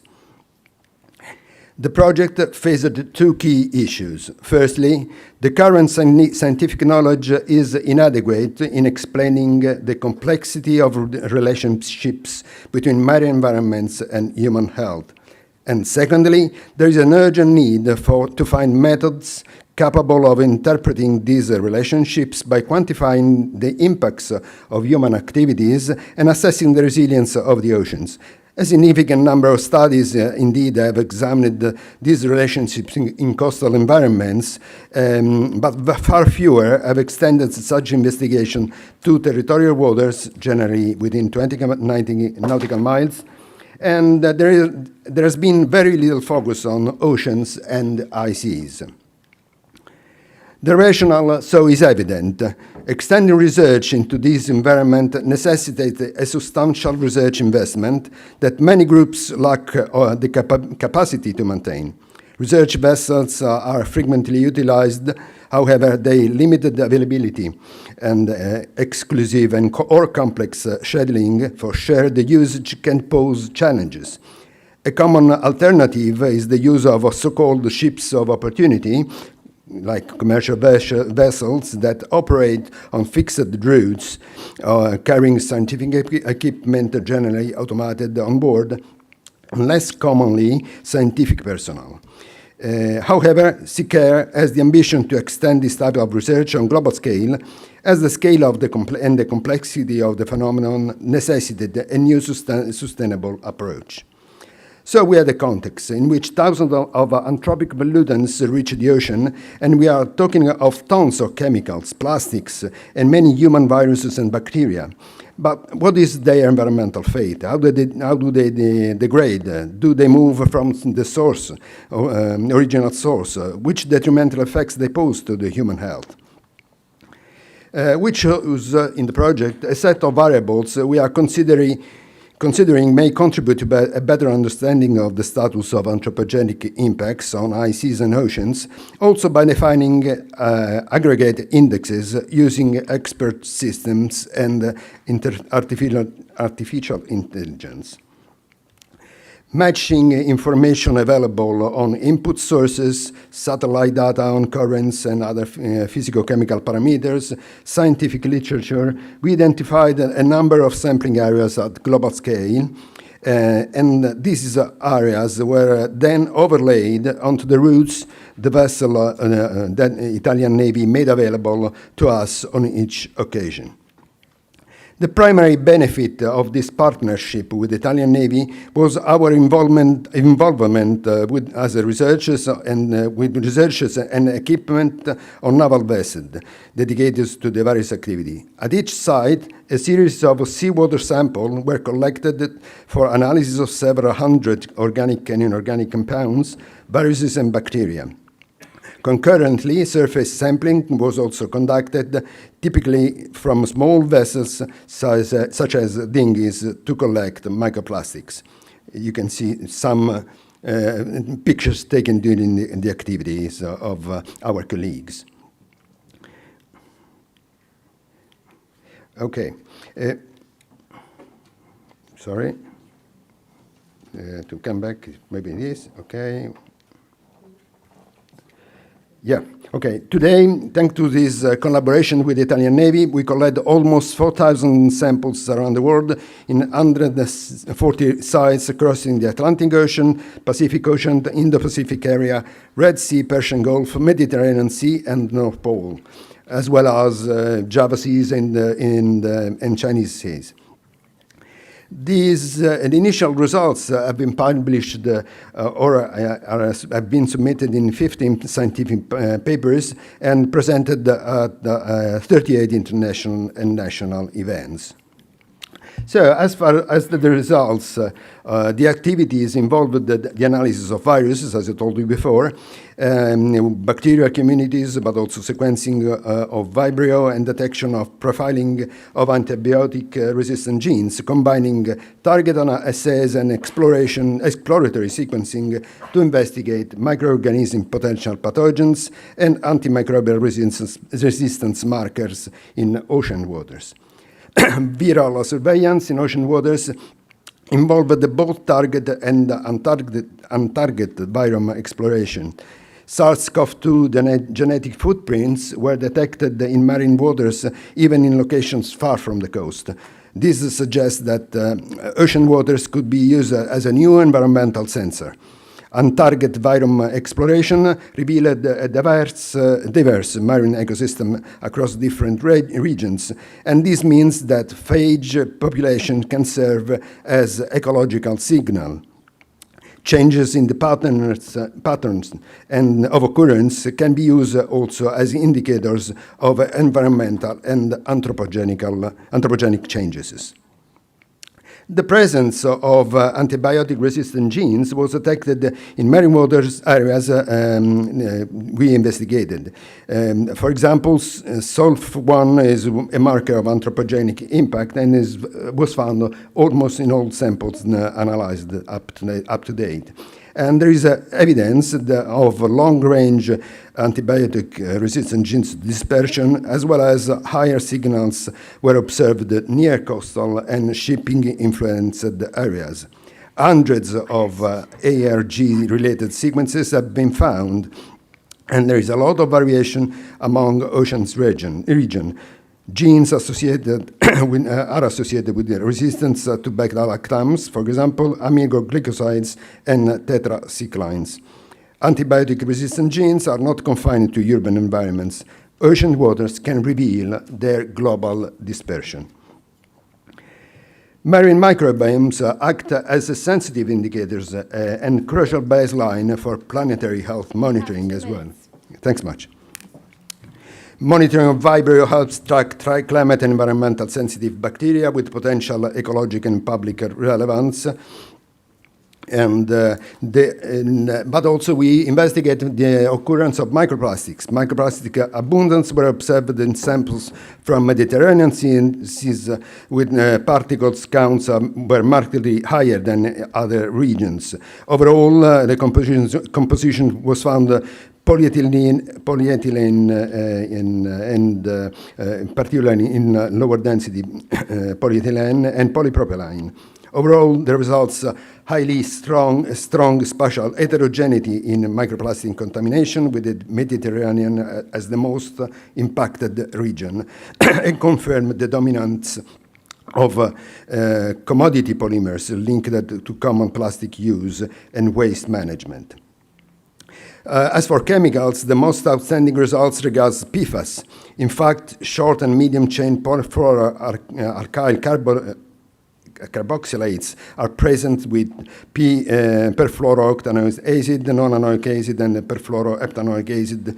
And the way PFAS spread out suggests that there is a big environmental signal.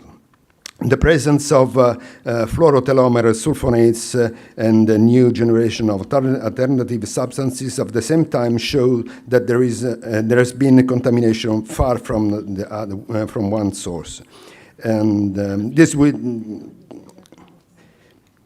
perhaps the most important results come from comparison data in the Arctic. All the samples collected in the Arctic were contaminated by PFAS.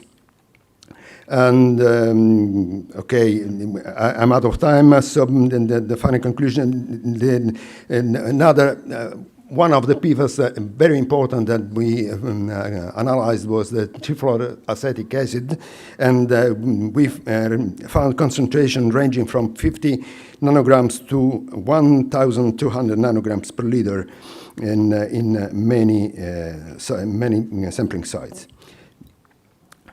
So what's next? And when consider on their own, this data can certainly provide interesting insight. And this is the first very extensive systematic study on the effects of human activities on climates and quality of the seas and oceans. And by applying a single methodological approach and strategy and valid in all operational conditions on a large set of samples, we are obtaining high-quality data by reducing the bias generally present in metadata analysis. Concluding,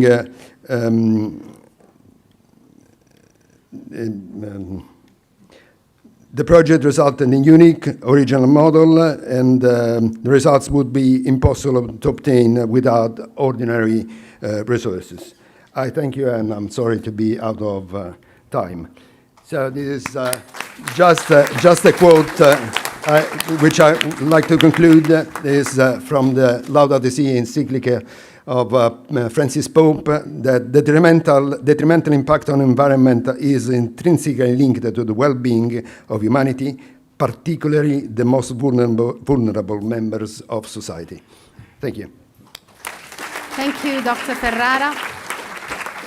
Thank you for your interesting talk. And we now invite Ryong Kim to speak on protection of marine environment and the new challenges and innovations for a resilient future. Dr. Kim is the head of the Department of Environment and Sustainability of the European Environmental Agency in Copenhagen, Denmark. And please, the floor is yours. Thank you. Good afternoon. My name is Ryong Kim. I don't need to introduce myself again. And I'm struggling to say something different from what we've heard this morning, because you've said a lot of the things I'm going to say. So hopefully we'll be able to give you some insights. I think we heard a lot this morning that ocean and human health are interlinked. And actually, it's actually a great honor to be here at a conference such as this, bringing these two topics together, because I feel like much more of these interdisciplinary conversations need to take place. We need to break out of our silos and really start thinking about how we are impacting each other in a very systemic way. And we've heard this morning, time and again, that the condition of our marine environment directly affects us as humans, societies, economies. So today I'm going to give you a bit more of a reflection on the challenges we face in protecting marine environments. This is a large part of the work we do at the European Environment Agency, and some of the actions that we do to support the European Commission as well as at the EU level to actually help support long-term resilience. There we go. About the EEA. The European Environment Agency is an EU agency based in Copenhagen and in Denmark, and we work closely not only with EU member states, but also with other European countries through our cooperation framework. So we are known for our data and information and knowledge. We receive a lot of reported data from member states under the environmental legislation that is currently existing in the EU. And what we do with that data is turn this into knowledge and reports for our decision makers to provide a comprehensive understanding of Europe's environment and climate and sustainability issues.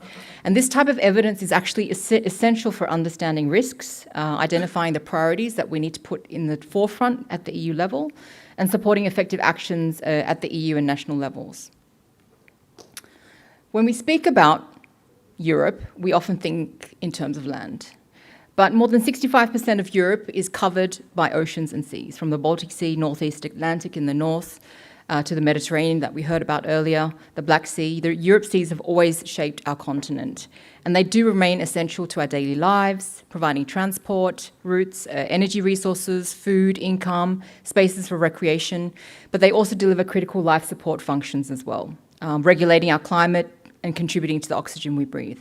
So we see Europe seas as a natural asset, and we are shaping that narrative to bring to the highest level decision makers at the European level, because they are the foundation of our future priorities of well-being, resilience, security, and our competitiveness as well. Despite their importance, the condition of our marine ecosystems remains a cause for concern. And looking at the most recent assessment that's based on data from 2018 that we had collected, Europe only achieved good environmental status of our marine environment in 10% of the assessed areas within Europe, assessed sea areas, that is. And this objective of good environmental status is set out in EU legislation. And a large proportion of marine mammals, fish, birds and habitats are still not in a healthy state. And currently, at the moment, the team at the European Environment Agency is actually analysing the new data that's reported by member states under the new round of reporting of the MSFD. And we can already see now that this situation is not fundamentally changing. Most marine regions remain below what we would consider a healthy state. So although some progress is visible, it's uneven and definitely not sufficient enough to lead to recovery.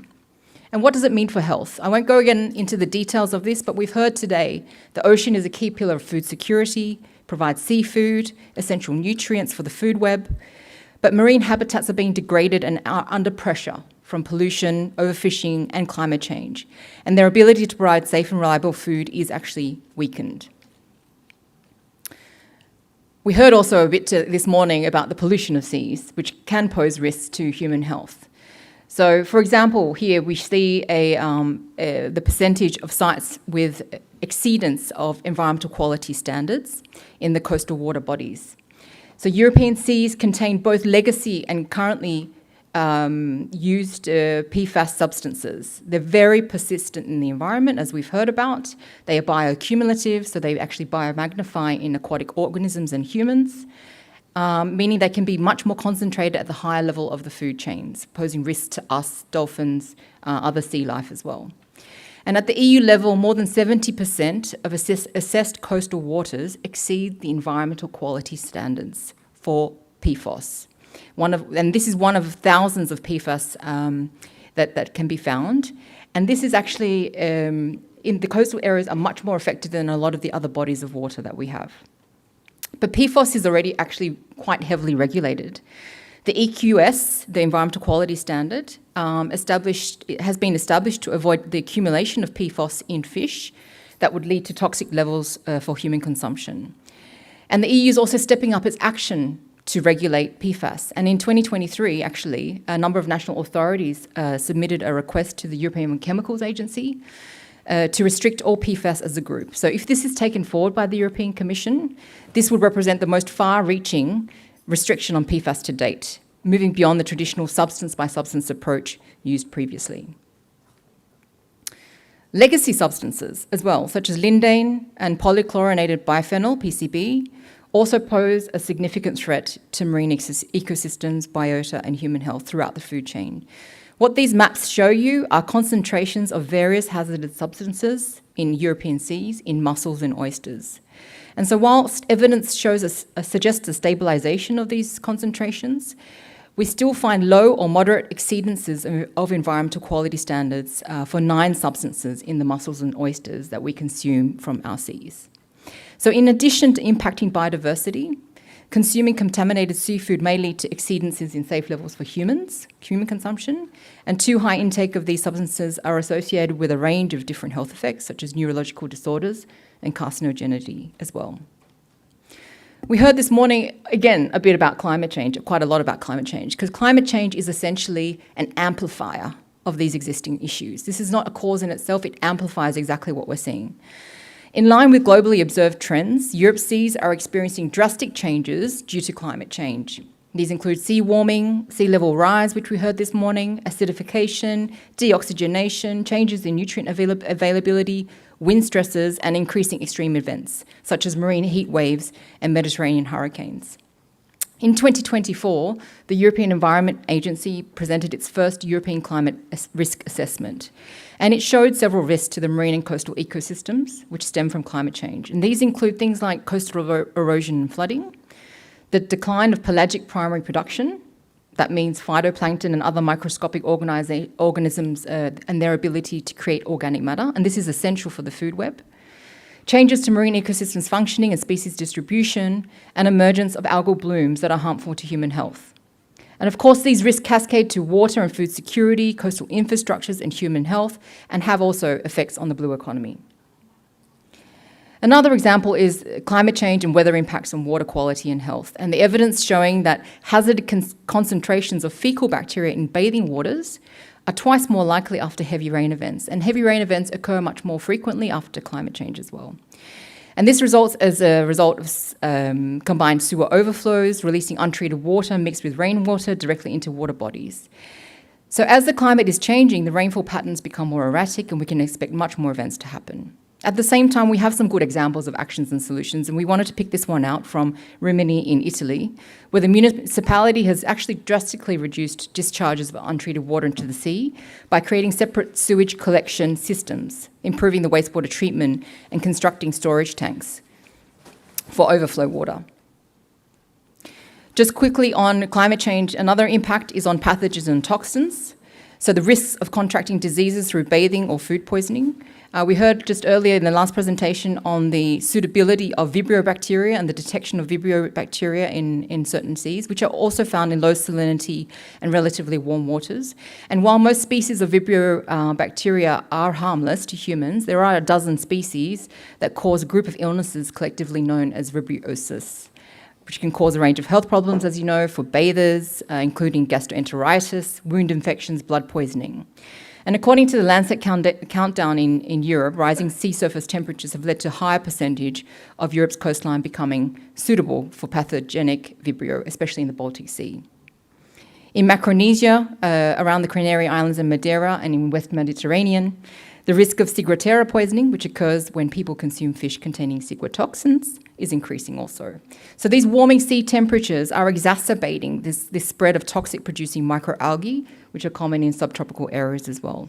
So some of the responses that have been implemented by the Canary Islands is awareness raising for the public and actually control and catch for ciguatoxins as well. In terms of the policy response at the EU level, recognising the critical importance of the seas as well as human health and all their interlinkages, the European Union has established this comprehensive policy framework to protect and restore the marine environment, as well as regulate the drivers and pressures on the environment, such as pollution. At the core of this framework, what we call the environmental acquis, is the Marine Strategy Framework Directive, the EU's main instrument for protecting the health of our coasts, seas and oceans. And it's in this that we have the objective of achieving good environmental status for the EU marine waters. So as mentioned at the beginning of my presentation, Member States have recently reported to us the latest data under this directive. We hope to publish that data in an upcoming EEA report called The State of Europe's Seas later this year. Another cornerstone which I'll focus on is the Nature Restoration Regulation, which was adopted in 2024. This landmark legislation sets a clear objective to have restoration measures cover at least 20% of land and 20% of sea by 2030, and all ecosystems in need of restoration by 2050. And these efforts are complemented by existing initiatives such as the EU Biodiversity Strategy, which set targets for 2030. We also saw under the European Green Deal the Zero Pollution Action Plan, which also sets 2030 targets to reduce pollution across the board. I won't go too much into the European Ocean Act or the Ocean Pact, as it's been covered earlier as well.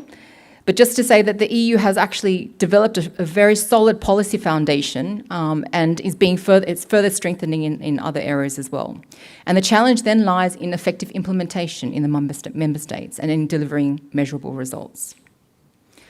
Finally, a little bit of a word on innovative solutions. This is being fostered at the European level through Horizon research programs. One key initiative is the Mission Oceans, which is the EU mission called Restore Our Ocean Waters by 2030, which is funding projects which are piloting and deploying groundbreaking research and innovation solutions towards protecting and restoring marine and freshwater ecosystems and biodiversity. The mission stimulates broad public mobilisation, enhances citizen and stakeholder engagement, and is actually very deliberate in terms of funding research in this particular area. At the European Environment Agency, we're also involved in the initiative called Ocean Eye, as you heard earlier, which is an EU ocean observation initiative. The communique came out 4 days ago, and this is a comprehensive monitoring framework, governance framework, that will bring together indicators and Earth observation to help us actually track the progress of the protection of our marine environments. So to conclude, the state of our oceans directly affects us. We know this. We've heard this. The whole morning was pointing to different elements of this. It shapes our quality of lives. And there are so many interlinkages between ocean and our health in terms of pressures, drivers, and impacts. So protecting our seas is ultimately about protecting ourselves. And it's really at the bottom of our societal resilience, our prosperity, and our security going forward into the future. Thank you very much. Thank you, Dr. Kim, thanks for this very exhaustive frame of the European policy. I have to say that the European agency is trying to implement the nexus health environment. Since all the effect of the policy and the measure in the environment are measured and as target for benefits in terms of health for the citizen and for the public. So now I move to the next speaker, who is Daniele Iudicone. Dr. Daniele Iudicone is going to present us the oceanic seascape and its microbiome, One Health perspective.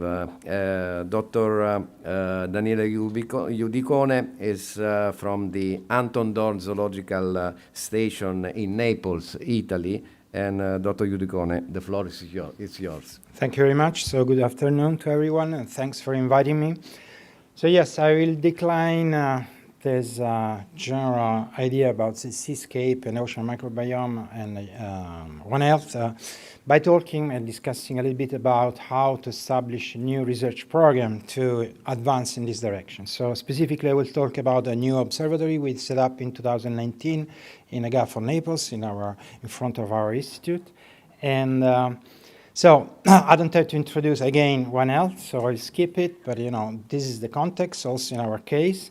But I will talk a little bit about plankton now. So plankton are all these small critters like viruses, bacteria, microalgae, small animals that lives in the oceans, and they make most of the biomass there actually, and also the primary production sustain a lot of ecosystem services.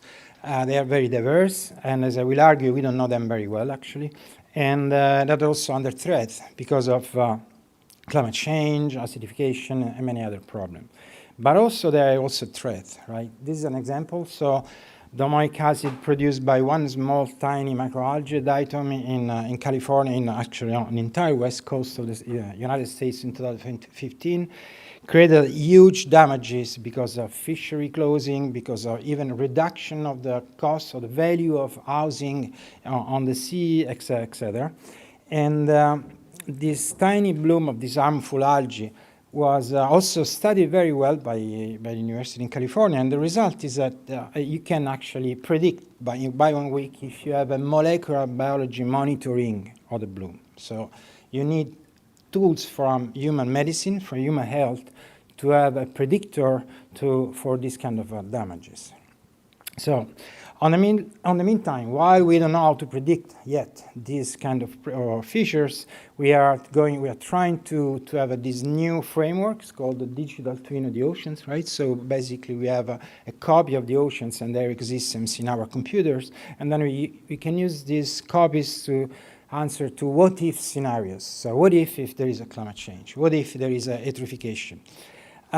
What I will argue today is that we are not ready for biology for that. We are probably ready for physics with modeling, etc., but for biology, we are far from that. And the reason is that an oceanic ecosystem is actually made of 3 systems, which are complex per se. The first one is environment. I'm a physicist, a physical oceanographer.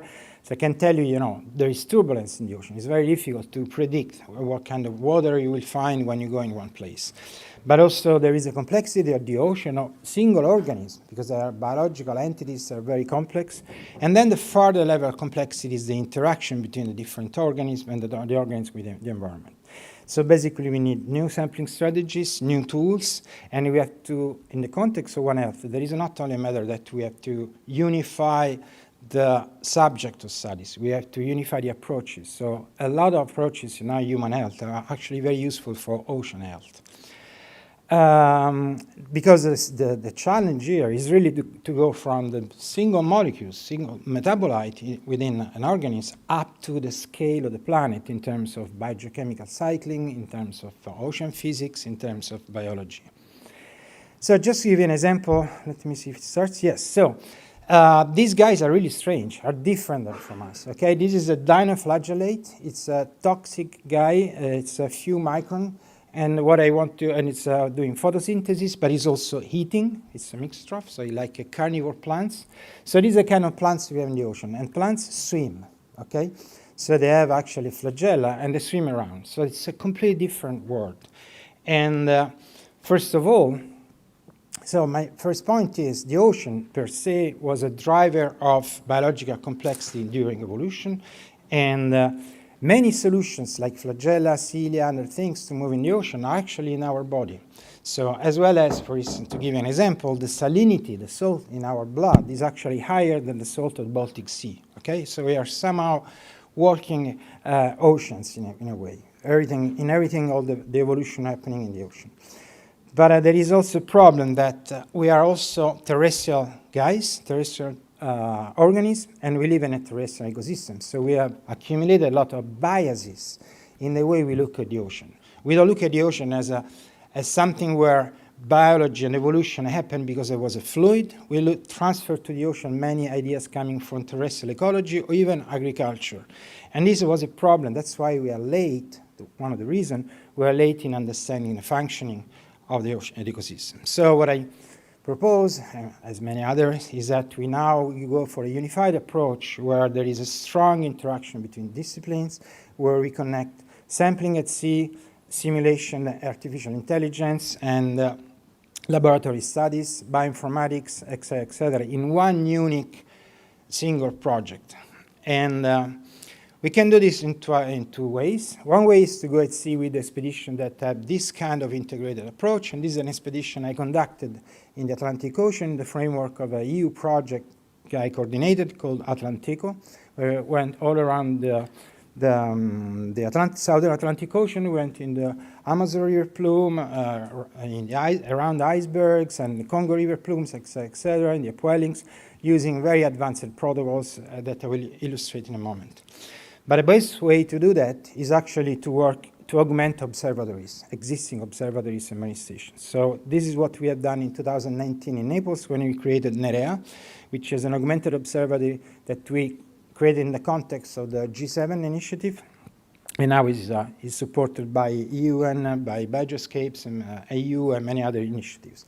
So where the idea here is really to connect into one unique flow the question from society, the sampling strategies and observation at sea, the laboratory studies, and the artificial intelligence, bioinformatics, and the simulations, in a way that they talk to each other. So the same scientific question is addressed by putting together all these approaches, and these approaches, they talk to each other. So if we see something in the lab that is interesting, we go at sea with a specific protocol to try to increment and complete these answers. So basically, I'm building two approaches. One is to put together all these different tools. I will illustrate more in detail in a second, that goes from the physics to omics, advanced omics, to biology.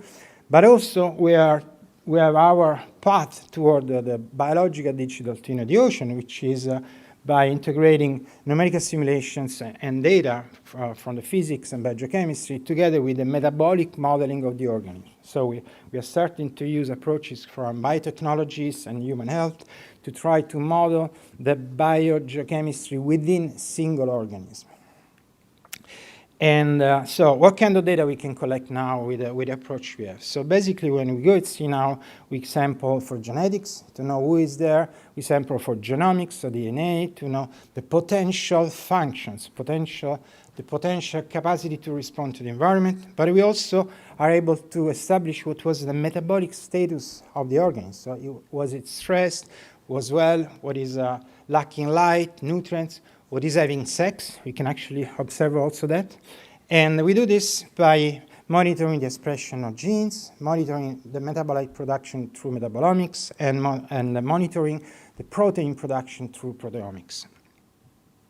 With just one result, with our data now we are able to create new genomes from species that I've never seen in the laboratories.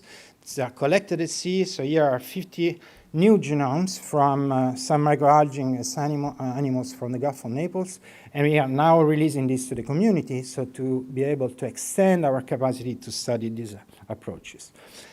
To finish, the next step is to put together all this information to have the so-called metabolic model of single species.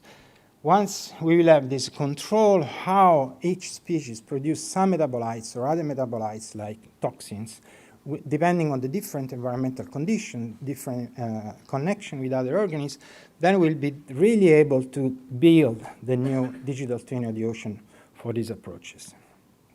Thank you very much.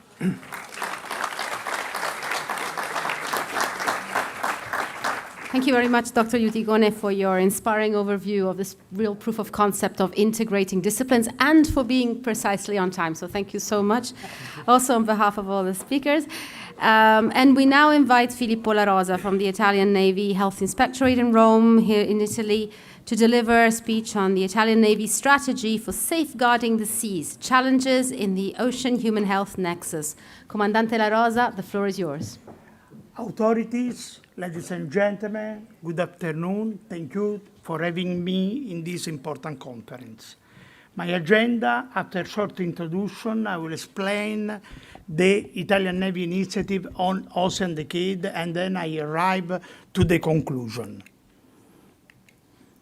We understood the relevance of a blue economy. We understood how is important the ocean health for human health. And then the tight relation between ocean health and human health, but also direct impact of pollution of ocean on human health. Here we can see microplastic in the earth, mean high risk of heart attack. So ocean and human health is a central theme nowadays. And in 2021, the UNESCO launched the Ocean Decade. Italian Navy started with many initiatives, more on environment, education, and scientific, to reach the goal of Sustainable Development Goal of Ocean Decade. More Goal 14, Life Below the Water, where the Italian Navy feel very strong the commitment to preserve a better ocean for future generation. For environment, I want to underline, since 2014, Italian Navy start to refuel the ship with green diesel. And we can see the Nave Foscari in this slide. We start also with the Green Fleet program. And the intent is to make the ocean clean and more sustainable. For that, in 2014, we received an important award, the Green Global Banking Award.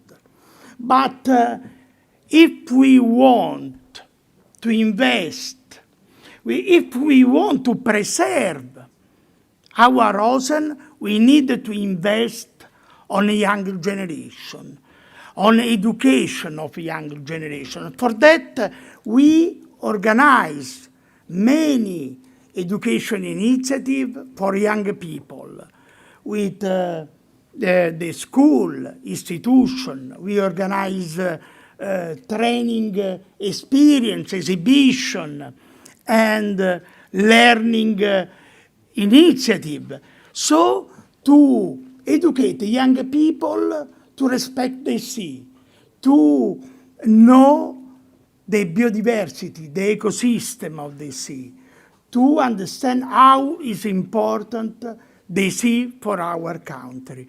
And then I remind some initiative. First of all, the Sailing Summer School for young people, the project with Tender for Italia Foundation. We have young people with disability embarked on board to Navitalia. Last, I want to remind the main initiative with Mare Vivo, the Guardian Dolphins, where Italian Navy teachers educate primary school young people to the respect of the sea. But also exhibition during the project Only One. Only One mean only one planet, only one ocean, only one Earth. And then we have exhibition on board of Palinure and Amerigo Vespucci to explain to all people during a port visit how is important ecosystem and biodiversity, and then how we must avoid pollution of the sea, how is important the sea for our life. But also we need to educate the future leadership. And then for that, in cooperation with the Istituto Superiore di Sanità, we organize for naval cadet in Naval Academy a lot of conference about spreading the culture to respect the sea. But also is important, education is really related to the scientific knowledge. And then in this, Italian Navy was a very great generator of the scientific knowledge. For that, create a great cooperation with the Italian Institute of Environment Protection and Research. And then we know we have a presentation later on about oceanographic exchange, and then more focus on the noise pollution from naval vessels collected by submarine fleet, and then the impact on marine life, more on cetacean. And then another important program was IGNORD program, more focus on geophysics to understand, to collect data about seabed under NATO flag, where the logistic platform was Allianz. Last but not the least was SeaCare with the Istituto Superiore di Sanità, and then deep explored by colleague Ferrara, signed on board of Amerigo Vespucci in 2022, extended until 2028. And then with the many partners, and University of Genova, Padova, Roma, the National Environment Protection System, the Regional Agency of Environment Protection of Emilia-Romagna. And then we understand the aims, we understand the goal, and then we understand what we look for during this project. But I want to underline the long-term objective, the spreading of this knowledge, and then create a new model of research. But what is the coordination of Italian Navy? The selection of interesting sampling site, the sampling on board, analysis of lab data, and spreading knowledge.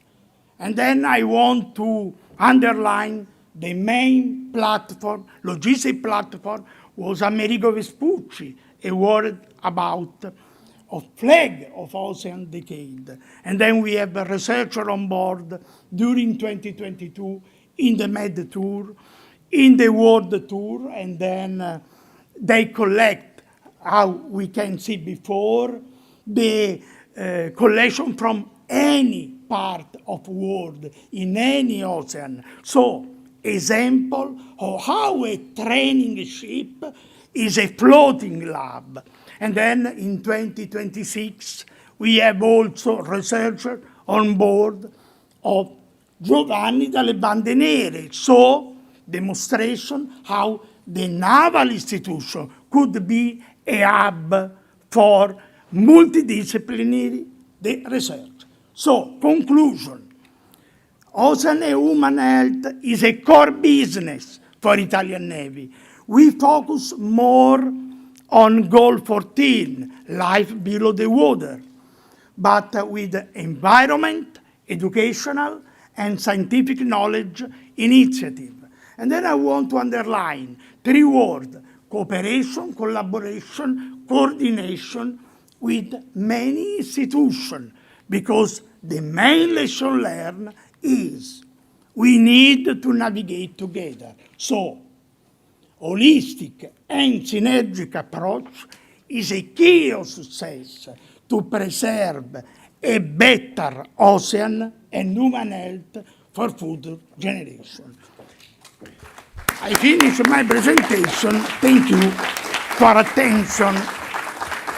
Thank you very much, Comandante La Rosa, also because you were on time, really on time. And thank you for the enthusiastic presentation and very exhaustive, all the activities that the Italian Navy is carried out.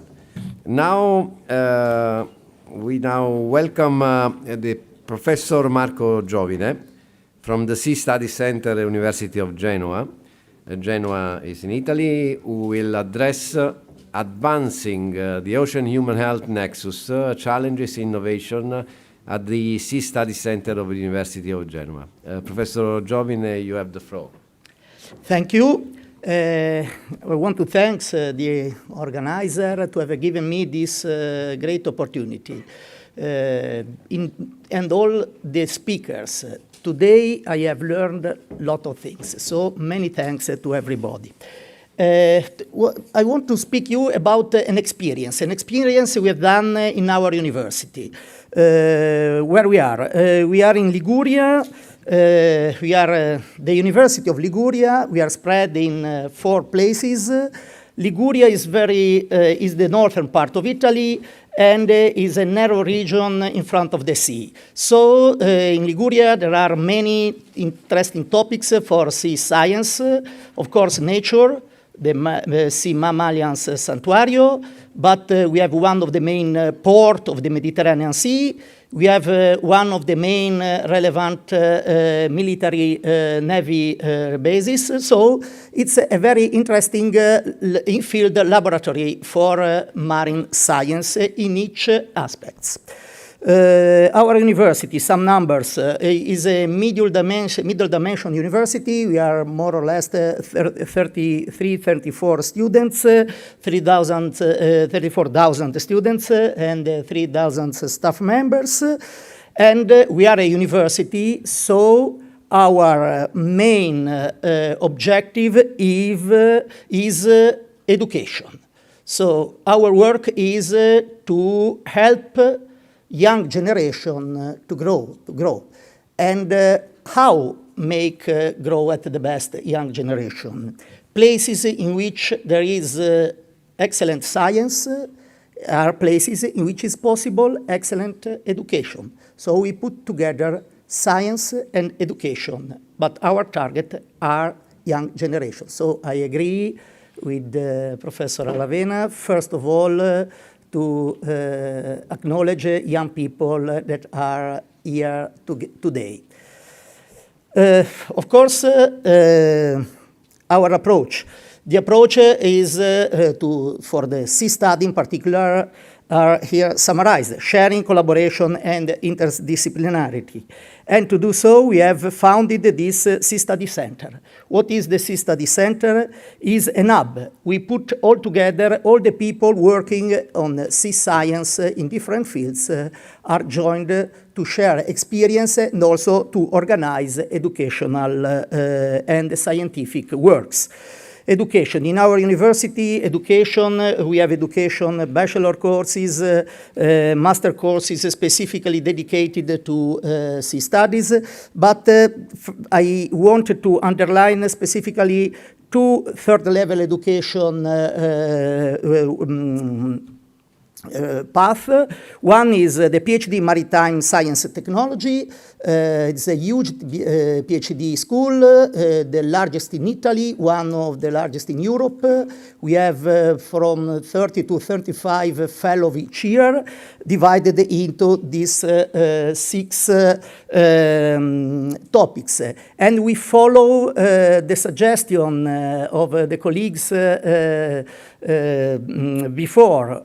To form people in maritime science, we need to train people to become expert in some specific fields. So I completely agree with you. But we have built this specific training in a contaminated environment. So this was the strategy. Of this PhD, each one become expert in one field, but in a contaminated environment. This, we have found that it is interesting.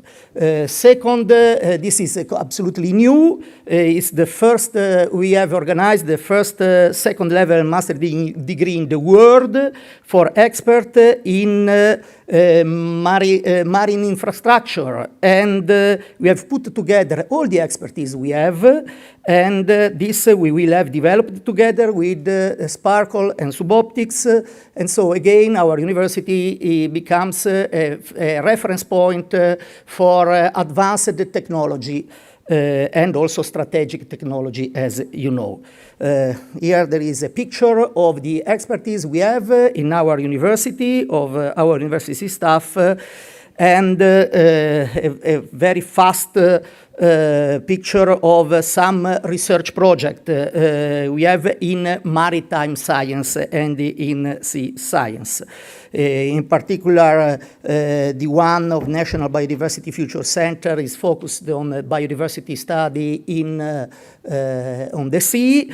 And now I want to give you some specific examples of our way of working, of our research. Of course, we have had the opportunity to have to do science on board during the Amerigo Vespucci World Tour. We had several projects, multidisciplinary projects. Each project is specific, but this is a true multidisciplinary group in the true spirit of the Sea Study Center, and also science diplomacy, cooperation. Thanks to this experience, we have enlarged our opportunities to cooperate with Italian institutions, for example, the Istituto Superiore di Sanità, and for foreign institutions from Argentina, from other places that we have met during our travel. Our university and the Sea Study Center also is an important hub and a reference, an international reference for underwater. We have several projects and many expertise in underwater science. We are reference for the Navy, for the Piano Nazionale della Subacquea, but we have also, we coordinate several projects, international projects on underwater science, both on technology and on environmental studies. We also study the polar science. The University of Genova is an hub of the National Antarctic Museum, is the biological sample collection and study hub. We have facilities, possibility to do campaign in Antarctica and also to develop activities in our lab. And also in Arctic, we have the various activities from social and legal science to hard science. We have participated also to High North campaign with the Italian Navy, with our chemical oceanography group. Also, we have done some works also on microplastics, and we have also groups working on global change, study of the impact of the global change on the sea, in the Mediterranean, but not only, also in tropical water. So we have several groups working in the study of what happens under the sea due to the changes, and what we can do to restore, because also restoration is a topic of many projects that we have ongoing. And we, of course, ocean health and human health. I wanted to show you, in conclusion, two specific projects we are performing. One is the study of Cnidaria venum, and how it's a molecular study we try to understand which kind of venoms are produced by cnidaria, by jellyfish, and how the change of temperature could impact in this kind of effects. And we have also a leading group in studying the dynamic of Vibrio in global ocean. These are results. Now I try to make, come si fa a far partire, poi magari schiacciare tu. Okay, it was a very recent publication by our colleagues of microbiologists on Nature Communications. After some years of studies, we now know which are the dynamics of Vibrio and of pathogens Vibrio around the world. And they found, because our colleagues, not me, very interesting data in the role of plankton in carrying the spreading of Vibrio cholerae in the world. So, okay. So the planetary scale ecology of Vibrios is another topic followed by our groups joined in the Sea Study Center. I want to conclude with this, again, with our basic approach, sharing, collaboration, interdisciplinary. We have begin inside to make different university professor works together is not so easy. It's easy, but it's not so easy because different approaches, engineering, social science, biological science, different way, but put all together give us a very great added value. And of course, we are ready to use the same scheme also for for cooperation with other national, international institutions. Finally, I wanted to dedicate this call in the memory of a colleague and friends, because from my department, this group comes from my department. I mean, I know everybody knows what happens in Maldives. And so this, I wanted to, because this happens very recently, to dedicate this and our activities to all of them, because their passion in the sea study was a very, they are very relevant for students and for everybody. And also there are 6 and not only 5 stars, and also to the Navy, military person of Maldives that dies trying to give rescue to the bodies. So, thank you for your attention.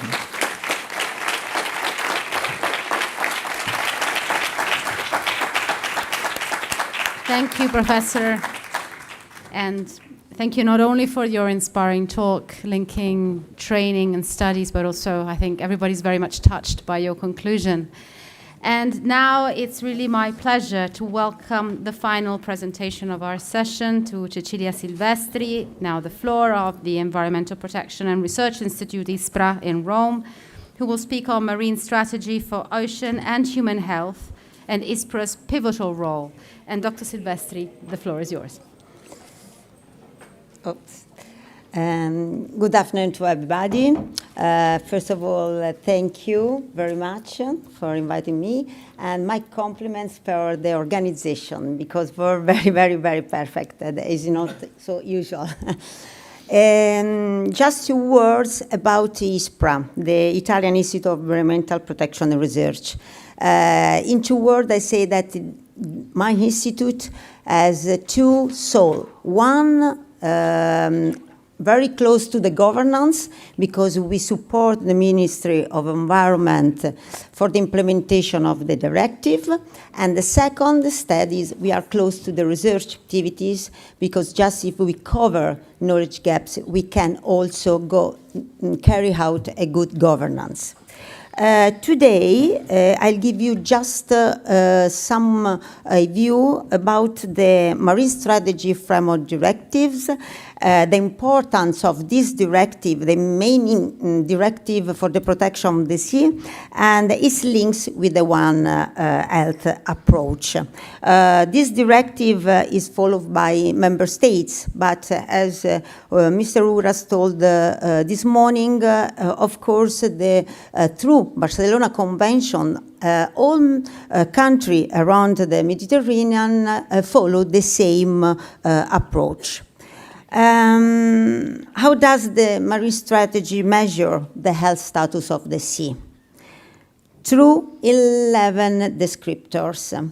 And you can imagine that this directive is very ambitious because 11 descriptors, you have to imagine that all these colors box must be filled by parameters, data, and we also have to identify threshold for all these descriptive biological diversity, non-indigenous species, contaminant, and so on. Also for noise, as Filippo La Rosa told before. And is not easy because all countries have to do the same things in order to have the possibility to assess our sea in the same way. It's not possible that Italy say good and Spain say good in another way. So we have to apply the same methodologies and the same approach. Another important thing of this directive is the ecosystem approach. The meaning of ecosystem approach is not possible to think that our ecosystem, also the ecosystem, marine ecosystem, are far from the human. Human activities must part of the ecosystem. But important is that the activities of human must be in the sustainable limits. They coexist with ecosystem functions, and they don't have to be behind the sustainability limits. So this directive is very important because put inside the concept of sustainability. What do we do and what all countries do in order to implement this directive? There are several main steps. The first, of course, is monitoring program. And as I told you before, this monitoring program must be developed in the same way. Then, of course, laboratory analysis of chemical, biological, environmental DNA, and so new technologies also. We have to integrate all this data information. Then, every 6 years, member states and also the Mediterranean country have to report the assessment of the status of the sea. As I tell you, take in account 11 descriptors. So every 6 years we have to send a report and to say if we are in good or not good status. And at the end, of course, our ministry and the other competence must be develop a program of measure. Only with the reduction of pressure we are able to achieve our and to improve our situation. The objective of the marine strategy is to achieve good environmental status. And in Italy, what's happened? Since 2015, because the marine strategy was born in 2008, Italy, together Regional Environmental Agency and the other research institutes, coordinated by the Ministry of Environment, carry out the national monitoring program. And we have in Italy 44 monitoring programs, so are a lot. We involve more than 100 institutes involved. Of course, 1,000 sample analysis, integrated system, because all these information data are contained in one data centers in order to have all information put in the same place. And then we have to send a report to the European Commission. Some results, just some view, because of course you can imagine 11 descriptors, a lot of indicators, a lot of parameters. It's not easy to resume all. But for example, regarding marine biodiversity, what's happened? We are observing a slight increase of stability, for example, for marine mammals and for nesting turtles, but they are not enough because we are not in good environmental status. The pressure are a lot. Bycatch, for example, in fisheries is very strong. Marine litter is another pressure very strong. So we are encouraged, but is not enough. Regarding several habitats, Posidonia, coralligian habitats, coral, also in this case we observe that there is a stable extent, but it's not enough because we are red. We are not in good status. And of course, because the pressure are a lot. Another descriptor, non-indigenous species. We are observing more 80 new introductions. And the pathways are, of course, the main pathways are the ballast waters and the aquaculture farms. And of course, new introduction doesn't mean invasive, but the probability that the blue crabs and so on, but new introduction can be very dangerous. Regarding fish, we are also in this case observing a decreasing since 2010 to up now, we are observing a slightly decreasing in fishing pressure. But you see 75% of target stocks show fishing are above sustainability levels. So we are not in good status because only 28% of stocks reach good status. And so we have to put more effort on this. A good news is about reduction of nutrients loads from rivers. You see, the percentages are good, we are decreasing, and so we are doing a lot of effort to have these results, because behind the monitoring program and behind the assessment, we have activity management program of measure in order to reduce pressures. Regarding contaminants, is just a slide, very synthesis, because we put all together the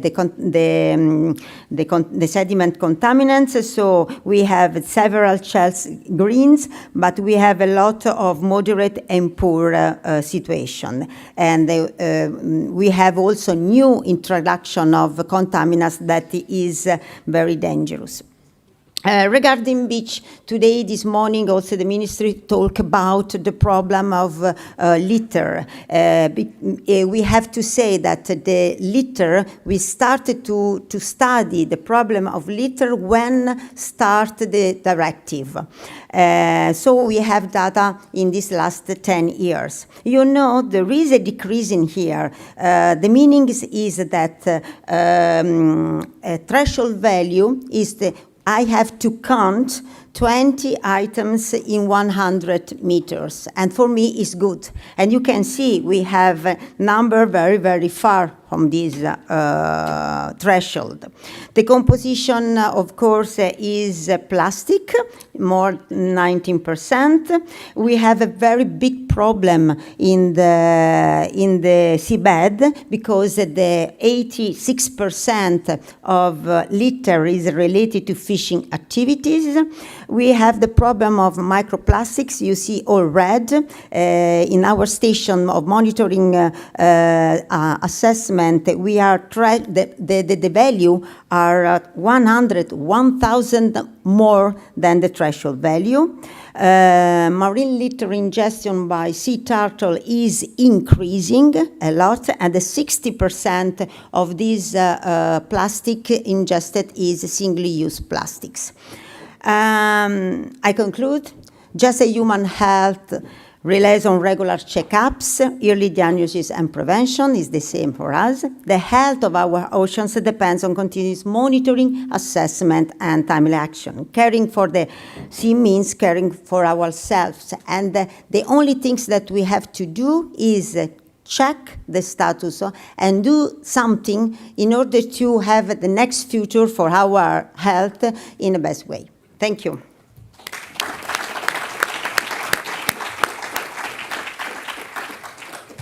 Thank you. Thank you very much, Doctor. And we come to the conclusion now of this session too. And as moderators, we'd like to thank once again all our speakers for their outstanding contributions to the forum today. So as we moved into implementation, into the practicalities, how do we respond to the challenges? I think we heard about how projects like Sea Care can really complement coastal monitoring by looking at deep sea waters and oceans and looking at the trends and dynamics of contamination without necessarily looking into individual countries or coastal areas. We've heard about the innovations in the EEA towards addressing the challenges we mentioned this morning on marine environment.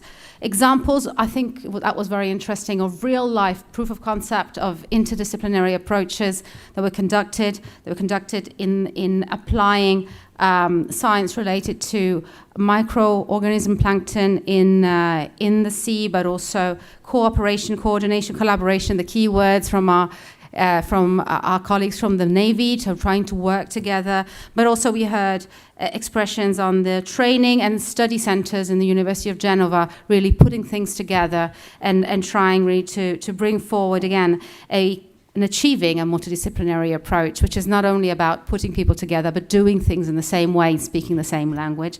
We heard about also the overarching activity of ISPRA and we're really synergizing all that we've been discussing today, the monitoring, the analysis, the data integration and storage, the reporting, but also the supporting decision-making and monitoring implementation, and how we're moving forward towards achieving goals which are getting closer, but we're not quite there yet. And I think we heard that quite clearly. So again, I'd like to thank everybody also on behalf of my co-moderator and hand over the floor now to our MCs for conclusions. Thank you so much.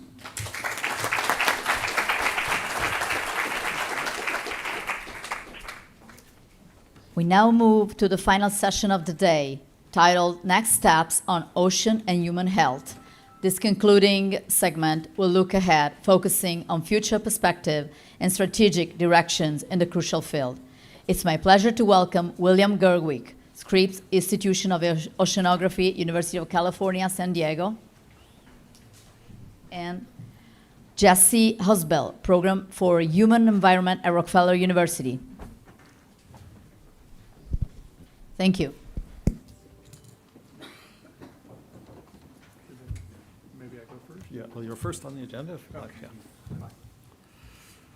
Well, thanks for, is that turned on?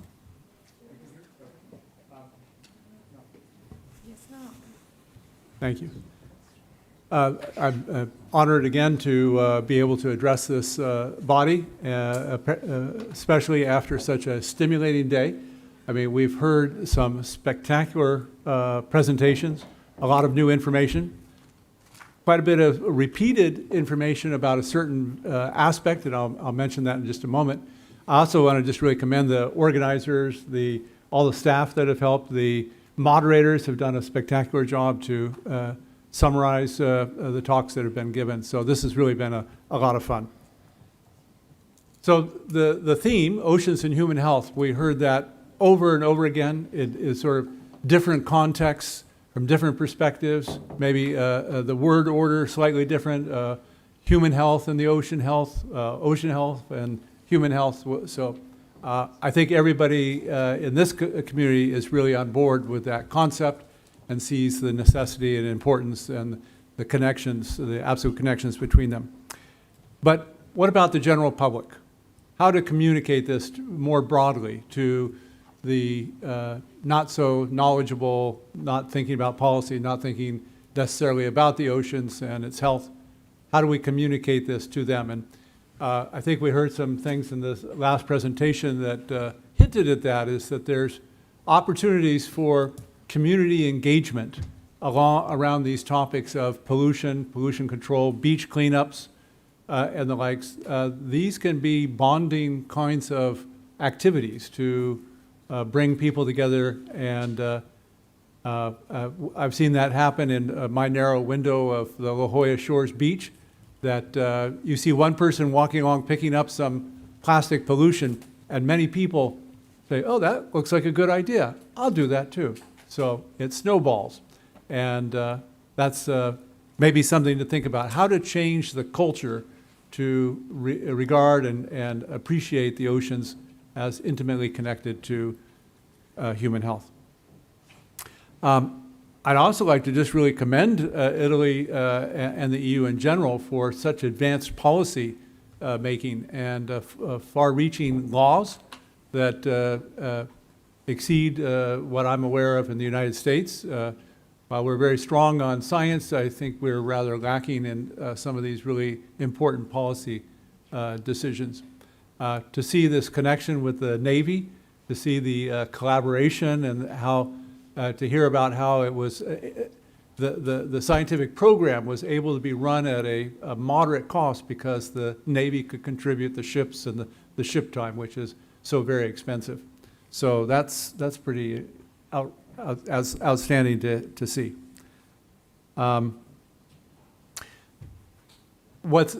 course, policy without works is just policy. So we heard people speaking to that, but I'd just like to iterate, funds need to follow so as to complete the science, to complete the circle where the good science, the excellent science gets done as well. And that requires funding, and I hope that that's going to come forth. We saw some evidence of that in some of the talks today. I'd like to just kind of maybe finish my comments by, we heard several times about how taking the temperature of the ocean was like taking the temperature of a patient, of a person, and making that connection between evaluation of the oceans as if it was a person. I'd like to finish with the following thought. We've seen in recent years that personhood has been bestowed on things other than people. It's been bestowed on rivers. Why not the ocean? Maybe the ocean could become a person and we give it the same rights and responsibilities. Certainly there's complications in that concept, but maybe we're moving towards that in some of the lectures we heard today. So again, thank you for the invitation to be a part of this. It's been a joy, and I've learned a lot, and look forward, Jesse, to your comments. Thank you.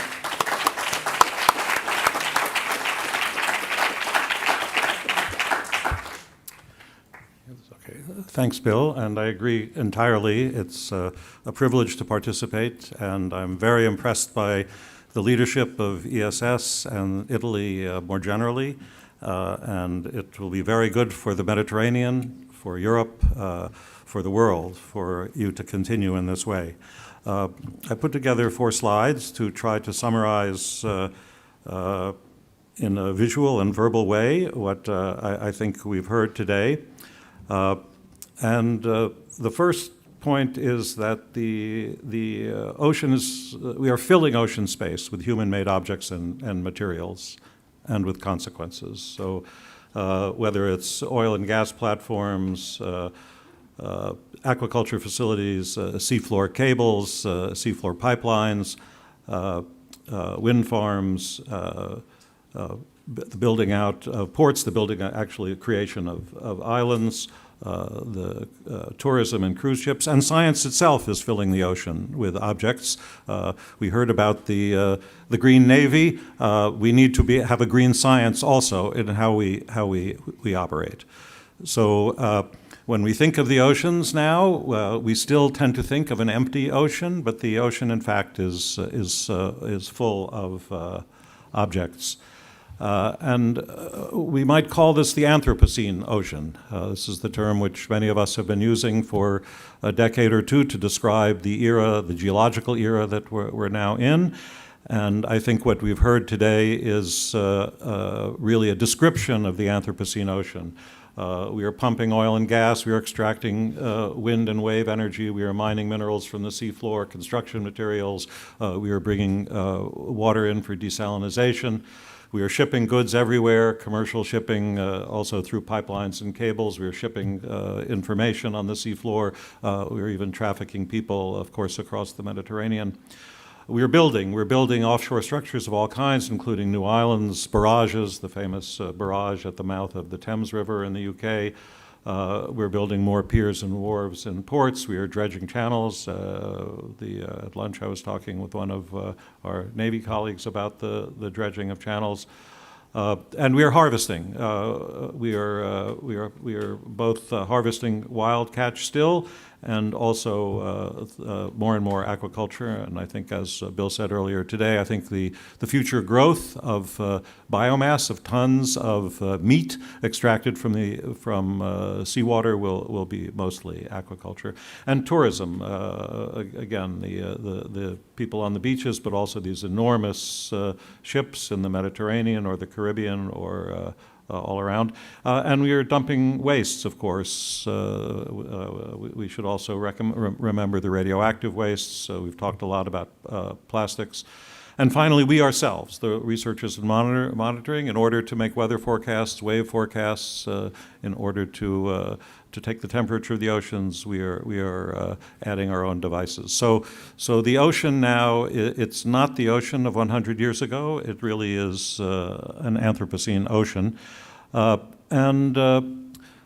To monitor the Anthropocene ocean, it's not adequate to monitor the way we did in the past. And the talks from Cecilia and others really emphasize this.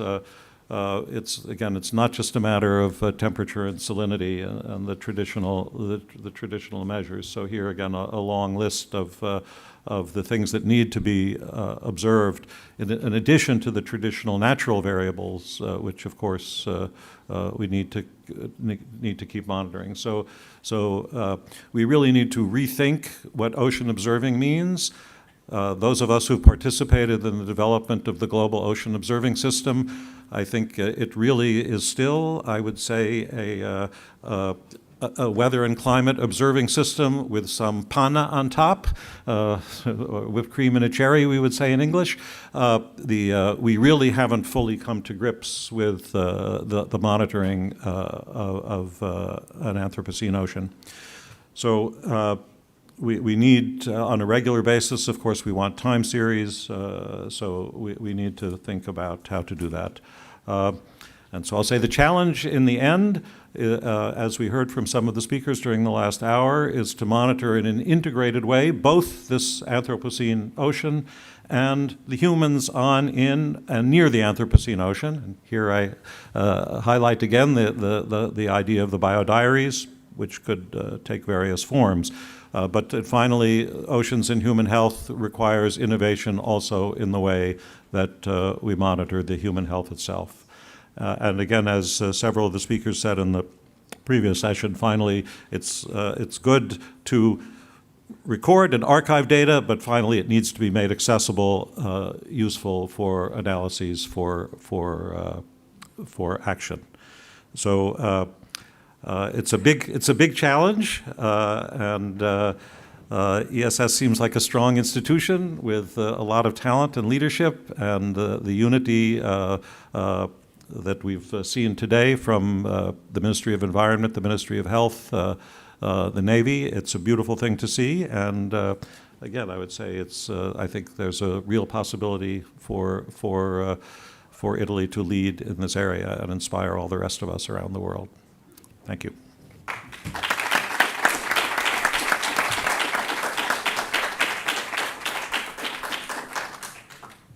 So we would like to thank all those who participated in this important event today. We now invite the speakers and the moderators to join me in the foyer outside the conference hall. Thanks again to everybody.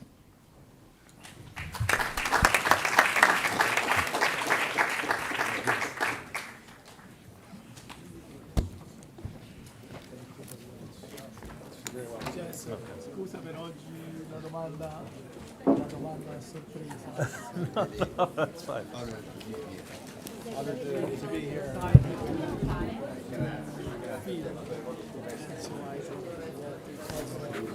Oh, no, it's excellent. Julio. Good to meet you.